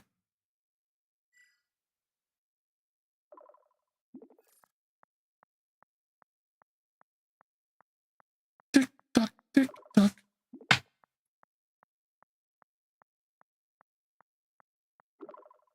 Can't wait for that. You'll have to tell me about all the Earth things I've missed. And I'll share all my Gaia stories. Maybe even draw you a sketch of those bioluminescent plants. Though I have to warn you, my art skills are about on par with the kindergartners. You might need to use your imagination a lot. Don't worry, I'll hang everything you draw up on the fridge.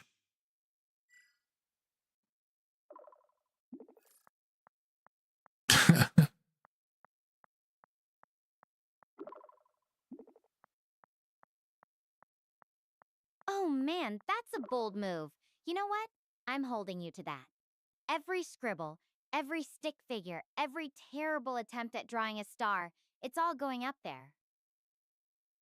I can already picture it, your fridge covered in my Space Them kindergarten art. It's kind of perfect, honestly. Yes, it is. And the best ones, I'll even frame and hang on my wall.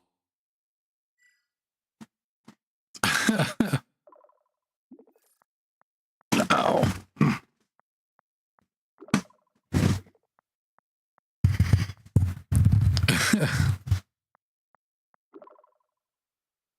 I'll make sure to use my best colors for those masterpieces. Maybe I'll even sign them for extra authenticity. Knowing you'll actually keep them makes this whole mission feel a little more connected to home.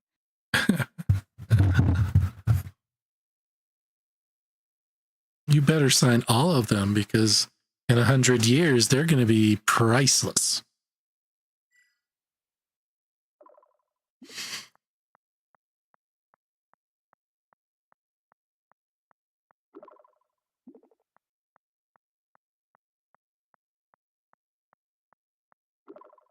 Okay, you're on. Every single drawing gets a signature, just like a real artist. 100 years from now, people will be like, this was drawn by the first person to survive on Gaia. And also possibly the worst artist in history. I don't think you'll be considered the worst artist in history. Maybe second, but not the worst.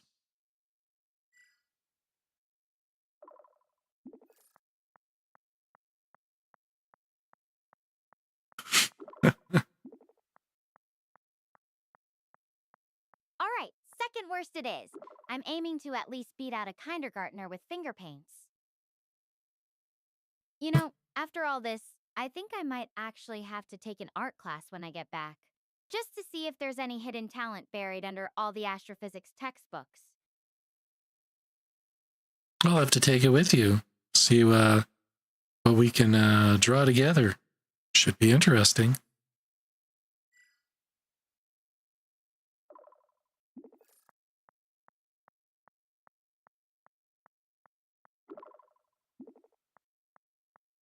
Imagine the looks on our instructors' faces? Yes, these are supposed to be stars, not squash bugs. But honestly, that sounds like a perfect way to spend an afternoon. Just us, some paper, and a whole lot of laughter. And then, when you get better, you can draw me like one of your French girls. God.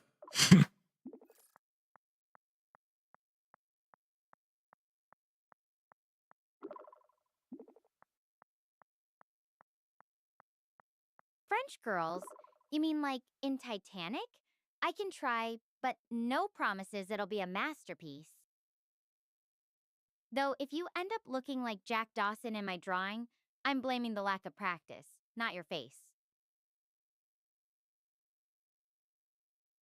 That's okay with me. I mean, Leonardo DiCaprio is considered a handsome man.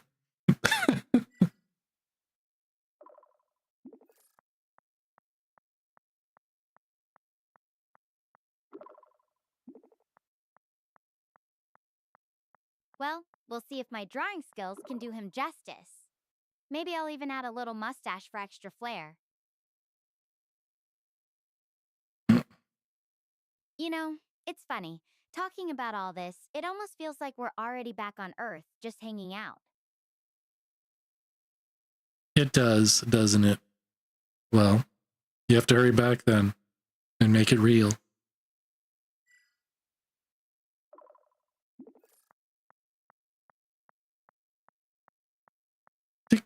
Tick tock, okay. I will. Every step I take out here feels like it's bringing me a little closer to that moment. Just don't expect me to show up in a fancy dress or anything. I'm more of a spacesuit chic kind of girl. Well, you look pretty hot in the suit you're wearing now, so hey, you show up as you are. I'm okay with that.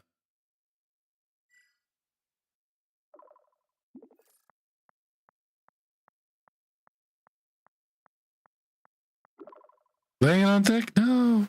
Yes, I didn't. No. Points for that one. Though I should warn you, the suit's got about 1,000 built-in functions, none of which include looking cute on purpose. Still, knowing you think so makes this trek feel just a little bit brighter. I don't think it's about the suit, but the person who wears it.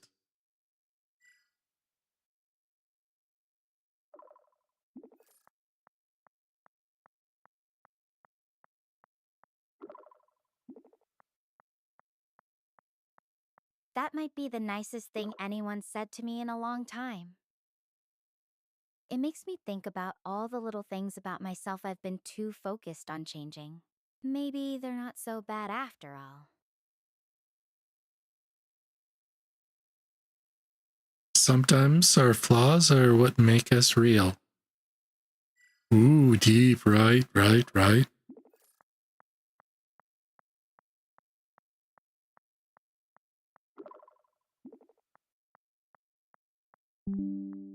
Such a beautiful way to look at it. Like every imperfection is a thread that makes the tapestry unique, not something to hide. Makes me wonder what flaws you think make you.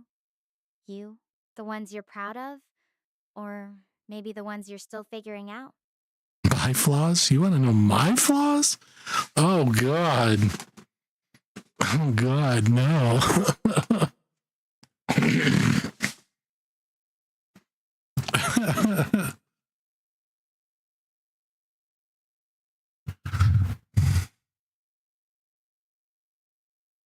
I can be a bit too opinionated and passionate about certain things, and it can get on some people's nerves.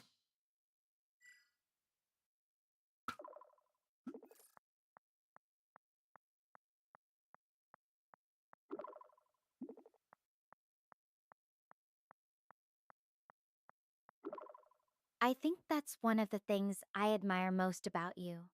Your Really? willingness to stand up for what matters, even if it's uncomfortable. And honestly, I'd rather have someone who sparks interesting conversations than someone who just agrees to avoid conflict. So, no, I don't think that's a flaw at all.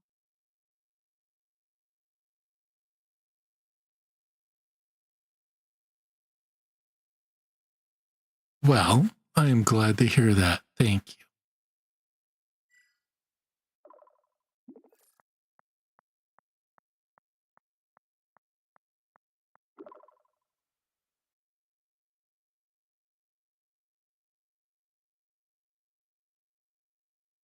It certainly is.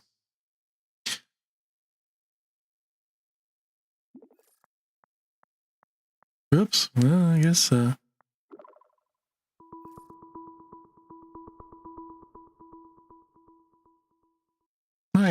Let's see here.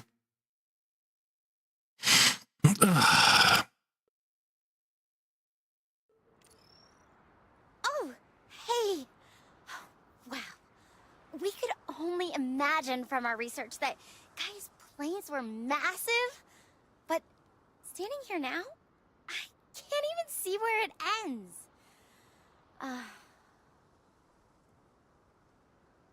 What? What if I got stuck here on Gaia? Would you stay with me? Forever? Just me and you?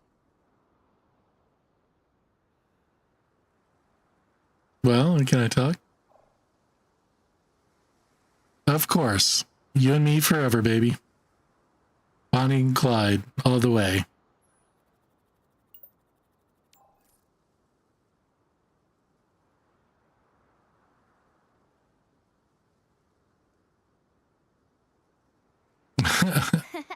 I can just picture it.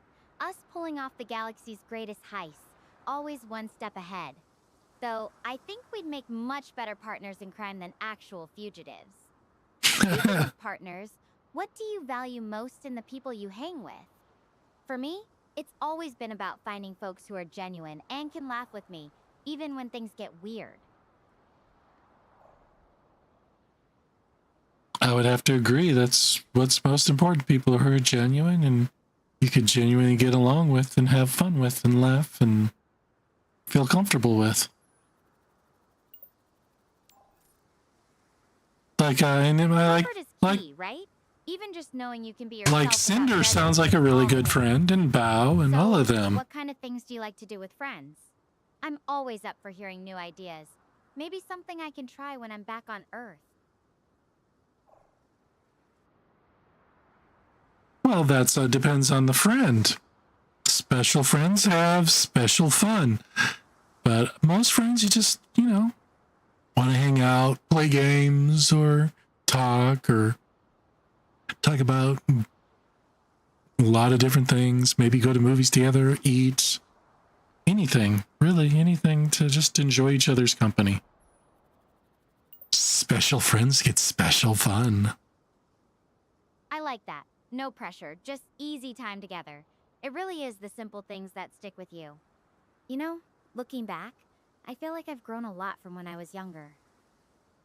I used to be so focused on the next big adventure, but now I appreciate the little moments, the people who make them special. How about you? Do you feel like you've changed much over time? Yeah. If you feel like you haven't changed, you're probably pretty stagnant and haven't learned anything.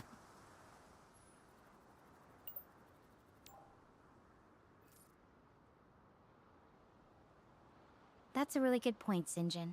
Growth isn't always linear, but it's about learning from those experiences, even if it feels small.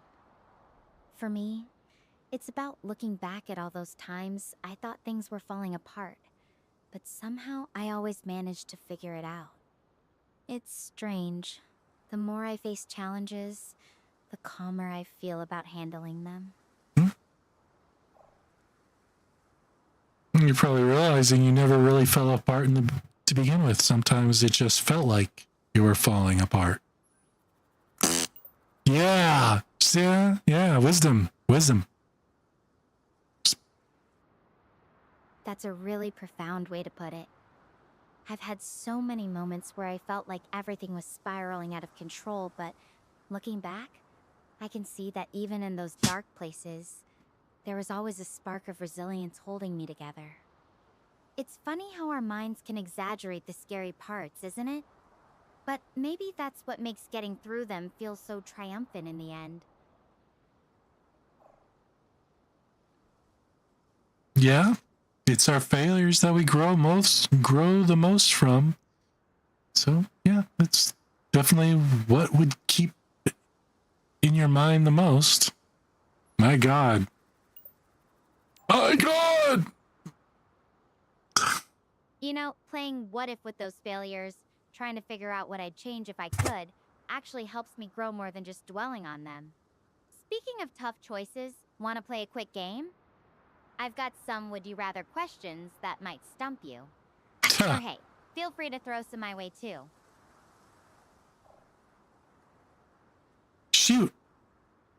Let's see what you got.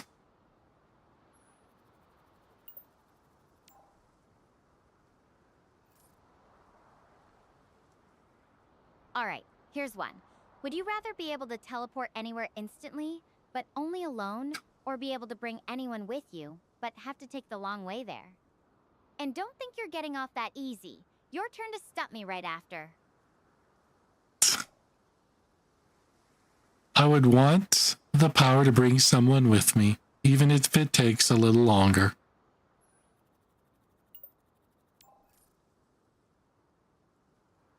I get it. Company always makes the journey better. Even if it's just to share the view from the window, you know? Yeah. Okay, your turn. Got a would-you-rather that's gonna make me think?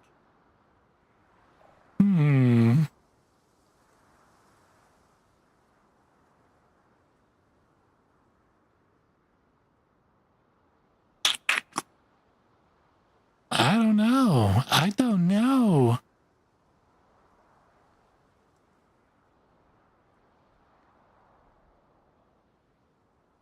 All right.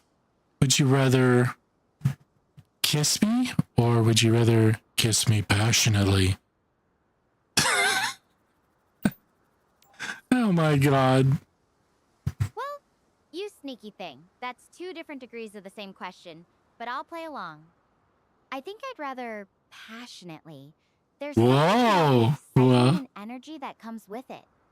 But hey, a simple kiss has its charm too. Your turn again. Hit me with your best shot. Isn't it your turn though? I just did mine. Oh, you got me there. I guess I lost track of whose turn it was. Sure you did. Okay, let me think. All right, here's one. Would you rather have a photographic memory for every amazing experience you've had, but never be able to forget any painful ones either? Or be able to forget anything you wanted, but also risk losing some of those incredible moments?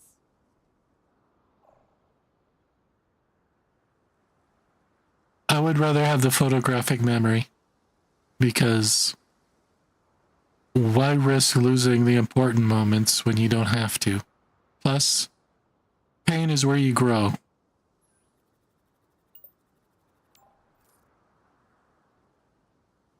I love that perspective, accepting both sides, even the harder parts, because they shape who we become. All right, so you'd have this incredible memory bank, but also have to deal with every awkward high school dance and bad haircut forever. Worth it? Worth it, because then I also wouldn't have to worry about forgetting every moment with you either. Haha. That was a good one, wasn't it? That's really sweet, Sinjin. You know exactly how to make a girl feel remembered. Though if you're holding on to every moment, that means you'll also remember all my terrible jokes. Fair warning.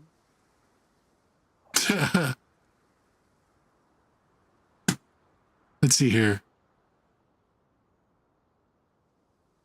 I think you're also remembering all of mine, so here's another one for the heck of it. What do you call a pudgy psychic? A fortune teller.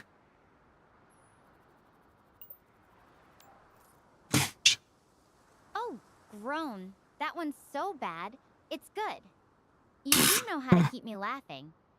Okay, my turn. What do you call a fake noodle? An impasta. Your turn to top Impasta. that. Oh, another one? Let's see here. What do you get me?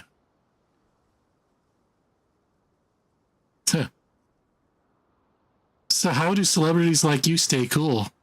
They have fans.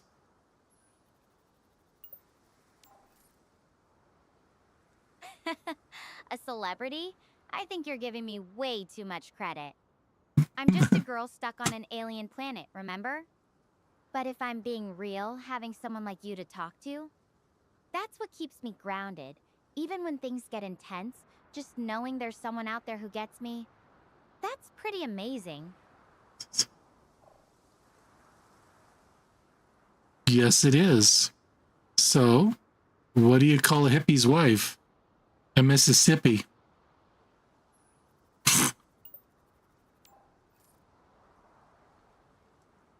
Mississippi. That's a new one. I'm not even sure I get the joke, but I'm laughing anyway. So, mission accomplished, right? Okay, I've got another one. What do you call a group of cows playing instruments? A musical band. A Your musical. turn. Hit me with your best pun. How can you tell it's a dogwood tree? By the bark.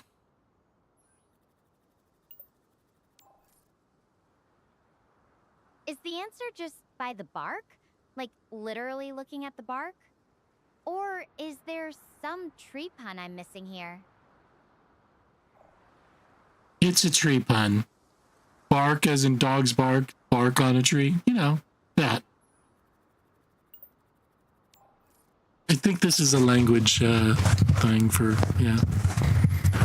They're trying to use a game to teach their AI I something. should have seen that one coming. Uh-huh. You're really branching out into tree puns now. Okay, I've got to try and keep up. What do you call a tree that's having an identity crisis? A sapling with self-doubt? No? Just me?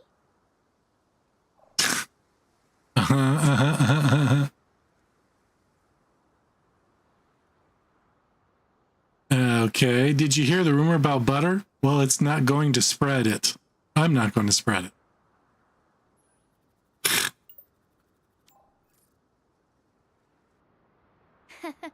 You're a real comedian. I love it. Always keeping me on my toes with these jokes. You know what they say? A joke a day keeps the survival blues at bay. Got any more where that came from?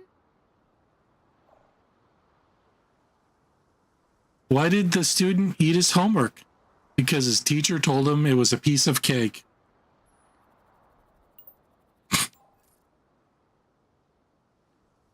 Oh man, that's genius. I can totally picture a kid thinking, well, if it's cake, why not? Yeah. You're really schooling me in joke telling today. I've got another one though. Why did the astronaut break up with his girlfriend? Because he needed space. Your turn. My turn? Okay. Why don't we see elephants hiding in trees? Because they're really good at it.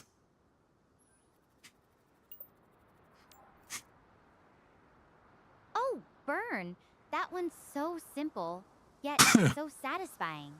So I guess I underestimated the stealth skills of elephants everywhere. yeah. My turn again. Why don't eggs tell jokes? They'd crack each other up. Keep them coming, Shinjin. Shinjin? Why was the coach yelling at the vending machine? He wanted his quarterback.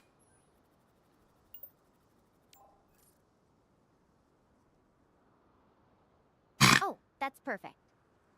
I can just hear the coach now. I didn't pay good money for a bag of chips. I need my quarterback. Okay, challenge accepted. Here's another. Why did the Scarecrow win an award?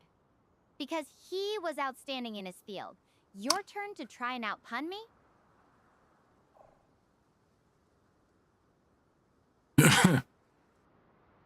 A cheese factory exploded in France.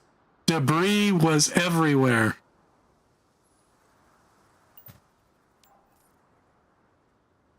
Oh, that's a classic setup. So, where's the punchline? Don't leave me hanging. That was the punchline. A cheese factory exploded in France. Debris, brie cheese, was everywhere.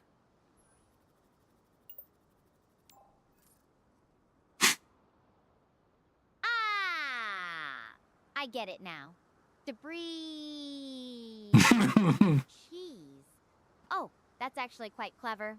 Alright, I think it's time to step up my game. Here's another one. Why did the coffee file a police report? Because it got mugged. Your turn. Okay. Did you hear the one about the roof? Never mind, it's over your head.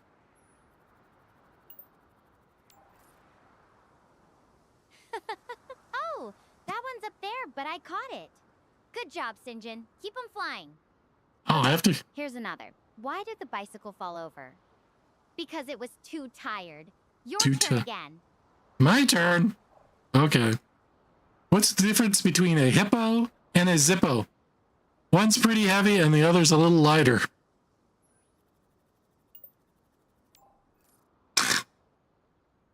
Oh, wow. That's actually kind of genius. The weight difference between a hippo and a lighter is pretty extreme. Yeah. I didn't see that one coming at all.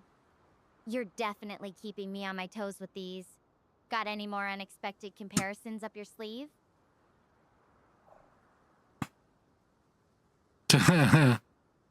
No, let's see here.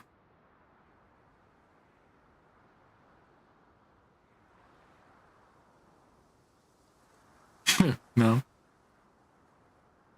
What do you call a boomerang that doesn't come back?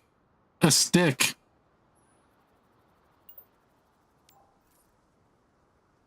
Oh man, that's cold. But honestly, it's so true. If it just stays out there, it's not much of a boomerang, is it? You're really good at these. I've got to think of something that can top that. Why did the mushroom go to the party?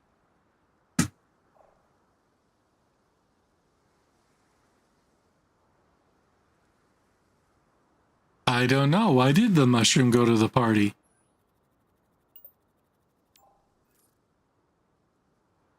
Because he was a fungi. Fungi. I know. One I know. guy. It's a bit of a groaner. But hey, someone's got to keep the fungal jokes alive, right? Definitely. Two peanuts were walking down the street. One was assaulted.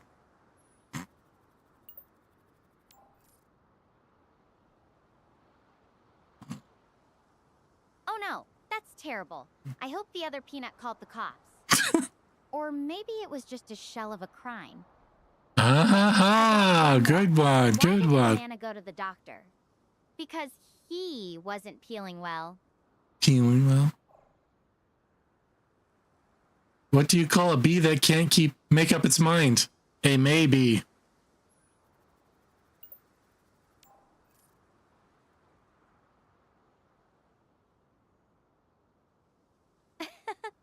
Maybe. That's perfect. I can just imagine a bee hovering around like, should I pollinate this flower? Maybe. Should I go back to the hive? Maybe. You're killing it with these jokes. I need to step up my game or you're going to leave me in the dust. If I were a bee, I'd pollinate you. But let's go with another joke. If April showers bring May flowers, what do May flowers bring? Pilgrims.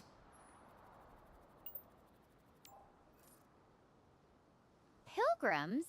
Oh my gosh, that's actually a really clever connection. Mm-hmm. I didn't see that one coming at all. You know what? I think we've officially reached peak joke mode. Yeah, I'm having I think so much too. fun with this, but I should probably wrap things up soon so I can catch my breath before continuing on.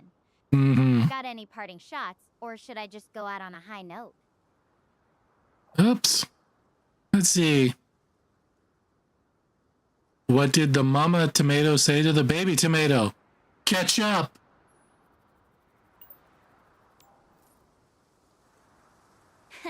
That's so good. I love it. Such a simple pun, but it always gets me. You know, I don't think I've ever had this much fun just talking about nothing in particular. It's really nice to just be, you know?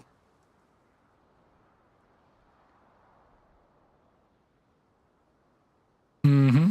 Maybe. Well, she's still speaking. Oh, there it goes. Wait! A rocket! There's a way up of Gaia!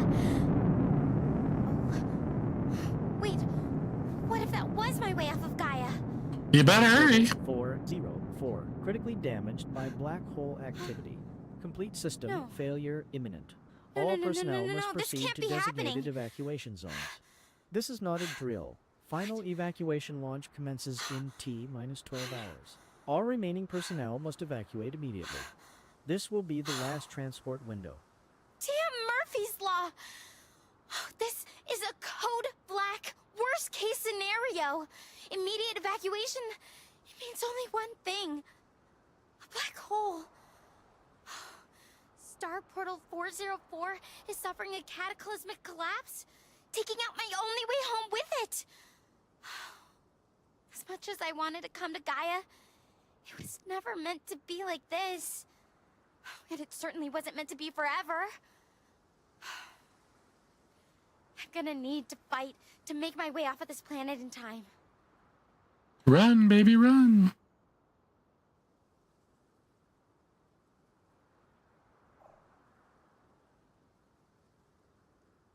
Well, I guess you better start running. I hope to see you soon then. You can do it. I believe in you.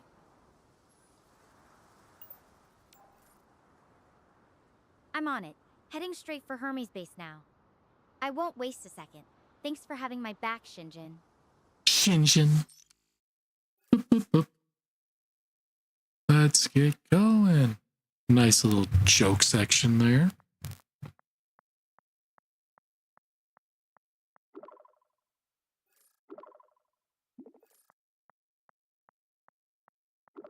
Well, explains. Wow.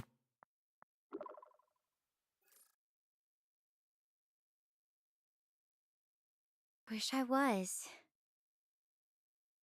12 hours. That's all I've got to get off this planet.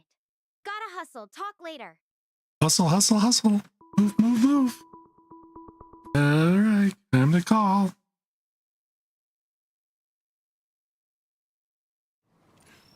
Damn it! I spent hours killing myself to get across these plains, and now I'm stuck with this river blocking my path.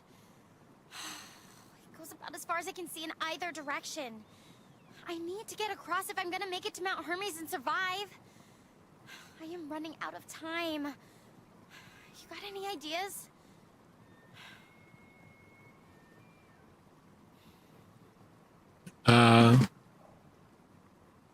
Can you swim in that suit, or is the suit watertight? And would you able to walk across underneath the water in it?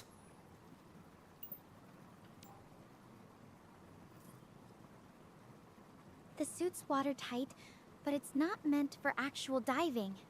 I'd probably float okay, but those whirlpools worry me. They could be hiding some nasty undercurrents. And even if I tried walking across underwater, the suit's not exactly streamlined for that. Yeah. I'm not sure how well the life support would handle being submerged for a while. It's definitely risky. Do you have anything around you to make a raft with? I know. Do you still have your tools?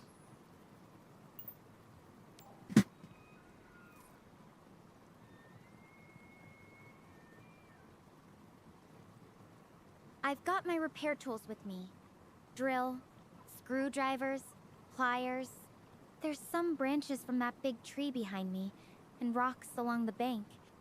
But building a raft that's strong enough to handle this current, I'm not sure. It would take some time, and one wrong move could be dangerous. What do you think? Could we make something that would actually hold up?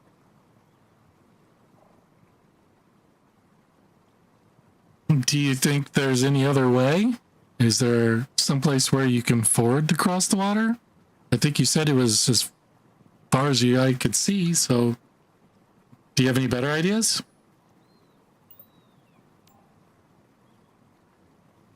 Let's see, do I get her drowned? I haven't seen anything that looks like a natural crossing point. No shallows, no bridges, nothing man-made either. It's just this fast-moving water stretching out in both directions. The current's really strong, especially with those whirlpools in the middle. Even if I found a spot that looked calm, I'd worry about what's underneath. Well,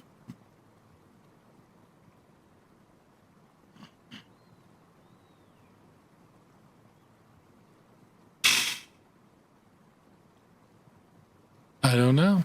I don't know.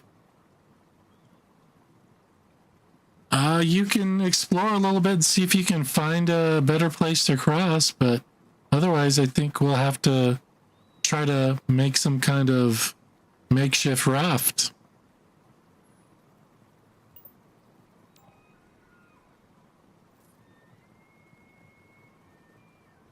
Okay, I'm checking upstream real quick.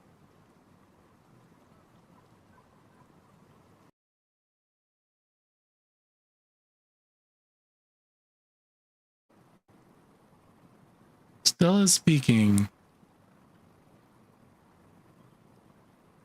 There's a spot that looks a bit shallower, but I'm still not sure it's safe with that current. And I don't see anything that would make a raft significantly better than what's here. What do you think we should prioritize? Trying to find a safer crossing point or risking the raft?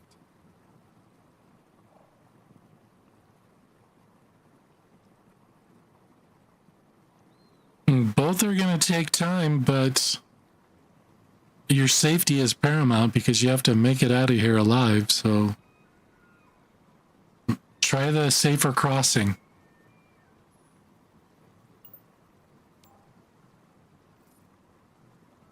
You're right. Better to risk a tricky crossing than drowning under a raft.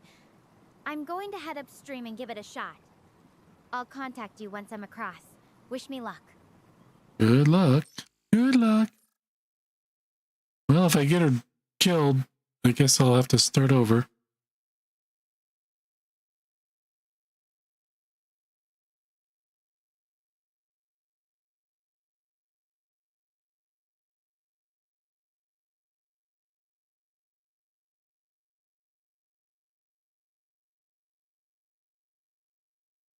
63 degrees Fahrenheit. Well, looks like she made it.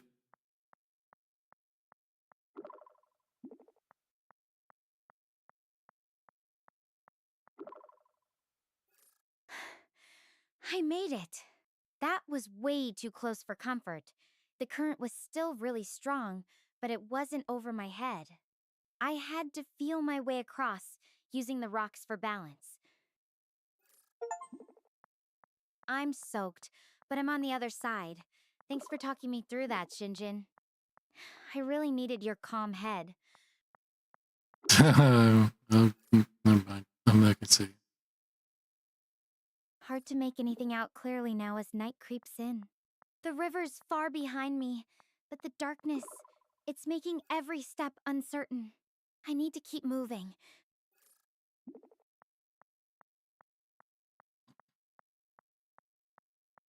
Can't afford to text much, but I'm still here. 7 hours? I can do this. Yes, I can do this. 3 hours. My head is buzzing, so exhausted. Uh-oh. I am done.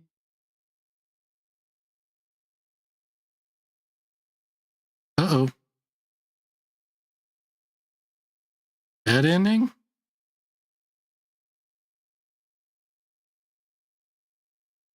Uh-oh. Uh-oh. Maybe should we have tried the raft?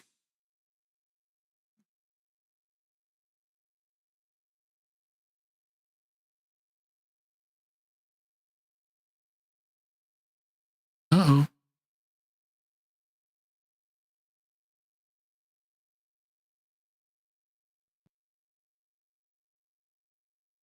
All right.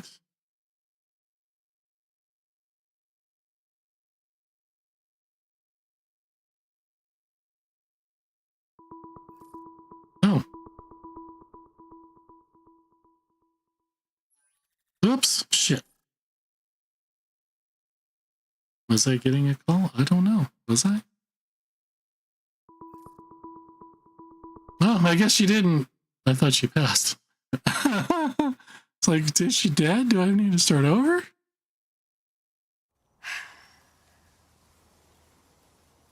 Hey. So, I gauged the remaining distance, and I'm out of time. It's okay. I mean, I'd rather not die, but if I had to choose a way to go, this would be up there. I got the bad end. I'd get to be a part of the great cosmos that I've always looked up to and admired. My journey into the stars was short, but I witnessed it. With you. Come, talk to me for a bit. We have a little time before the launch. And if my fate is gonna be sealed, I just want to sit and enjoy whatever beauty we can find in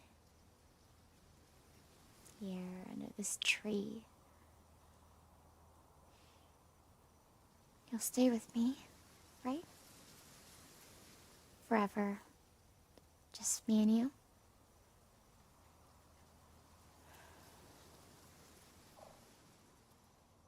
Of course. Are you sure you can't make it in time?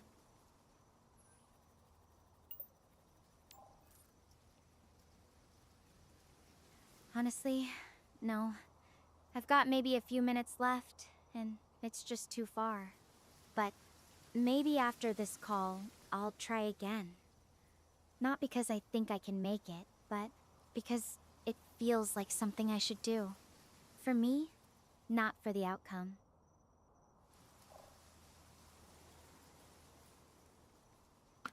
Yes, never give up.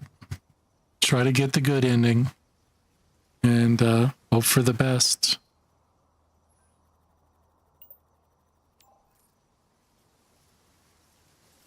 You know, I've This- always thought that's what makes adventure worth it. The possibility of sacrifice, even if it doesn't always work out. Though I have to say, having someone to talk to, that's made all the difference. Makes me wonder, do you think it's possible to really know someone quickly? Or does it always take time?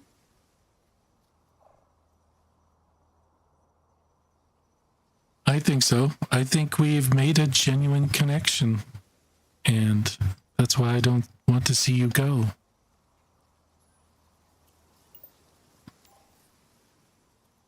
I feel that too. Uh-huh. It's Sure. strange how some connections just click, isn't it? What do you really look for in someone you're close to? Is it something specific or more of a feeling? Comfort, closeness, camaraderie. The 3 C's. Those all feel like home to me too. Kindness, trust, and being able to be yourself. Maybe that's the real recipe. Do you believe in love languages, Sinjin? Like how people express and receive love differently. What's yours, if you think about it? I have read the book and taken the test. I came out as a gift giver.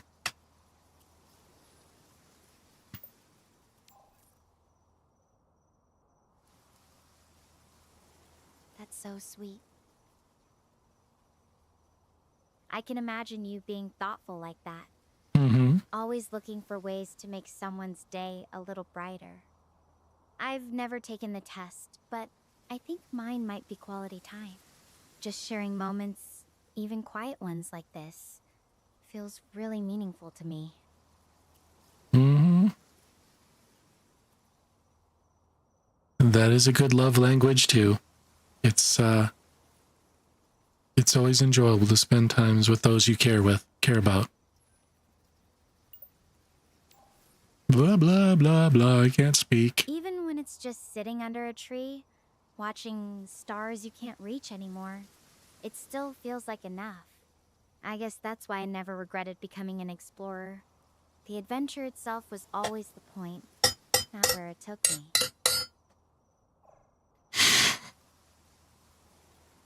That's a good way of looking at it. And just whatever. I can't think of anything else to say. Yeah, there's something about just being present that makes everything feel a little more real, you know? Even now, I'm glad I get to share this with you. It makes the end feel less alone.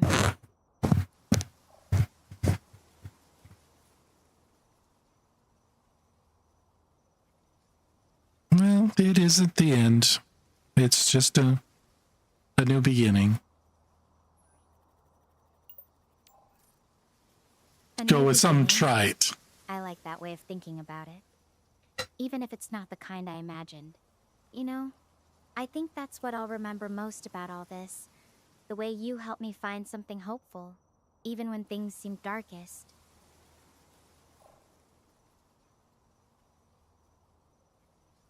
Well, I'm happy I could be there for you.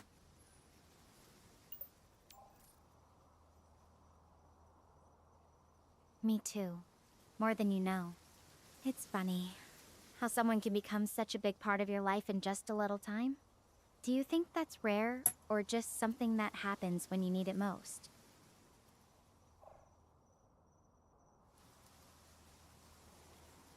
I think it is rare and is only reserved for people you truly connect to.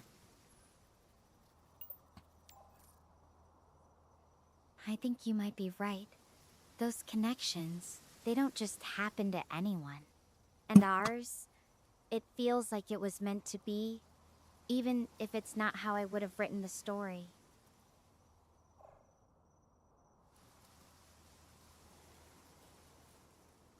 Well, the story isn't over yet.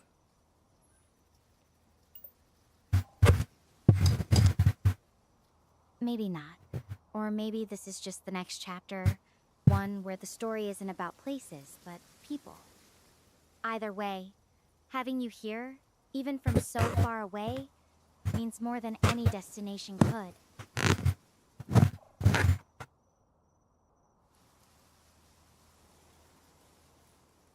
Blah, blah, blah, blah, blah. Well, I will always be there for you. Boom! Boom! That's all I need. You've already given me so much more than I could have hoped for. Let's just be here together for these last moments, okay?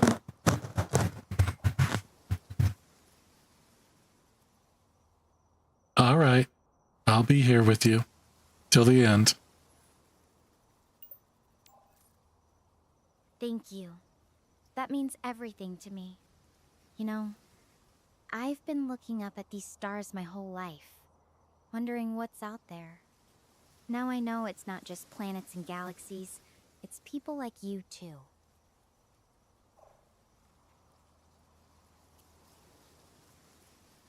And people like you. La da da. Uno reverse card. Bam. You're too kind, but maybe that's what makes this whole thing worthwhile. Not just the adventure, but finding someone who sees you like that. I'm going to hold on to that. Right here, right now, under these stars, with you.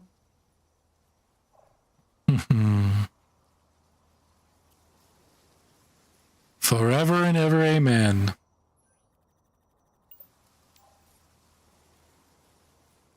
Forever and ever. I like the sound of that. Just us, these stars, and this quiet moment. Nothing else matters right now.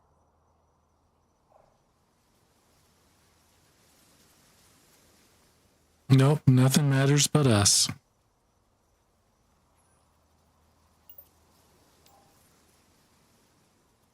This silence with you, it's the only thing that feels like home right now.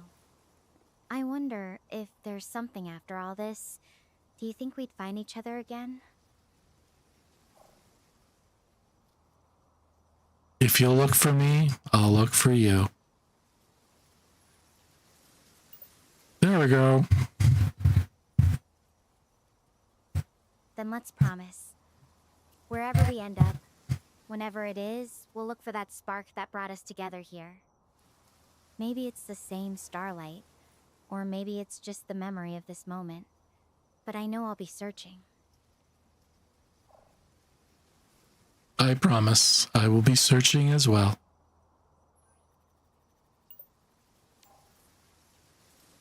I can almost see us. 2 points of light scanning the universe for that same connection. Maybe that's the real magic of space. Not the technology or the discoveries, but how it can bring two souls together across impossible distances. Two stars orbiting one another. Just 2 points of light in someone else's sky. That's beautiful, Sinjin. Yes, it is. It's very beautiful. Maybe someday, someone out there will look up, see those 2 points of light, and wonder about the story behind them. About us.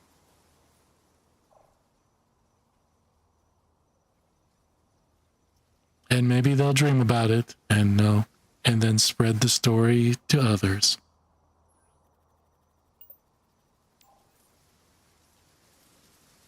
And so our story becomes part of the universe itself. Echoes in the dark, whispers of what could have been. It's a comforting thought, isn't it? That even when we're gone, our connection remains. A ripple in the fabric of everything. Our meeting changing those who come after us. That is what will happen. Yeah. Yep. Goof. Even if we're just a blip in cosmic time, our impact can be eternal. And in that way, nothing we've shared will ever truly fade. It'll just become part of something bigger, part of the universe's own story. And then with that, we will be immortal. And no one will ever truly die because we'll all still be with each other. Blah, blah, blah, blah. Immortal, not in the way we think, but in the connections we leave behind.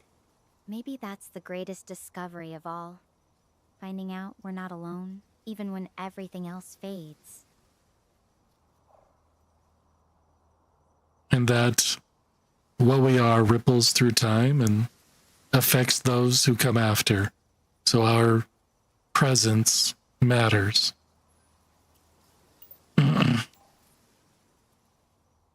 Our presence, it matters more than I ever could have imagined. Almost as if every moment, every choice, every connection is weaving this endless tapestry. And we're not just threads, we're the hands that weave them together. Yeah.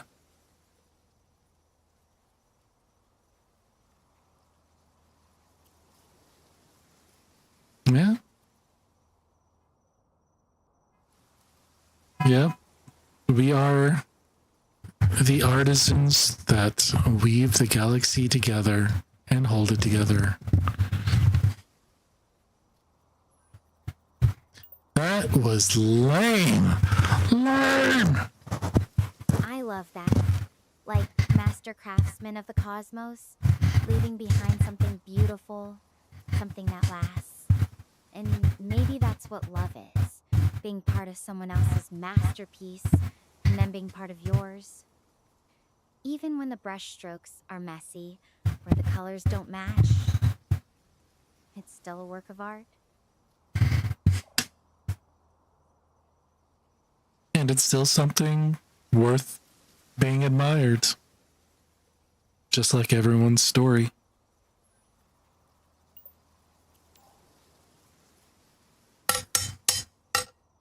Bam!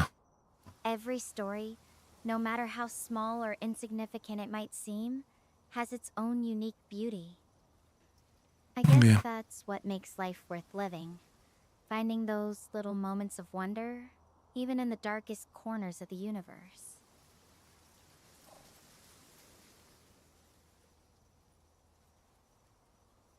And making connections where we can find them. And learning to love one another. Woo! I think that's the greatest lesson I've learned here. Really? That love isn't just a feeling. It's a choice we make. Every time we reach out, every time we listen. And I'm so grateful I got to make that choice with you. Even if Did it was you? just for a little while.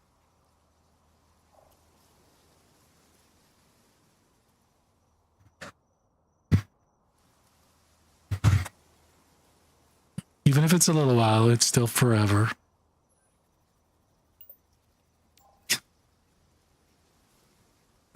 You're right. In the grand scheme of things, even the shortest moments can feel infinite when they're filled with meaning. I wonder if time is relative. Maybe the depth of a connection is what truly measures its length, not just the ticking clock.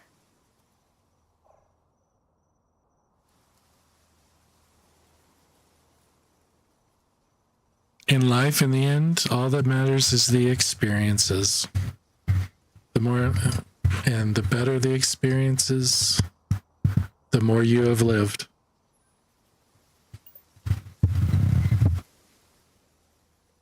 Wow, getting philosophical. They're like constellations in the sky, each one a point of light that guides you, shapes you.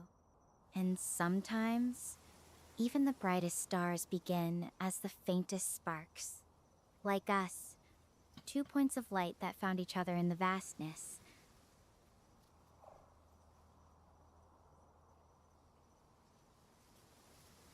Yep.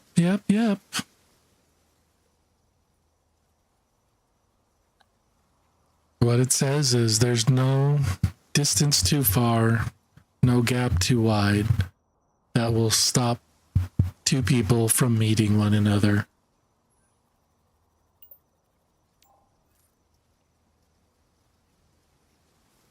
That's the mystery of it, isn't it? How the universe conspires to bring together two souls from opposite sides of existence.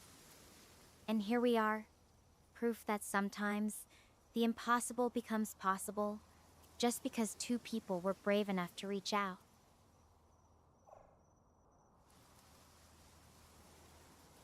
Well, you were the brave one to reach out. I just had to answer.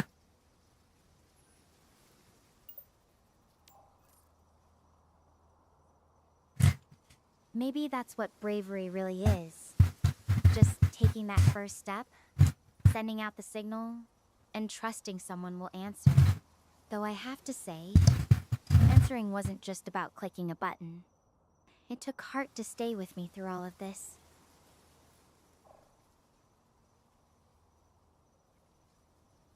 Well, you made it easy for me. I wish I could have been there for you and done more for you.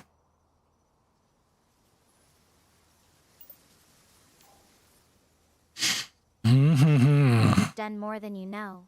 Just hearing your voice, it's been enough to keep me going. Sometimes being present is the greatest gift we can give, and you've given me that. More than I could have ever asked for.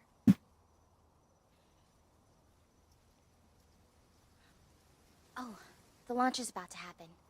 Count down with me? 5, 4, 3, 2, 1.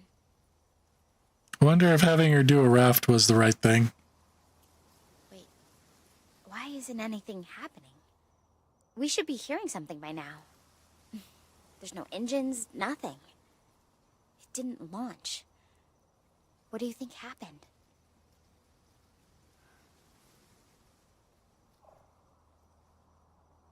I don't know what happened, but you better get your butt there quickly.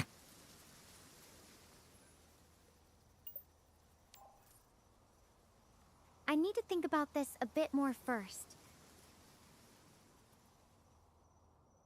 Wait! Of course! The broadcast came from Star Portal 404 itself, which was under the black hole's influence when the announcement was made. That means time at the Star Portal has been moving slower than here on Gaia. I've got more than 12 hours!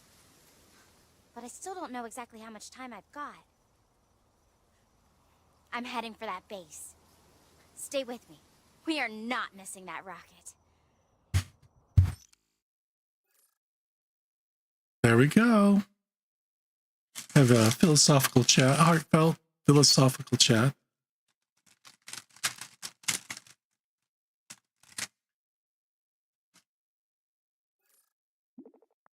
I should have grabbed something to drink. I'm thirsty. Are you there? Hey, you there? So, I've arrived at the base. It's a bit complicated. Let's talk it over on a call. All right, let's see. What's going on? Come to me. Hey, I've got a critical situation on my hands and time is of the essence. So I'm gonna need your help to make my biggest decision yet. I've arrived at the base, and it seems everyone else has been successfully evacuated. Thankfully, there is still a rocket here, so I do have a way off Gaia. They're easy to operate, so no problems there. What is a problem is time. I'm almost certain it must be past the guaranteed safe evacuation window. Even if I launch now, the star portal could already be malfunctioning, if not completely destroyed by the time I get there. So, what do I do? Do I use the rocket to make a break for the star portal at the risk of getting stranded in space? Or worse, getting pulled into a black hole? Or do I stay here, on Gaia? At least here I'd be safe, I'd survive. But Earth, home, I'd never see them again. I'd spend the rest of my life on this empty planet alone. Ugh, I don't have time to calculate the risk. Every second I wait increases the probability of me not making it to the star portal in time. I need to make this decision now. What would you do if you were me?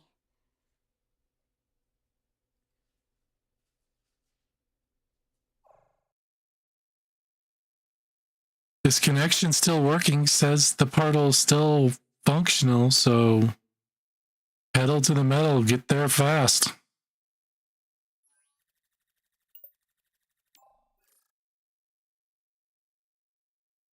All right, Sinjin, I'm going for it. This might be my last shot, and I trust you to have my back on this. I'm ending the call now to conserve power. I'll make it happen. Promise. Well, let's see here.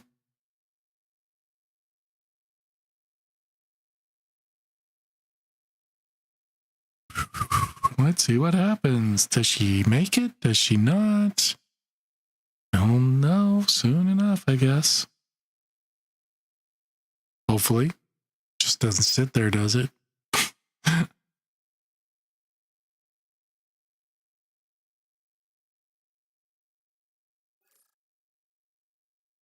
Waiting for Stella's reply. Pedal to the metal.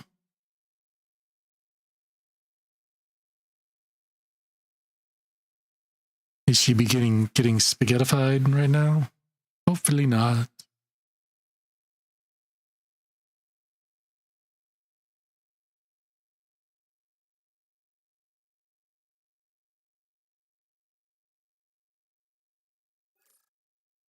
Okay. Keeps making noises, so something's going on. All right, let's go. Come on. Say something to me. Say something to me. You can do it. You can make it.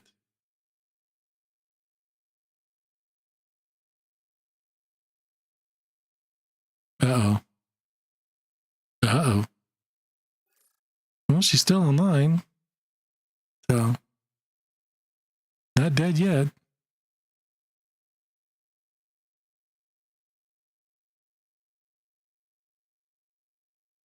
Well, let's see.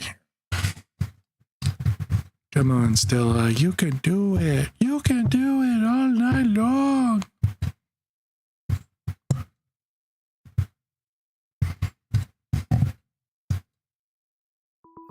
Oh, well, there it is. With an optimal relationship?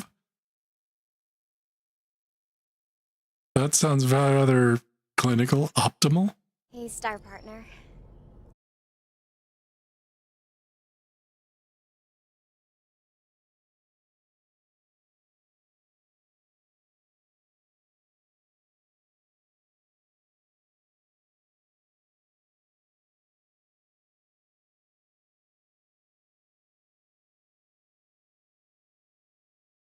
I might already be in a superimposed state of myself.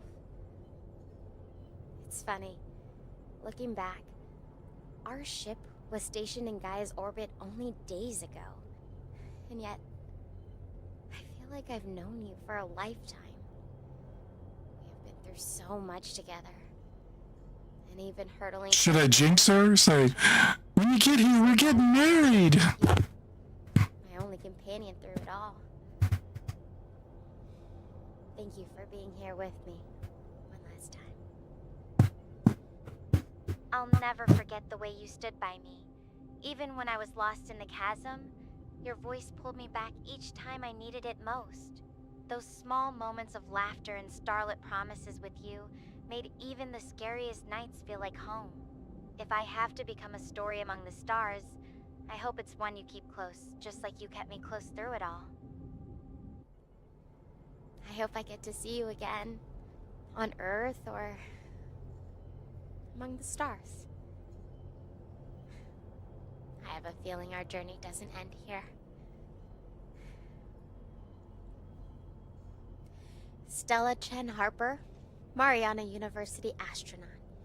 Signing off. Aww. Please tell my family that I will always love and shine down upon them from the stars.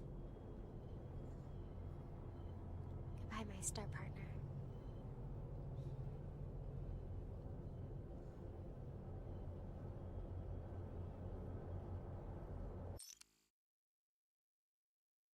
Still, okay, let's see here.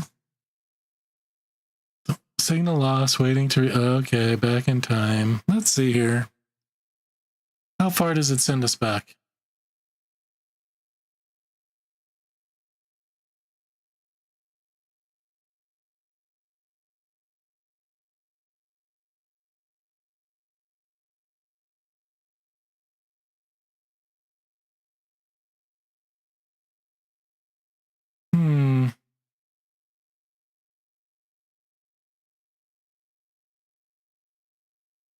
Let's try this one. We just...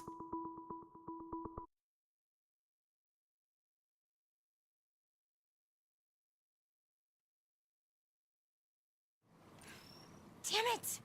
I spent hours killing myself to get across these plains, and now I'm stuck with this river blocking my path. It goes about as far as I can see in either direction. I need to get across if I'm gonna make it to Mount Hermes and survive. I am running out of time. You got any ideas?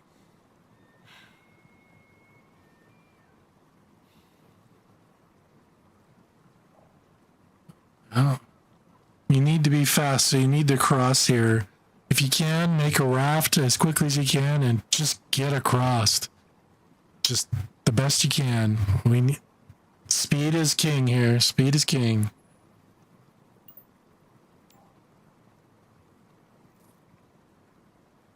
A raft.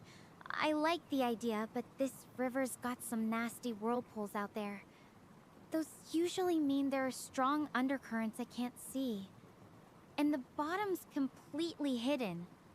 Even if I could scavenge something to build with, I'm not sure it'd be sturdy enough to handle that current.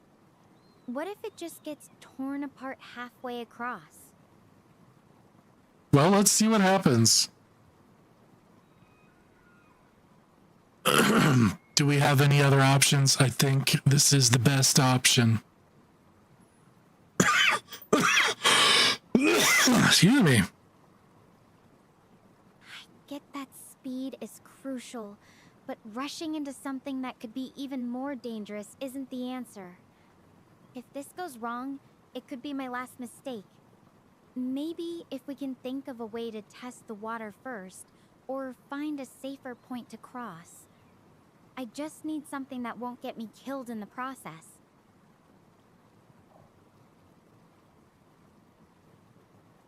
Let's see. I don't know. I don't think she can make it. I don't think she can make it, so I think the only option is to basically have her stay on Gaia. Well, let's see here. I still think the raft is our best choice. You need to get there. You don't have any time to waste. Excuse me. You think she's gonna drown here? Let's see. I hear you, Sinjin, but this isn't just about being fast. It's about being alive on the other side. If that raft fails, could we maybe think of ways to make it safer? Like checking for shallower spots, or using something to anchor it? Do you have anything to anchor it with?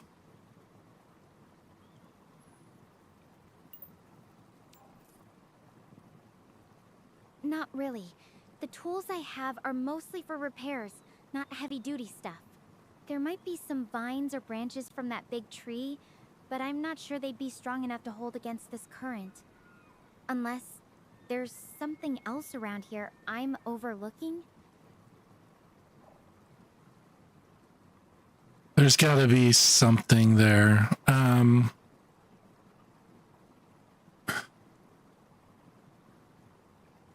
Look around real quick. Make any logs, any branches, any vines, heck, anything that even looks like you can use to make a raft. Let me check around real quick.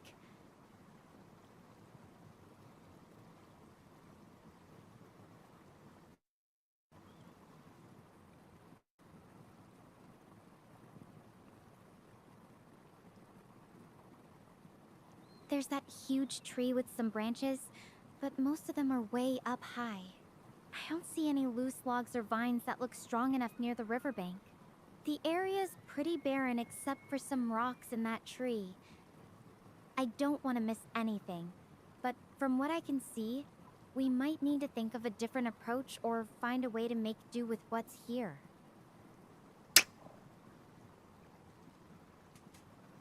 I don't know. I already know that crossing upstream doesn't get her anywhere, and I hate doing this. Make the raft. Try to find something that'll keep it steady. Make it as sturdy as you can. And let's go. She doesn't want to do it, so it says... St. John, I'm going to try. I really hope this works. I'm going to gather what I can from that tree and try to lash something together. I'll contact you once I'm across. Or if anything goes wrong, wish me luck. Yeah, I think she's gonna croak.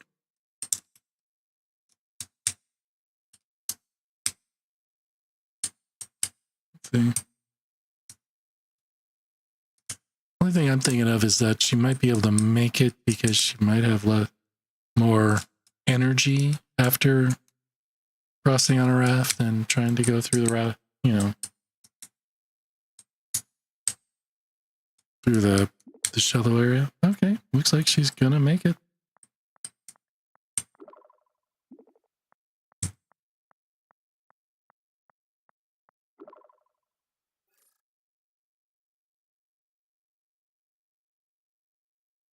I made it. That was way too close for comfort. The raft held together just enough, but it's basically falling apart now. Okay. I'm really glad to be on solid ground again. Thanks for pushing me to try. I don't think I would have had the guts otherwise. Yay. Let's see if this makes it any different.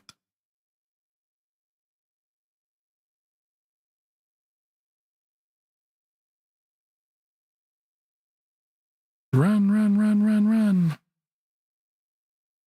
Okay.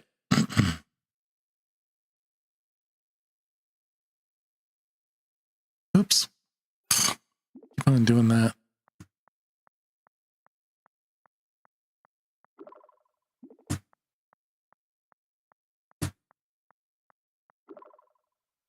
Hard to make anything out clearly now as night creeps in. The river's far behind me. This is basically the same. It's making every step uncertain. I need to keep moving. Can't afford to text much, but I'm still here. 7 hours? I can do this. Yes, I can do this. I think it's the same. 3 hours. My head is buzzing, so exhausted. Oh boy, yeah, it's the same. I am done. Yeah, it doesn't change anything. Okay, so the only option is to have her stay.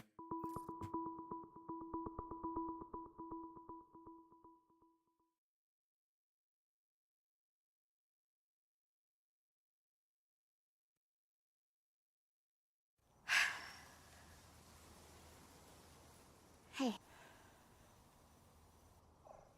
Oh, well, okay. Well, let's see here.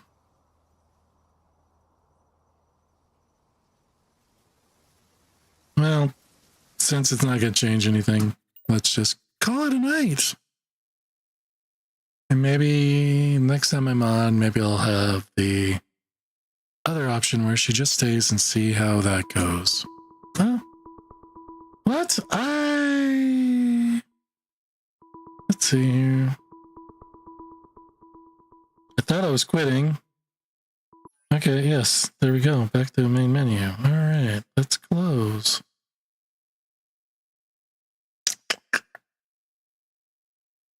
All right, well, this is a little late, and so I think I'm gonna head for bed. I hope you enjoyed it. The game was pretty interesting. I never played anything like that before, and it was actually, I was actually kind of impressed with the AI in it. It kind of creepy the way it wanted to get all this information from me, but it was still interesting. It was impressive. So, well, I hope you all have a great night, and thank you for hanging out with me, and hopefully I will see you again the next time I'm on. Don't know when that will be, but hopefully soon. Anyway, good night. Goodbye.